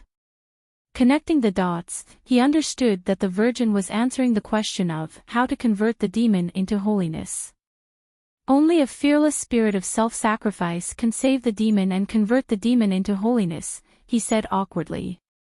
The Virgin did sacrifice herself, but it did not seem to work. She could not convert the harpy at all. You are not convinced. The Holy Mother saw through everything and sighed, I did want to sacrifice myself to reform the eagle demon, but when I sacrificed myself, I only had pity for the eagle demon, and I didn't have the intention to reform the demon to achieve great results. So, when the harpy ate my body but was still not enlightened, I had no hatred or unwillingness in my heart, only a deeper pity for her. Matthew's eyes widened, and he was deeply shocked. Then, under the stunned gaze of Danny the Virgin, Matthew closed his eyes and fell into an epiphany. The surface of his soul rippled like water, and wisps of holy golden light came out from the depths of his soul. This was the space of the faith of the seven gods, and Danny the Virgin used a telepathic thought to guide Matthew's soul here. Now, Matthew's soul was undergoing a qualitative change that Danny did not understand. Danny the Virgin hesitated. There was no doubt that Matthew's soul was sublimating under the guidance of the Virgin. But she had not finished her teaching yet. Should she continue? The following story might allow Matthew to have a further epiphany, or it might break his current state. Just as Danny the Virgin was hesitating, the golden light in Matthew's soul gradually faded. Was the epiphany over? Danny the Virgin immediately decided to continue the story of the Virgin cutting her flesh and feeding it to the eagle. Whether Matthew's epiphany would be interrupted or not, she had to at least let her show off. What do you think? Danny the Virgin asked. Archbishop Matthew opened his eyes, and a golden light flashed in his eyes. He murmured, "Mercy comes out of pity, without the slightest utilitarianism. The satisfaction after doing good deeds and the expectation of the results after doing good deeds are utilitarian. That kind of mercy is not great mercy." "Very good. You have been enlightened by 30%. Danny the Virgin nodded with satisfaction. Then she asked gently, "Actually, the story of cutting her flesh and feeding it to the eagle is not over. There is a follow-up. Do you want to know?" Matthew was shocked. He bowed piously and said, "Please teach me, Virgin." The white dove is also a demon. The reason why the harpy wanted to eat it was not because she wanted to eat the dove's flesh, but because the same kind of gods robbed each other of their divinity. Danny the Virgin dropped a bomb, and Matthew was dizzy. He almost went from sublimation to depravity. "Did you know before?" he asked bitterly. "The Holy Father's eyes see the truth," the Virgin said faintly. Matthew understood that the Virgin knew everything from the beginning. She knew that the white dove was a demon, and she also knew that the eagle was a demon. The Holy Father's eyes could shine for thousands of miles and see through everything, but the Holy Father was the Virgin. "If the demons kill each other, won't there be one less demon?" Matthew asked.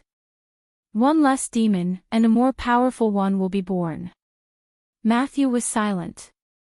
"Do you know who the white dove is?" Danny the Virgin asked. "Who is she?" Matthew asked. "Where did the wife of Hugu, the king of the hills, come from?" Danny the Virgin asked with a smile. Matthew's soul trembled, and he said in disbelief, "There is a description in the Seven Stars Bible that the maiden of the seven gods, brought a girl who was as slender as a willow. Her dark blue eyes were like deep pools. This maiden became Huji's first wife and gave birth to 44 excellent sons for him." "Could that maiden be?" Danny the Virgin smiled and nodded. "That's right.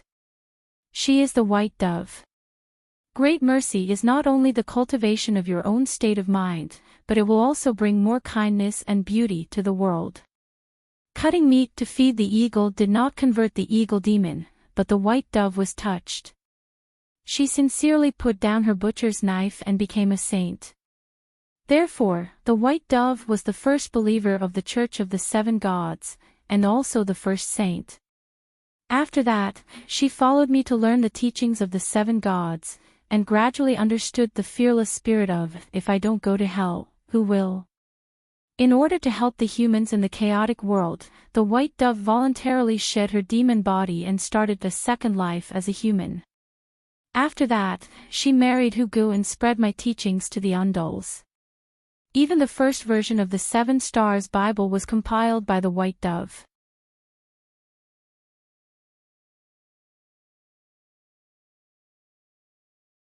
Chapter 871. Now, you understand why there are white pigeons circling the seven gods in the murals of the Holy Church in the future, and why the white pigeons have a special symbolic meaning in the Church of the Seven Gods. Before Danny could finish, Archbishop Matthew, who was kneeling below, shone with golden light again. He fell into an epiphany, and his soul was sublimated. He murmured, "Great mercy is to perfect one's own cultivation, and also to spread the beauty of truth and kindness to the world.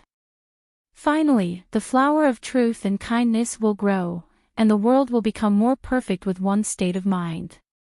Even though she had expected it, Danny was still dumbfounded. The old monk's transformation was too shocking. His soul had turned completely golden, and the power of faith around him was surging like a storm, gathering around him and merging into it. Danny was a little confused. It was the first time she had seen such a situation. Her initial purpose was very simple. She wanted to show off in front of the believers, and then trick Matthew, who was talking bad about Saint Danny behind her back, into flirting with Erlu. However, Saint Danny was a little reluctant to let the old cultivator court his own death. If he really died, well, it didn't matter if he died. After going to heaven, she could still study his strange soul. When Matthew's soul gradually calmed down, Danny decided to continue and finish the story. What if he could sublimate again? What's wrong with me? Matthew looked left and right, at his hands and legs. At this moment, he finally realized his abnormality. His soul had absorbed a lot of divine power and turned into a shining golden little man. You listened to my teachings, and your soul sublimated. This is the ultimate pursuit of the Church of the Seven Gods, to let the believers make up for the defects. From the mind to the soul, and from the soul to the body, from the inside out, to achieve perfection. Saint Danny had mastered the highest mystery of religion deception. And the highest level of deception was to turn the fake into the real. I feel power, light, and all the good things.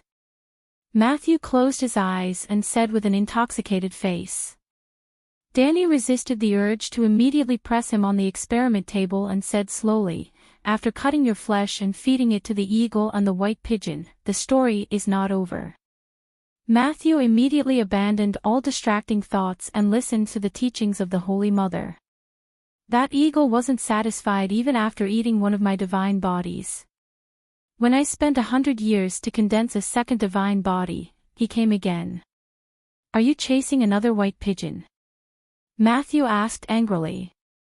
Virgin Danny said, no, he's a demon. Demons are the most cunning. How can they use the same trick twice? That time, he used his soul to enter the body of a female tiger that was on the verge of starvation. The tigress came to me with her weak cubs and said, I am too hungry and tired to hunt. If I die, my son will die as well. Please help me kill a fat deer. How about it? I said, I cannot bear to kill the living. The female tiger said, if you don't kill, we will starve to death. In order to prevent me and my child from dying tragically, they had no choice but to let us eat each other. But if I give my flesh to my young children, they will eventually starve to death after a full meal. Helpless, I can only eat them to protect my own life. How can you bear to watch a mother eat her children? I said, even a vicious tiger will not eat its cubs. The female tiger said, that's because they are not starving yet. I said, I want to convert you and the tiger cubs.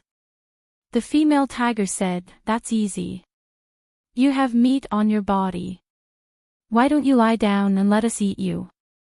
Evil demon. Old Matthew gritted his teeth. Alas! As the saying goes, if I don't go to hell, who will? Virgin Danny showed a compassionate expression, and her whole body seemed to exude the holy light of fearless sacrifice. Virgin Mary, you can't do it again, the old monk cried. Virgin Danny ignored him and said lightly, in response to the tigress' request, I immediately used the first move of Virgin Mary's palm, the first appearance of holy light. Across thousands of mountains and rivers, I smashed the body of the harpy hidden in the Great Pyramid of Slave Bay into minced meat. The old monk's face was full of anger, but it froze. Then, without waiting for the harpy to wail and beg for mercy, I used the second move of Virgin Mary's palm, follow me to hell. The soul of the harpy was completely purified. In the end, I fed the corpse of the eagle demon to a few hungry tigers.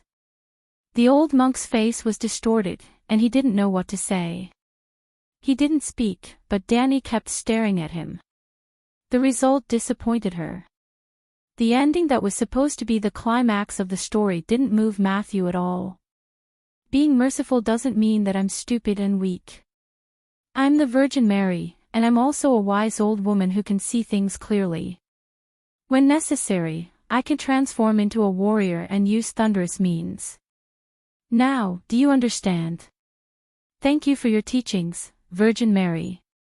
I understand how to deal with the relationship between the Church and Stannis. I'm merciful and willing to sacrifice myself to save the devil, but I won't let the devil take whatever he wants. Old Matthew's eyes were firm and full of confidence. Very good.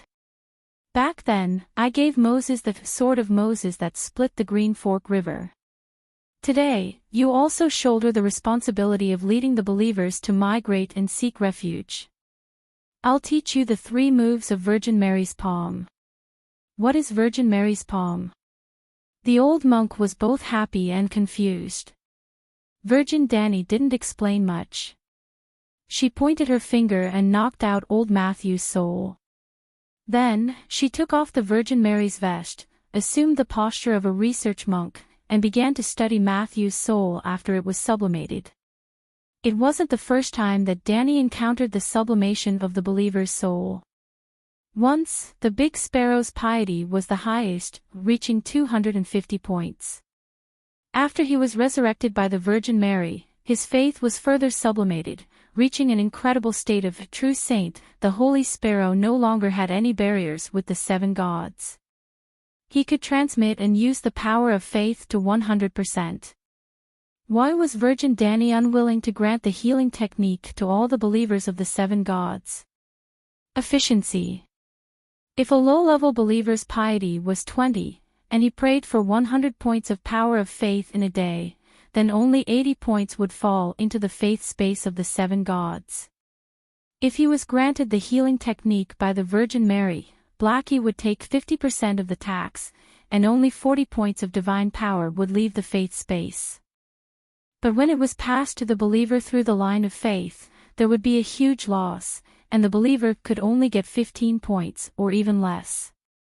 Danny only got the power of faith from him and didn't grant him the healing technique, which was equivalent to saving 25 points of divine power, that was to say, reducing the loss by 25%. Well, this was the theory of capitalists. Just like a car factory, because of the serious plague at the beginning of the year, the factory stopped work, but because it didn't make money, it complained that if it didn't resume work, it would lose hundreds of millions a day. After the big sparrow's sublimation, the power of faith produced by daily prayers remained the same. It had reached the limit of mortals, but the efficiency of faith increased to 100%. In short, if the Holy Sparrow produced 100 points of power of faith, the Virgin Mary would get 100 points. If the Virgin Mary gave him 100 points, he would get 100 points without any loss. The power of faith of believers was transmitted to the Virgin Mary through the line of faith, and the more devout the believer, the wider the line of faith. The line of faith could be compared to a wire that conducted current, and the big sparrow was a superconductor with no resistance. Now, Archbishop Matthew had surpassed Big Brother in his epiphany, directly crossing the zero resistance and becoming a negative resistance. At this time, for every 100 points of power of faith that Matthew produced, the 7 gods would get 120 points. The 7 gods would give him 100 points, and he would also get 120 points. The law of conservation of energy was broken. Saint Mother Danny was indeed shocked at first, but after studying it carefully, she immediately made 2 big discoveries. First, she found that she could perceive and control Matthew's mark of life. It was as if Matthew was devoted to the 7 gods to a certain extent, and he had dedicated everything to faith. His will took the initiative to open his mark of life to the Virgin Mary. Like an ordinary believer opening his heart, he revealed his thoughts and life experiences to the gods. The direct result of this change was that Matthew could almost completely accept her divine power, divine soul, and song of laws. If the 7 gods descended on Matthew, they could exert 70% of their power. The reason why it was only 70% was that Matthew was a mortal after all, and he couldn't bear too much power. In particular, the power of the Song of Law would make his body collapse. In addition to being an excellent carrier for the descent of the gods, Matthew himself had also evolved in a real sense. His mark of life gave Danny a feeling that he was a high-level creature. After the death of an ordinary person, the soul that went to heaven was still an ordinary soul, such as King Aegon. Some devout believers, such as the Big Sparrow, would make themselves extraordinary in the process of believing in the gods. Wizards could evolve themselves through cultivation. The priests of the gods could only borrow the power of the gods. So, could they evolve? The big sparrow first proved to Danny that the priest's cultivation could also make him evolve into a high-level creature. The wizard's cultivation was based on the elements and the law, from the outside to the inside, using the power of the elements to evolve themselves. The priest's cultivation was to cultivate the heart, from the inside to the outside, and the sublimation of the soul was also a kind of evolution. The priests were very similar to the Confucian scholars. They both studied, researched, and expounded a certain way and truth. However, many priests could only write proposition essays related to the doctrines of the church, such as the sects of the Church of Desire and the killing of the Church of Slaughter. In the past, Confucianism worshipped the truth of heaven and earth, and the disciples of Confucianism were writing open-ended essays, but later it became a proposition essay of peace for all ages. If the level of the big sparrow and Matthew's soul was based on the wizard's level, the big sparrow was a half-step demigod, while Matthew was promoted to a demigod in a day under the guidance of the Holy Mother. There were no angels in the Church of the Seven Gods. After the appearance of the big sparrow, the Dragon Queen artificially divided the souls of the believers into levels. That was to say, she learned from Christianity in her previous life and came up with a 9-level angel hierarchy. The big sparrow was just a saint, half a step away from becoming an angel, but Matthew was still a level 1 guardian angel, and even touched the threshold of a level 2 archangel. Danny held Matthew's mark of life and wondered if she should modify his soul into a birdman. Just now, Matthew's soul crazily absorbed the power of faith in the faith space. At this moment, the soul body was very solid and should be able to appear in the material world. Well, in the past, it was difficult for her to see a human's mark of life, unless the person had a special attribute, and the mark would not collapse even if his soul was burned to ashes. It was even more difficult to change the mark of life, unless it was like the crow, the son of the forest, who had been modified in the process of opening his second life. But believers who were pious to the point of Matthew had given their everything to the gods, and the password lock of life was directly opened to the gods. Perhaps, this was the true conversion. Thinking about it carefully, this way of faith was really terrible, almost like the devil's way. Or, there was no difference between gods and devils, but human beings used their own ideas to distinguish them.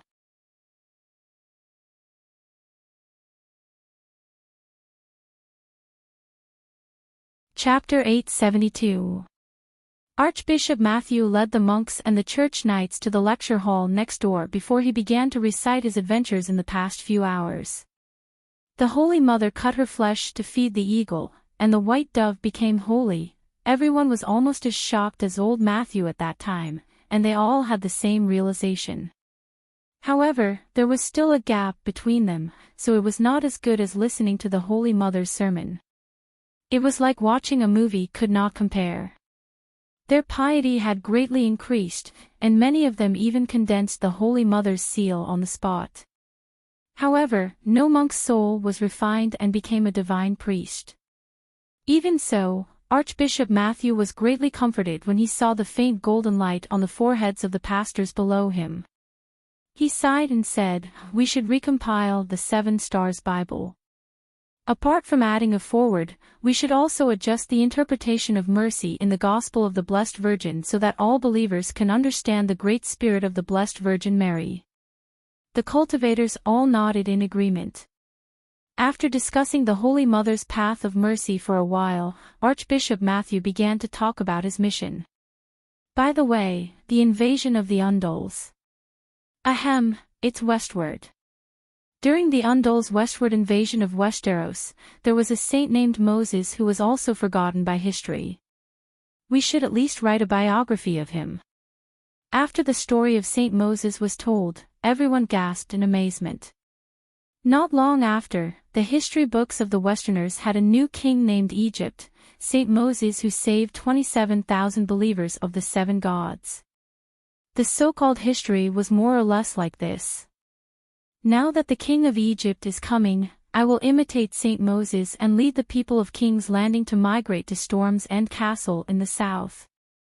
"This is the mission given to me by the Holy Mother," old Matthew said. Lancel suddenly remembered the message from the Dragon Queen. She quickly took out the letter and handed it to the Archbishop. Before Stannis entered the city, he began to call for the 7 kingdoms and other countries to come to King's Landing to fight against the otherworldly demons. The Dragon Queen believes that the battle at King's Landing will be tragic. She wants us to arrange for the ordinary monks and refugees to leave immediately. Lord Theodore Wales agreed and said, "I participated in the Battle of Winterfell. The White Blade River outside Winterfell has as much water as the Green Fork River, but it was frozen. Therefore, the Neck Swamp and the Trident River, which could block the living, were like a level road for the deviant ghosts. A great battle at the King's Landing was inevitable. Unless the warriors of the 7 kingdoms gathered at King's Landing, the pressure on King's Landing's defenses would be greater than Winterfell's. King's Landing is too big." This middle-aged man was the commander of the warriors' sons. His position was even higher than that of Lancer. Matthew handed the letter to the Archbishop beside him and said, "There is no doubt that the Holy Mother has also conveyed an edict to the Pope." Lancel asked curiously, "Archbishop, your soul seemed to have left your body and grown wings. What happened?" Old Matthew was intrigued by her words. He smiled and said, "Thanks to the teachings of the Holy Mother, I have gained some enlightenment. My soul has been sublimated, and I have become an angel." "What is an angel?" Everyone looked at him in confusion. Old Matthew smiled and said, "Before the appearance of the Atonement Scroll, those who could go to heaven were all saints. There was a higher realm above the saints. The guardian angel was the first level above the saints. Originally, only after death could one be blessed by the Holy Mother and transformed from a saint's soul into an angel. But when the long night came and the world was in danger, the Holy Mother gave me the power of heaven in advance." Seeing that the people around him were still confused and did not have a direct understanding of angels, old Matthew raised his hand and stopped Theodore from asking questions. He said, "The power that the Holy Mother gave me is not to show off. Just like I will not tell you that the Holy Mother also taught me 3 moves of the Holy Mother Palm. I will not show off the peerless power of the Holy Mother Palm and the Holy Mother Palm in public." Holy Mother Palm. Peerless power. The monks' and knights' expressions were a little distorted. "If you did not tell us, we would not have known that you had the 3 moves of the Holy Mother Palm. As soon as you said it, we became more and more impatient, but you only told us half the story." But then, they heard Chief Bishop Matthew say, "The Holy Mother asked me to lead the people of King's Landing to the south, but I don't have the prestige of Saint Moses. I have to show my divine might and let the believers know that I am the angel of the Holy Mother." That evening, the bells on the 7 towers of the Holy Church rang. The sound of the bells echoed throughout King's Landing, and hundreds of thousands of people in the city heard it. The bells on the towers only rang at the same time on important occasions, such as the death of a king or the ascension of the throne. At this time, the 7 bells rang at the same time, which meant that something important was about to happen. For a moment, the Vezania Hills became a huge magnet. All the people and believers in King's Landing were like rusty iron shavings, rushing to the place where the bells rang. Cersei, who was in the Empress Dowager's Tower of the Red Keep, also woke up from her daze because of the bells. There was only a wooden bed in the stone tower, which made the room of nearly 150 square meters look particularly empty. If Sansa had come to take a look, she would have thought that she had gone the wrong way. But this was indeed the Empress Dowager's Tower, the Empress Dowager's Tower that the cruel Maegor had built for her mother. The Empress Dowager's Tower was the tower with the best natural environment in the Red Keep. Open the window and face the sea, a row of egrets in the blue sky and thousands of white sails in the blue water. Go to the balcony and look down at King's Landing, the 9 heavens gates, the open palace, and the clothes of thousands of countries. The interior of the Empress Dowager's Tower was extremely luxurious. The floor was covered with a Myrish carpet that made people feel like they were falling into the clouds.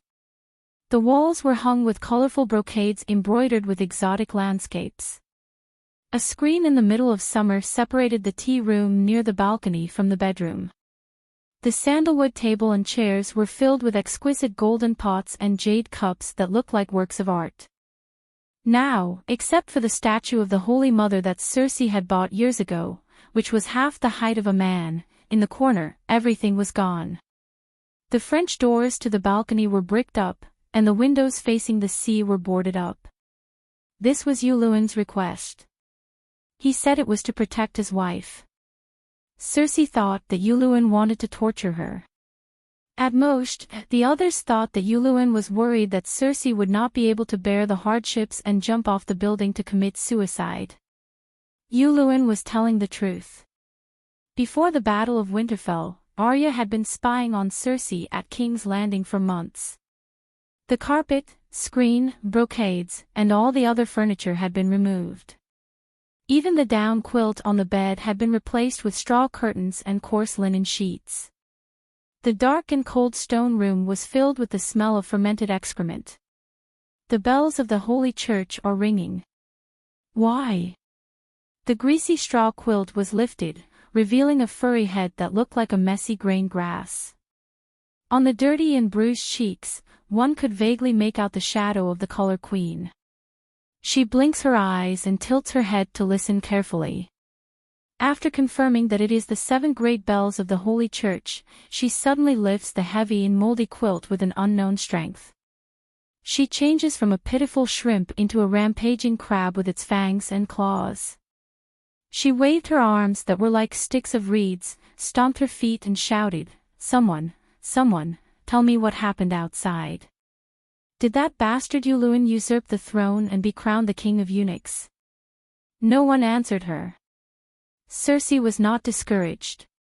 Wrapping herself in an old sheepskin jacket, she ran to the door and slammed the oak door that was as thick as the wall of the world. Beyond the oak door was another world. "Why aren't you sleeping after dinner? Why are you yelling at ghosts?" The old woman's stern voice came from outside the door. "Sister Moll, why are the bells ringing in the Holy Church? Did Yulun usurp the throne? How can you allow an evil heretic to become the king?" Circe shouted. Crack! A small window 20 centimeters long and wide cracked open on the top of the wooden door. Immediately, yellow light and the pungent smell of smoke mixed with kerosene came in. Then, an old woman's sharp face that looked like an axe blocked most of the light. "Yulun did not usurp your throne. Go back to sleep," the old nun said coldly. Circe heard and let out a long sigh of relief. Her pale and dirty little dry face showed the peaceful smile of a country wife who watched her husband return with a cow in satisfaction on a summer's evening. The anger in her heart dissipated. Her body quickly felt the cold air from the long night. Circe shivered and asked, "What happened outside?" "I want to know too," Sister Moll said impatiently. "You're the only one outside. Everyone else went to the Holy Church. If that's the case, let me talk to you to relieve your boredom. Later, we can ask Sister Alanthine about what happened in the Holy Church." Circe handed over a maid's humble smile. The old nun outside the door turned her face away. She did not speak, but she did not close the window. The yellow light shone in again. Circe moved her face closer, greedily feeling the brightness and heat of the light.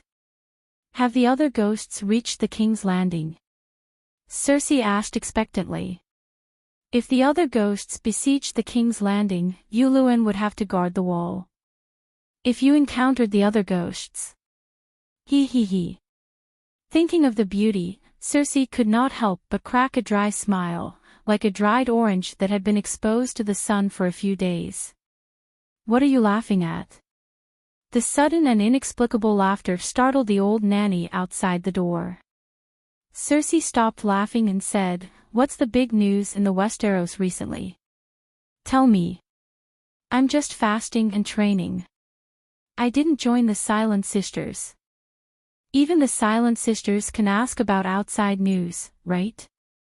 The church only asked you to repent and atone for your sins. They did not block your news. As long as it's not prayer time, your husband and the Grand Chamberlain can visit you at any time. You can ask them, Sister Moll said. Cersei stroked the bruises on her face and gritted her teeth. Are you playing dumb? Can't you see that they have betrayed me? Yuluen used the Church of the Seven Gods to bind me and steal the Queen's power. You call yourselves the servants of the seven gods in the mortal world, but you actually helped an evil heretic to torture the Holy Mother's lamb. You first murdered the Holy Sparrow, and then voluntarily confessed to the Holy Mother as an ascetic to atone for your sins. The Church only supervised you to fulfill your vows, and did not participate in the power struggle of the Seven Kingdoms. Yuluen is your lawful husband, Lady Tanya is the Grand Chamberlain you chose, and even the Red Keep's guard commander was appointed by you. When did the Church interfere in the Red Keep's internal affairs other than to ensure that you repent on time? The nun with the pointed chin said sharply. Cersei was speechless. The old nun was despicable, but she was right. In this game of power, the Church did not interfere at all. It was only because she had made a holy vow to the people and sparrows in King's Landing that the Church had sent someone to help her fulfill her vow. She had used 5 years of penance to atone for the death of the Great Sparrow. It was Yuluen, he was the one who recruited the Winged Dragon mercenaries. He was also the one who suggested that the Winged Dragon Knights could be used to murder the Sparrow, and then let the Winged Dragon Knights take the blame. He was the one who made me swear, who made me cultivate. It's all Yuluen's fault, he plotted against me. Cersei howled.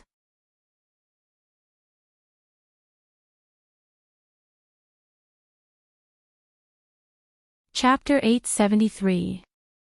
The Church is not involved in your feud with Yuluen, and I don't want to hear about it either. Both of you are the same, and there's no difference between the two of you. Both of you make me sick. Sister Moll's sharp voice was filled with disgust. I am a lamb of the Holy Mother. How can I be the same as Yuluen, a disciple of the Cthulhuism Society? Cersei retorted unhappily. The Holy Mother must not be happy that you believe in her. Every evil deed you do as a follower of the Holy Mother is a disgrace to the Holy Mother, Sister Moll said. You are not the Holy Mother. Don't take it for granted. I met the Holy Mother when I was praying. Cersei said. The Holy Mother met you. In your dreams.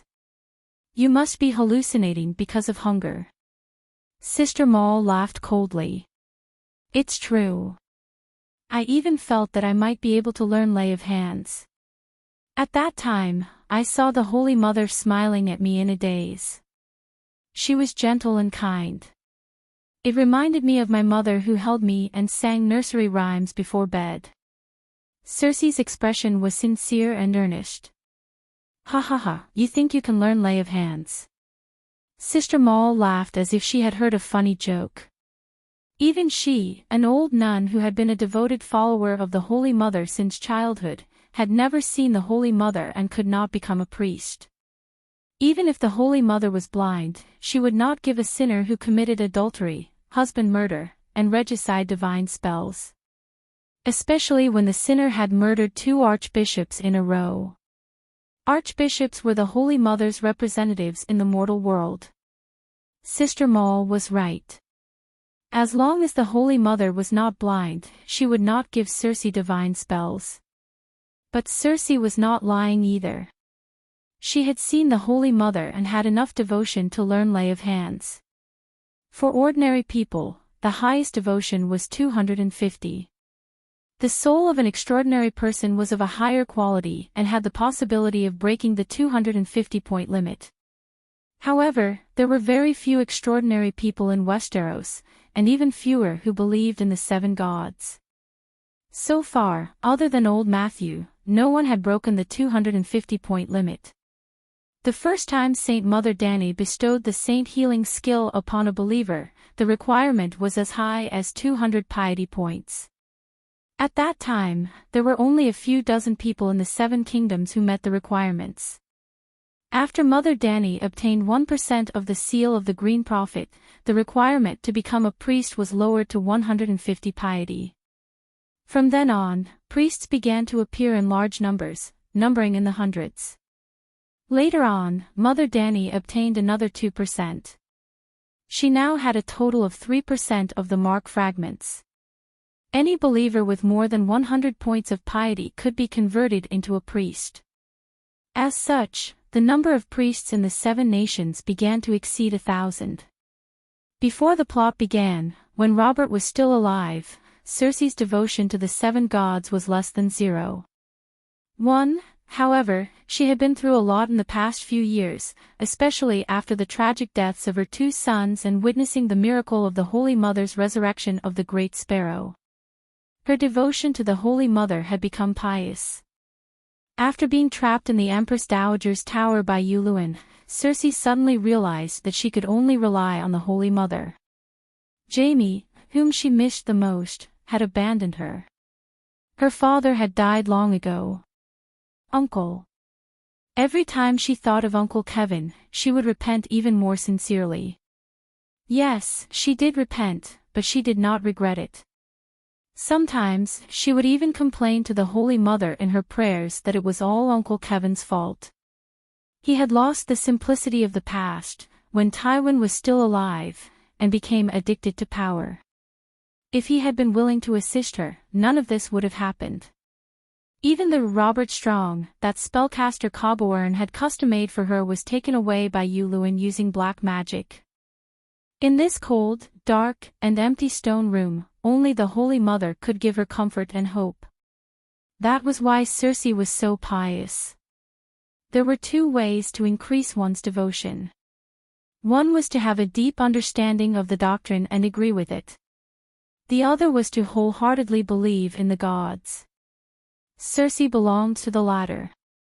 She knew the doctrine of the 7 gods and felt that it was good and right. However, she was unwilling to follow it. Judging from the doctrine alone, Circe's devotion was barely 1.0, which was the standard of a normal believer. However, there was a limit to how much devotion could be increased through blind faith and pure agreement with the doctrine. It was about 100 points, fanatic. If one wanted to be promoted from fanatic to petitioner, 150 points of devotion, they would need to believe in the gods and wholeheartedly agree with and follow the doctrine of the 7 gods. Therefore, when the requirement to become a priest was 150 piety points, none of the priests had much of a problem with their character. Saint Mother Danny could directly bestow them with the mark of the Holy Mother. However, when the requirement was lowered to 100 points of devotion, trouble came. The Dragon Queen accidentally met Circe. At that time, Holy Mother Danny almost had a mental breakdown. This kind of trash can become my priest. Is the Church of the 7 Gods finished? If Danny lets Circe become a priest, many of the true priests would probably leave. They would not be willing to wallow in the mire. Circe made Danny understand that her priest profession change system had encountered a bug. Even if Circe was an extreme person, she was not the first fallen believer who believed in the 7 gods and violated the doctrine of the 7 gods. For example, in the real world, the missionaries who were involved in colonial activities were not afraid of sacrifice. They were willing to die for the Church and for God. There was no doubt about their faith in God. However, what they did was the actions of Satan. It was the opposite of God's doctrine. If Danny were God, she would redeem those missionaries, help them escape the fate of hell, but not allow them to go to heaven. Redemption was her responsibility to her believers. Going to heaven was a reward for her believers. Rewards were a means of encouragement. No God would encourage believers to do things that went against their doctrine. Therefore, Holy Mother Danny decided to give Circe redemption, but not the divine spell that represented the glory of the monks. Circe said that when she saw the Holy Mother smiled at her, as if receiving the divine spell was not an illusion. Holy Mother Dani not only comforted her tired and weak soul, but also left a seal of redemption in her mind. The seal of redemption had three functions. First, because Circe had royal blood, she was a high-risk person. The seal of redemption would alert Blackie when she died, ensuring that her soul would not fall into the hands of the evil gods. Second, every time she prayed to the Holy Mother, she would receive a low-level healing spell to heal the wounds left by Yuluen. Lastly, when Circe's devotion reached 150, the seal of redemption would become the Holy Mother's seal. If Circe's devotion reached 150, it meant that she had truly repented. Making her a priest would not tarnish the church's reputation. Instead, it would be an example of redemption. Circe did not chat with Morley for long. Morley was ignoring her, and Circe was cold, so she retreated back to her straw bed to suffer. She wanted to wait for news from the great cathedral, but she was so tired that she fell asleep. The next morning, the sound of the door opening woke her up like an alarm clock. When he opened his eyes and lifted the blanket, he saw 4 gray-haired but burly old nuns walking in. Some of them were cleaning the floor, some were washing the toilet with a brush, and some were smashing a window on the stone wall that separated the balcony from the bedroom with a hammer. Bang! Bang! Bang! Bang! They were all busy. Circe stuck her head out and asked with narrowed eyes, "Why are you smashing the wall?" "To open a window for you. The night is long. At least you can see the 7 towers of the great cathedral," Sister Alantine said. Thinking that she would be able to see the scenery outside soon, Circe was happy. She looked at the nuns cleaning the room and asked, "What day is it today? Why are you all so diligent? You wouldn't even be willing to clean the floor in the past." Sister Morley used a shovel to remove the dried dung on the wooden floor as she scolded, "Cleaning your own room is what a normal person should do, not to mention that you're cultivating. It's already wrong for you not to work hard. You don't even wash the toilet. You're too lazy. I only eat hard bread every day, drink cold water, and get tortured by Yuluen from time to time. My whole body is sore and weak. How can I work? You should stop Yuluen from hurting me." Circe grumbled in a hoarse voice. "Hundreds of people in King's Landing die of hunger and cold every day. You're lucky to have bread to eat. Even the Archbishop only has 1 more bowl of vegetable and egg soup than you," Sister Morley said coldly. Sister Alantine, who was hammering the window, said, "You and Yuluen are husband and wife. The 7 gods can't forbid a husband from sleeping with his wife." "I want to drink vegetable and egg soup too," Circe gulped and murmured, "Yuluen's dick is burnt to a crisp. He can't use it anymore. He used it on me and whipped me. Tell the Archbishop that I want to annul my marriage with Yuluen. Mother of mercy, I'm in too much pain right now." Circe was just saying it casually. She did not expect the cold-hearted nuns to help her. She had been saying things like annulling her marriage ever since she found out Yuluen's true colors. She had said it thousands of times.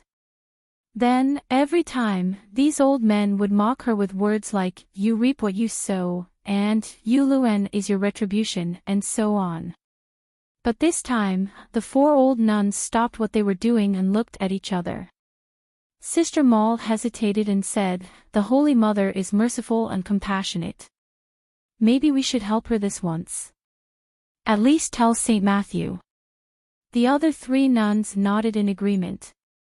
Then Sister Morley left the room, leaving the nuns to continue with their work. "What's wrong? Something's wrong with you all today. Is St. Matthew Archbishop Matthew? How did he become St. Matthew?" Circe sat up and asked in surprise. "The night is long and full of danger. Fortunately, the 7 gods saved the world. Today, when Saint Sparrow went to heaven, another saint was born. Saint Matthew inherited the will of Saint Moses and Saint Sparrow. He will lead the people of King's Landing to the south to Storm's End Keep, Sister Allanthine said excitedly. Saint Matthew is also known as Angel Matthew. He has understood the true meaning of mercy and has transcended the mortal world to become a true saint, Sister Mason said. The three nuns quickly told Circe about the grand occasion at the great cathedral of Baylor last night. "Oh, 7 gods, Saint Matthew can transcend his mortal body and become a holy 2-winged angel," Circe exclaimed. Everyone saw it. "That was a true saint's soul," the nun said reverently. Circe was silent for a moment and said, "Mother of Mercy is indeed merciful, but cutting her own flesh to feed the eagle. Isn't it a little silly? Wouldn't it be fine if he just used the Holy Mother's divine palm to slap the eagle demon to death? How could a demon be converted?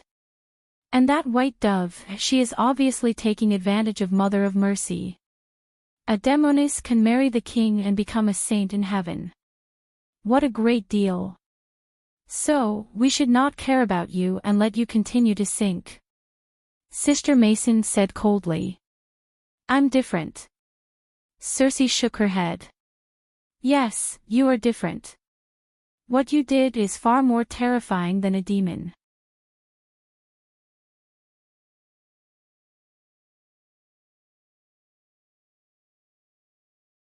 Chapter 874. Circe had been looking forward to seeing Sister Maul until the afternoon of the same day. Saint Matthew risked his life to enter the Red Keep today to meet Yuluin, the nun said. The Archbishop suggested that you be sent to the great cathedral to train with the monks. "I will." Before the nun could finish, Circe shouted excitedly. "Mother of Mercy, Saint Matthew of Mercy, I will go to the great cathedral. I want to drink vegetable and egg soup." Sister Maul looked at her with pity and shook her head. "Yuluin is not willing." Circe's smile froze. She was stunned for a moment. Why is he not willing? Even the Archbishop is here. What marriage can't be annulled? He said he doesn't believe in the 7 gods, the nun said. He also asked Saint Matthew to stay out of the royal family's affairs. Saint Matthew is an angel, Circe begged. He understands the true meaning of Mother of Mercy. He must not give up on saving a poor sheep like me. Of course, the Archbishop will not give up, Sister Maul said. Yes, he must not give up. He must gather the sons of warriors and the poor and wash the Red Keep with 100,000 soldiers. Circe said excitedly. Sister Maul was horrified. Holy Mother of Mercy. My sins. My sins. How can you say such evil things? Very well, Mother of Mercy, Circe said. Not everyone will be killed. Just kill Yuluin and save me to take charge of the situation. That should be enough to suppress the rebels in the Red Keep. The Church must not participate in the struggle for power. This has become the first commandment of us monks. The power belongs to the king and the people, and the faith belongs to the 7 gods and the Church. The only thing the 7 gods ask of their followers is to make them better, Sister Maul said seriously. Sigh, if only you were this obedient when I was the Queen Regent. Circe sighed. She ran to the newly opened window and looked at the 7 holy lights above the Vezania hills. Saint Matthew of Mercy, please use the same ruthlessness as when you made me parade in the streets. Kill Yuluin with Mother of Mercy. Saint Matthew hasn't returned to the Holy Church yet. He's at the Red Keep trying to convert Yuluin, Sister Maul said. What? Circe turned around in confusion. Saint Matthew took pity on Yuluin, who had fallen into hell, and wanted to turn the devil into a saint. Circe was confused. After a while, she came back to her senses and asked tentatively, Are you right? Saint Matthew took pity on Yuluin. Yuluin were bewitched by the evil god and struggled in hell, truly experiencing the greatest suffering of the human world, the nun said. Lunatic. Circe said with a twisted expression. You've wasted all your hard work these past few days. You don't even have the slightest understanding of the Holy Mother's path of mercy, the nun angrily said. I am the one who is suffering, yet you pity Luen and blame me for not being compassionate. Circe was also angry. Old Sister Maul sighed and said, You murdered the Holy Sparrow, isn't that a great injustice to the Church? It was you Luen's idea, Circe said weakly. You have committed heinous crimes and harmed the people of the Seven Kingdoms, but we did not give up on you and gave you many chances to save yourself. Yuluin's sins are not as great as yours, so why can't you pity him and persuade him to repent and be saved? Just as Circe was hesitating, the sound of someone climbing up the stairs suddenly came from the staircase outside the door. Not long after, Sister Enchanting gasped and shouted, Oh no, oh no. Saint Matthew advised Yuluin that the sea of bitterness is boundless and that repentance is the shore, but he was stabbed by Yuluin. What? Sister Maul's old eyes almost popped out of her sharp face. Yuluin dared to murder Saint Matthew. Circe was surprised and happy. She shouted, Go to the Holy Church and ask the warrior's son to wash the Red Keep with blood and avenge the Archbishop. If Saint Matthew was stabbed to death, Yuluin would be dead. If Yuluin was dead, she could take charge of the situation. That was great. The Archbishop is not dead. Sister Alanthine leaned on her knees and panted at the door. Didn't you say that Saint Matthew was stabbed? Circe could not hide the disappointment on her face. She was too surprised before, but now she was too disappointed. How can Saint Matthew be stabbed to death? Alanthine glared at her and shook her head. Blessed by the Holy Mother, Saint Matthew is an angel and has powerful healing and resurrection spells. He will not die. Sister Maul let out a long sigh of relief. If he is not dead, why are you screaming so pitifully? Circe cursed in her mind and asked, What is going on? Yuluin wants to stab Saint Matthew just because of one sentence. Isn't it because of you? Alanthine looked at her and sighed. Saint Matthew advised Yuluin to be kind, to let go of the butcher's knife and convert to the Holy Mother. Yuluin said that Saint Matthew was spouting nonsense, and that it was easy for him to say that he could not feel his pain. Sister Alanthine gave a brief account of what had happened in the council hall of the Red Keep. Yuluin sat on the Iron Throne to receive Saint Matthew. Saint Matthew didn't come to the Red Keep just for Circe. More importantly, he wanted Yuluin to open the city gates so that the monks could lead the refugees and commoners to the south or to Blackwater Bay to Tidehead Island. Yuluin did not agree at first and even asked the church to cooperate with the Iron Throne to resist the Urlu outside the city. Matthew handed the Dragon Queen's letter to King Euron and said directly, Stannis will definitely attack the city within a week. He won't care about the commoners below the city walls at all. The city is already short of food and the Iron Throne is unable to provide relief, causing the people to be angry and riots to break out on the streets. King's Landing is about to collapse under the siege. I showed the believers a miracle last night and now the people in the city know about the plan to go south for survival. If you stop them from leaving the city, there will be an uprising of at least 300,000 people before Stannis can attack. How can you withstand it? Besides, there is the church behind the believers and thousands of church armed forces. The Dragon Queen of Dragonstone Island and the Holy Mother in the sky, which one can you withstand? Only the starving refugees are leaving. Most of the church's priests and armed forces are still in King's Landing to resist the otherworldly ghosts. This will only benefit the Iron Throne. Rando Tarly and the others advised. Yuluin also heard the cheers of Saint Matthew from the beggar army outside the walls of the Red Keep. He knew that he could not do it and could only agree. As long as the church swore that the Valley army would not take the opportunity to attack the city, St. Matthew would be allowed to take away the civilians and refugees who left voluntarily. After settling this matter, Matthew began to convert the great demon King Yurun. The chief bishop persuaded Yulun to give up his power and convert to the Holy Mother. No wonder Yulun stabbed him. Yulun would never give up the Iron Throne, Circe said with a strange expression.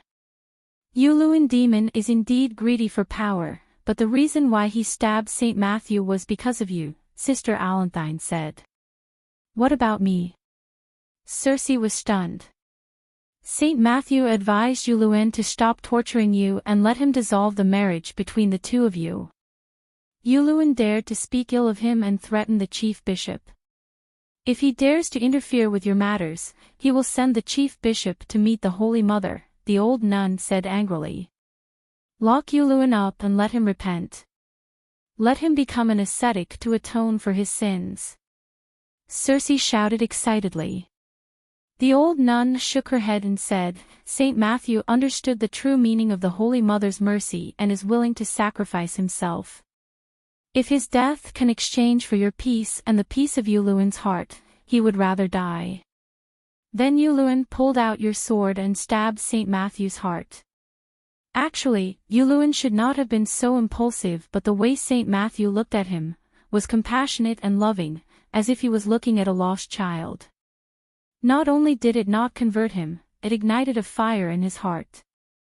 Yulun dared to swear to the storm god that he had never hated a person so much like that moment. Who do you think you are? Who are you to show such loving care to a child? How dare you look at me with such loving care? I am the first boss of Game of Thrones. Then, he pulled out his sword in the court and pierced St. Matthew's heart under the horrified gaze of countless courtiers and nobles. St. Matthew did not dodge and did not even frown when the sword pierced his heart. He only looked at Yulun's ferocious face and red eyes and felt even more pity and sympathy. There was a sadness that could not be dissolved spreading from him. Even Yulun himself was a little shocked. His right hand that was holding the hilt of his sword could not help but tremble. Has the resentment in your heart disappeared? St. Matthew asked gently. He did not die.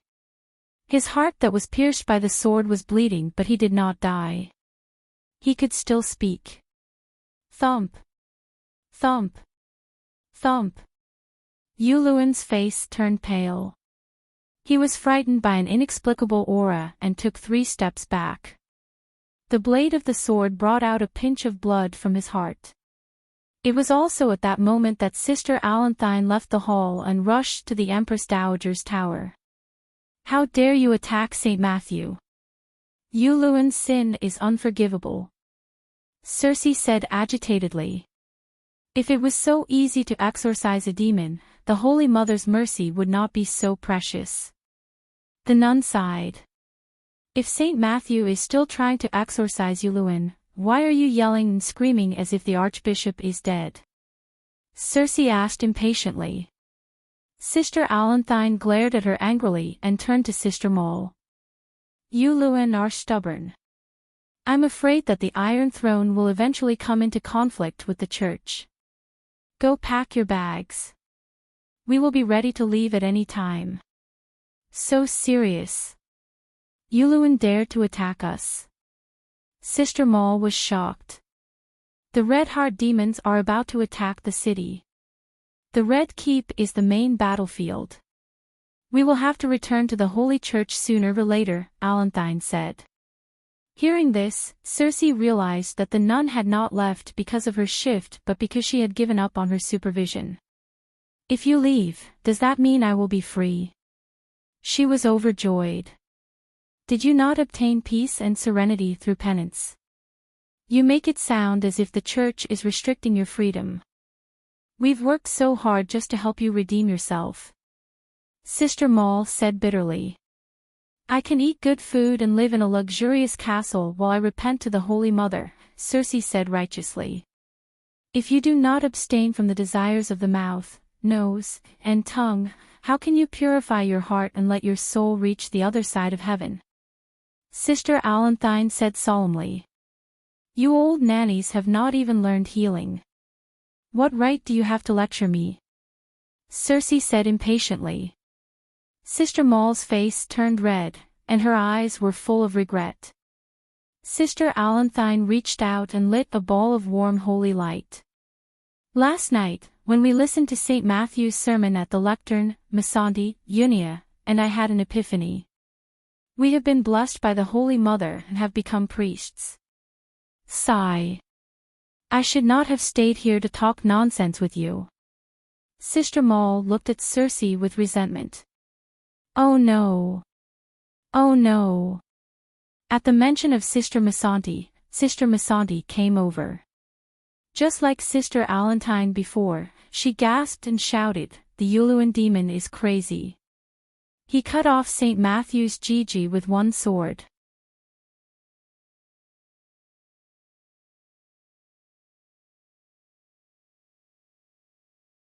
Chapter 875. What? St. Matthew has become a eunuch. Circe exclaimed. Allanthine glared at the sinner and roared, "Shut up. You are blaspheming the angel Matthew. Cut off Gigi. Isn't he a eunuch? I'm just telling the truth. How is that blasphemy? Uluan the demon is the one who is blasphemous. Go outside the castle and summon the sparrows to attack the Red Keep and wash Uluan's party with blood." Circe could hardly hide her smile and joy. Well, she didn't hide her true thoughts. The three old nuns were furious but could not refute. They were ready to leave the sinner's cell. "Oh, don't go. I am guilty. I admit that I am guilty. I have blasphemed St. Matthew's Gigi. Oh, no, I have blasphemed St. Matthew's name. I have failed the teachings of the Holy Mother."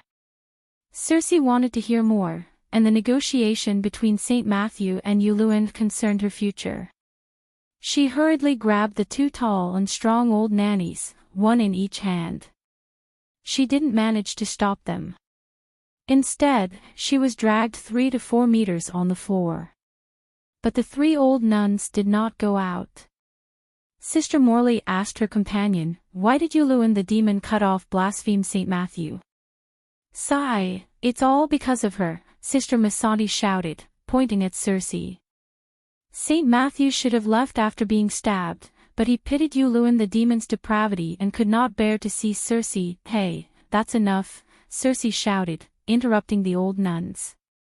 "You gave Stannis the nickname Red Heart Demon and Uluan the Demon. It's fine. But what do you mean by calling me Circe the Demon? I am a devout believer of the Holy Mother. Even if I was abducted by demons and made some mistakes, I am not a demon, right? I think I can still go to heaven. Your sins are comparable to those of demons." Circe the demon will be used to describe people who make the same mistakes as you in the future, the nun said. Circe's face turned red with anger. "I am incest, but isn't your Pope the product of incest as well? I murdered my own husband, but didn't your Pope also curse her husband to death? He's going to die anyway, so it doesn't matter how he dies. Blasphemy. Sinner. Circe." The three nuns pointed at Circe and yelled at her. Dang dang dang, while the three old nannies were arguing with Circe, the sound of footsteps came from the stairs outside. They all quieted down at the same time, listening attentively and looking up. The haggard Count Tully and the warrior's son Russell led the way, while Sister Una and a few knights followed behind. "Cousin, you've come to save me," Circe cried out tearfully. The one-armed hero looked at his former lover, cousin, queen, and now queen, sinner, and prisoner with pity and asked, "Circe, on behalf of Archbishop Matthew, are you willing to give up all worldly power, dissolve your marriage with Uluan, and convert to the church?" Circe stopped crying and said in surprise, "Of course I am willing to dissolve my marriage with Uluan, but what do you mean by converting to the church and giving up worldly power?" After many efforts, St. Matthew finally persuaded Uluan to dissolve your marriage with him, Russell said. But Yuluen also has a condition. You have to hand over the crown, officially recognize him as Yolen of Scylla, give up the Lannister surname, and never step out of the Holy Cathedral. You will become a Sister of Silence. Cersei was like a puppy that had been kicked in the balls. She jumped up and yelled, "Let the other ghosts take advantage of King Euron. Who does he think he is? A mere Ironborn wants to become the king of the Seven Kingdoms. How hard did St. Matthew work to make me lose the Iron Throne? You are unwilling." Randall Tully frowned. Cersei spat at Tully's face and scolded, "Bastard, have you forgotten who made you the hand of the king? Ungrateful bastard." Randall Tully pursed his lips, the veins on his forehead throbbing, but he only glared, not retorting or wiping away the saliva that was dripping down his forehead. "Cersei, don't be unreasonable. If it weren't for Count Tully's efforts, you would have been secretly killed by Yoluen." Lancer could not stand it anymore.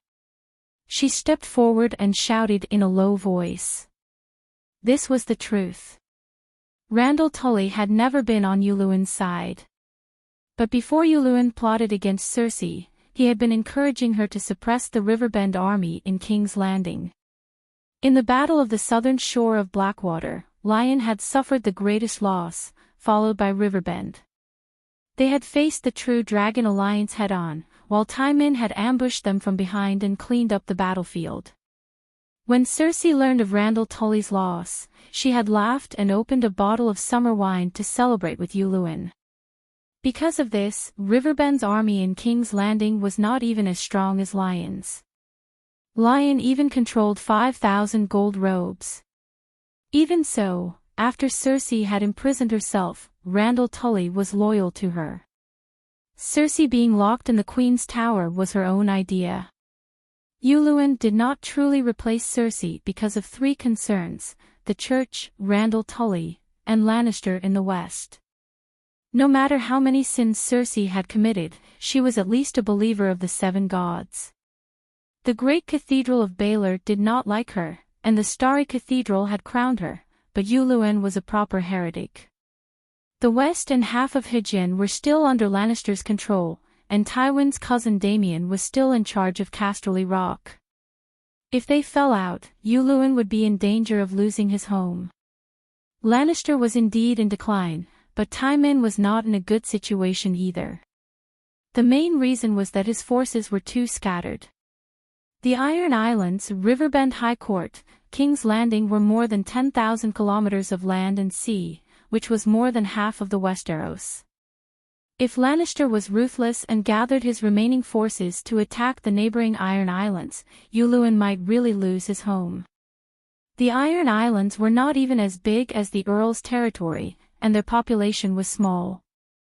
They were barely qualified to participate in the game of power because all of them were soldiers.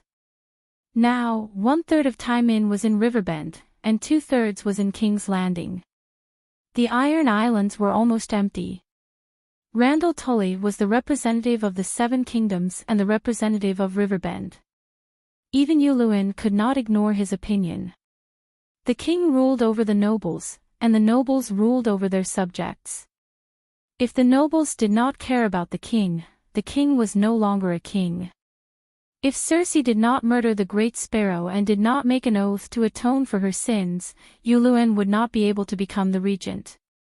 Everyone in King's Landing who knew about the Red Keep knew what Randall Tully meant to Cersei. Only Cersei herself did not know. She was still cursing at Randall. Cersei had not seen Randall Tully since she was imprisoned in the Queen Dowager's tower. Now, she wanted to vent all her pent-up anger. Randall's face was like a spittoon as she spat all over it. After a while, the Queen's hand said, "When I accepted Duke Tywin's invitation to help the Iron Throne quell the rebellion, it was to restore the order of the Seven Kingdoms.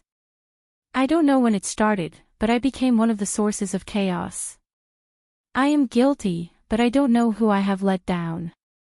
"You have let me down," Cersei shouted. Randall Tully's expression became strange when he heard that.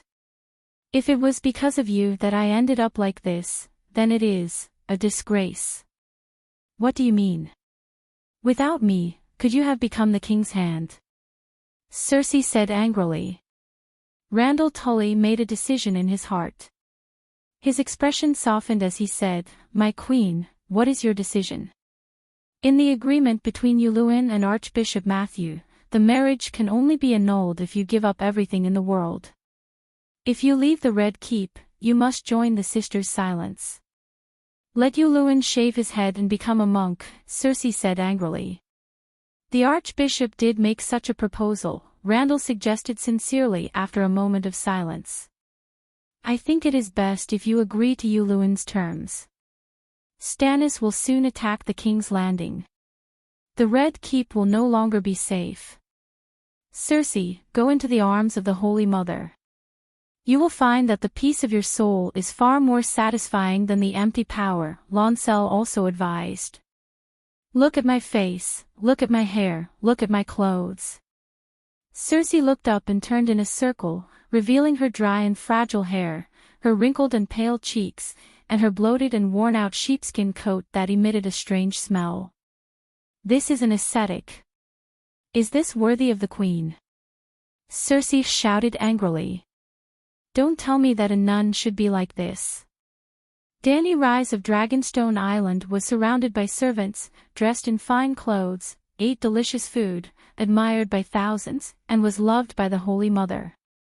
Why can't I? Randall Tully and Lancel looked at each other and said, You choose to remain as you are.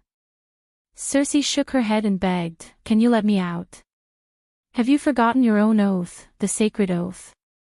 Lancel frowned. It was Yuluen.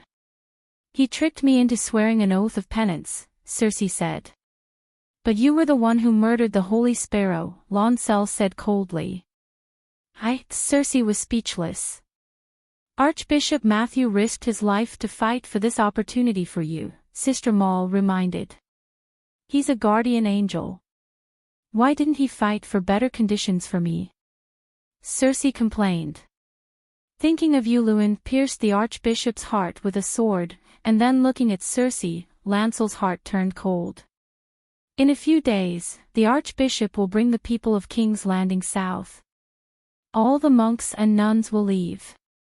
There may not be any nuns to supervise you, he hinted. Without nuns, you will lose the protection of the church. Cersei didn't fully understand what he meant, but she felt a sense of danger. She shrank back and thought of something. Cousin, my poor uncle worked hard for Lannister all his life. For his sake, please do me a favor. Call Lord Reck and the Grand Chamberlain Tanya here. Let me talk to them. Lord Reck was the general of Dragonstone Island who was captured by the Dragon Queen. He was the husband of Tywin's cousin. After the death of Lord Devon of the Lion family, Cersei appointed him the commander of the Lion Army and the Golden Robes. Thinking of her father who died at the hands of the imps, Lancel sighed and whispered something to Randall Tarry. Randall hesitated for a moment, then ordered a knight to go downstairs. While waiting, Randall couldn't help but remind Cersei, trusting Titus Reck and Tanya of Myr is the stupidest thing of all. Cersei responded with a sarcastic smile. Did Jaime look for you? She asked her cousin. Lancel nodded and said, Before going to Winterfell, we met once. After the Winterfell War, he disappeared again. Cersei stroked her rough, wrinkled face. Her hand trembled, and her voice trembled. He. Where is Brain, the Roseless Sentinel? You're tuning into the LoveLore Library YouTube channel.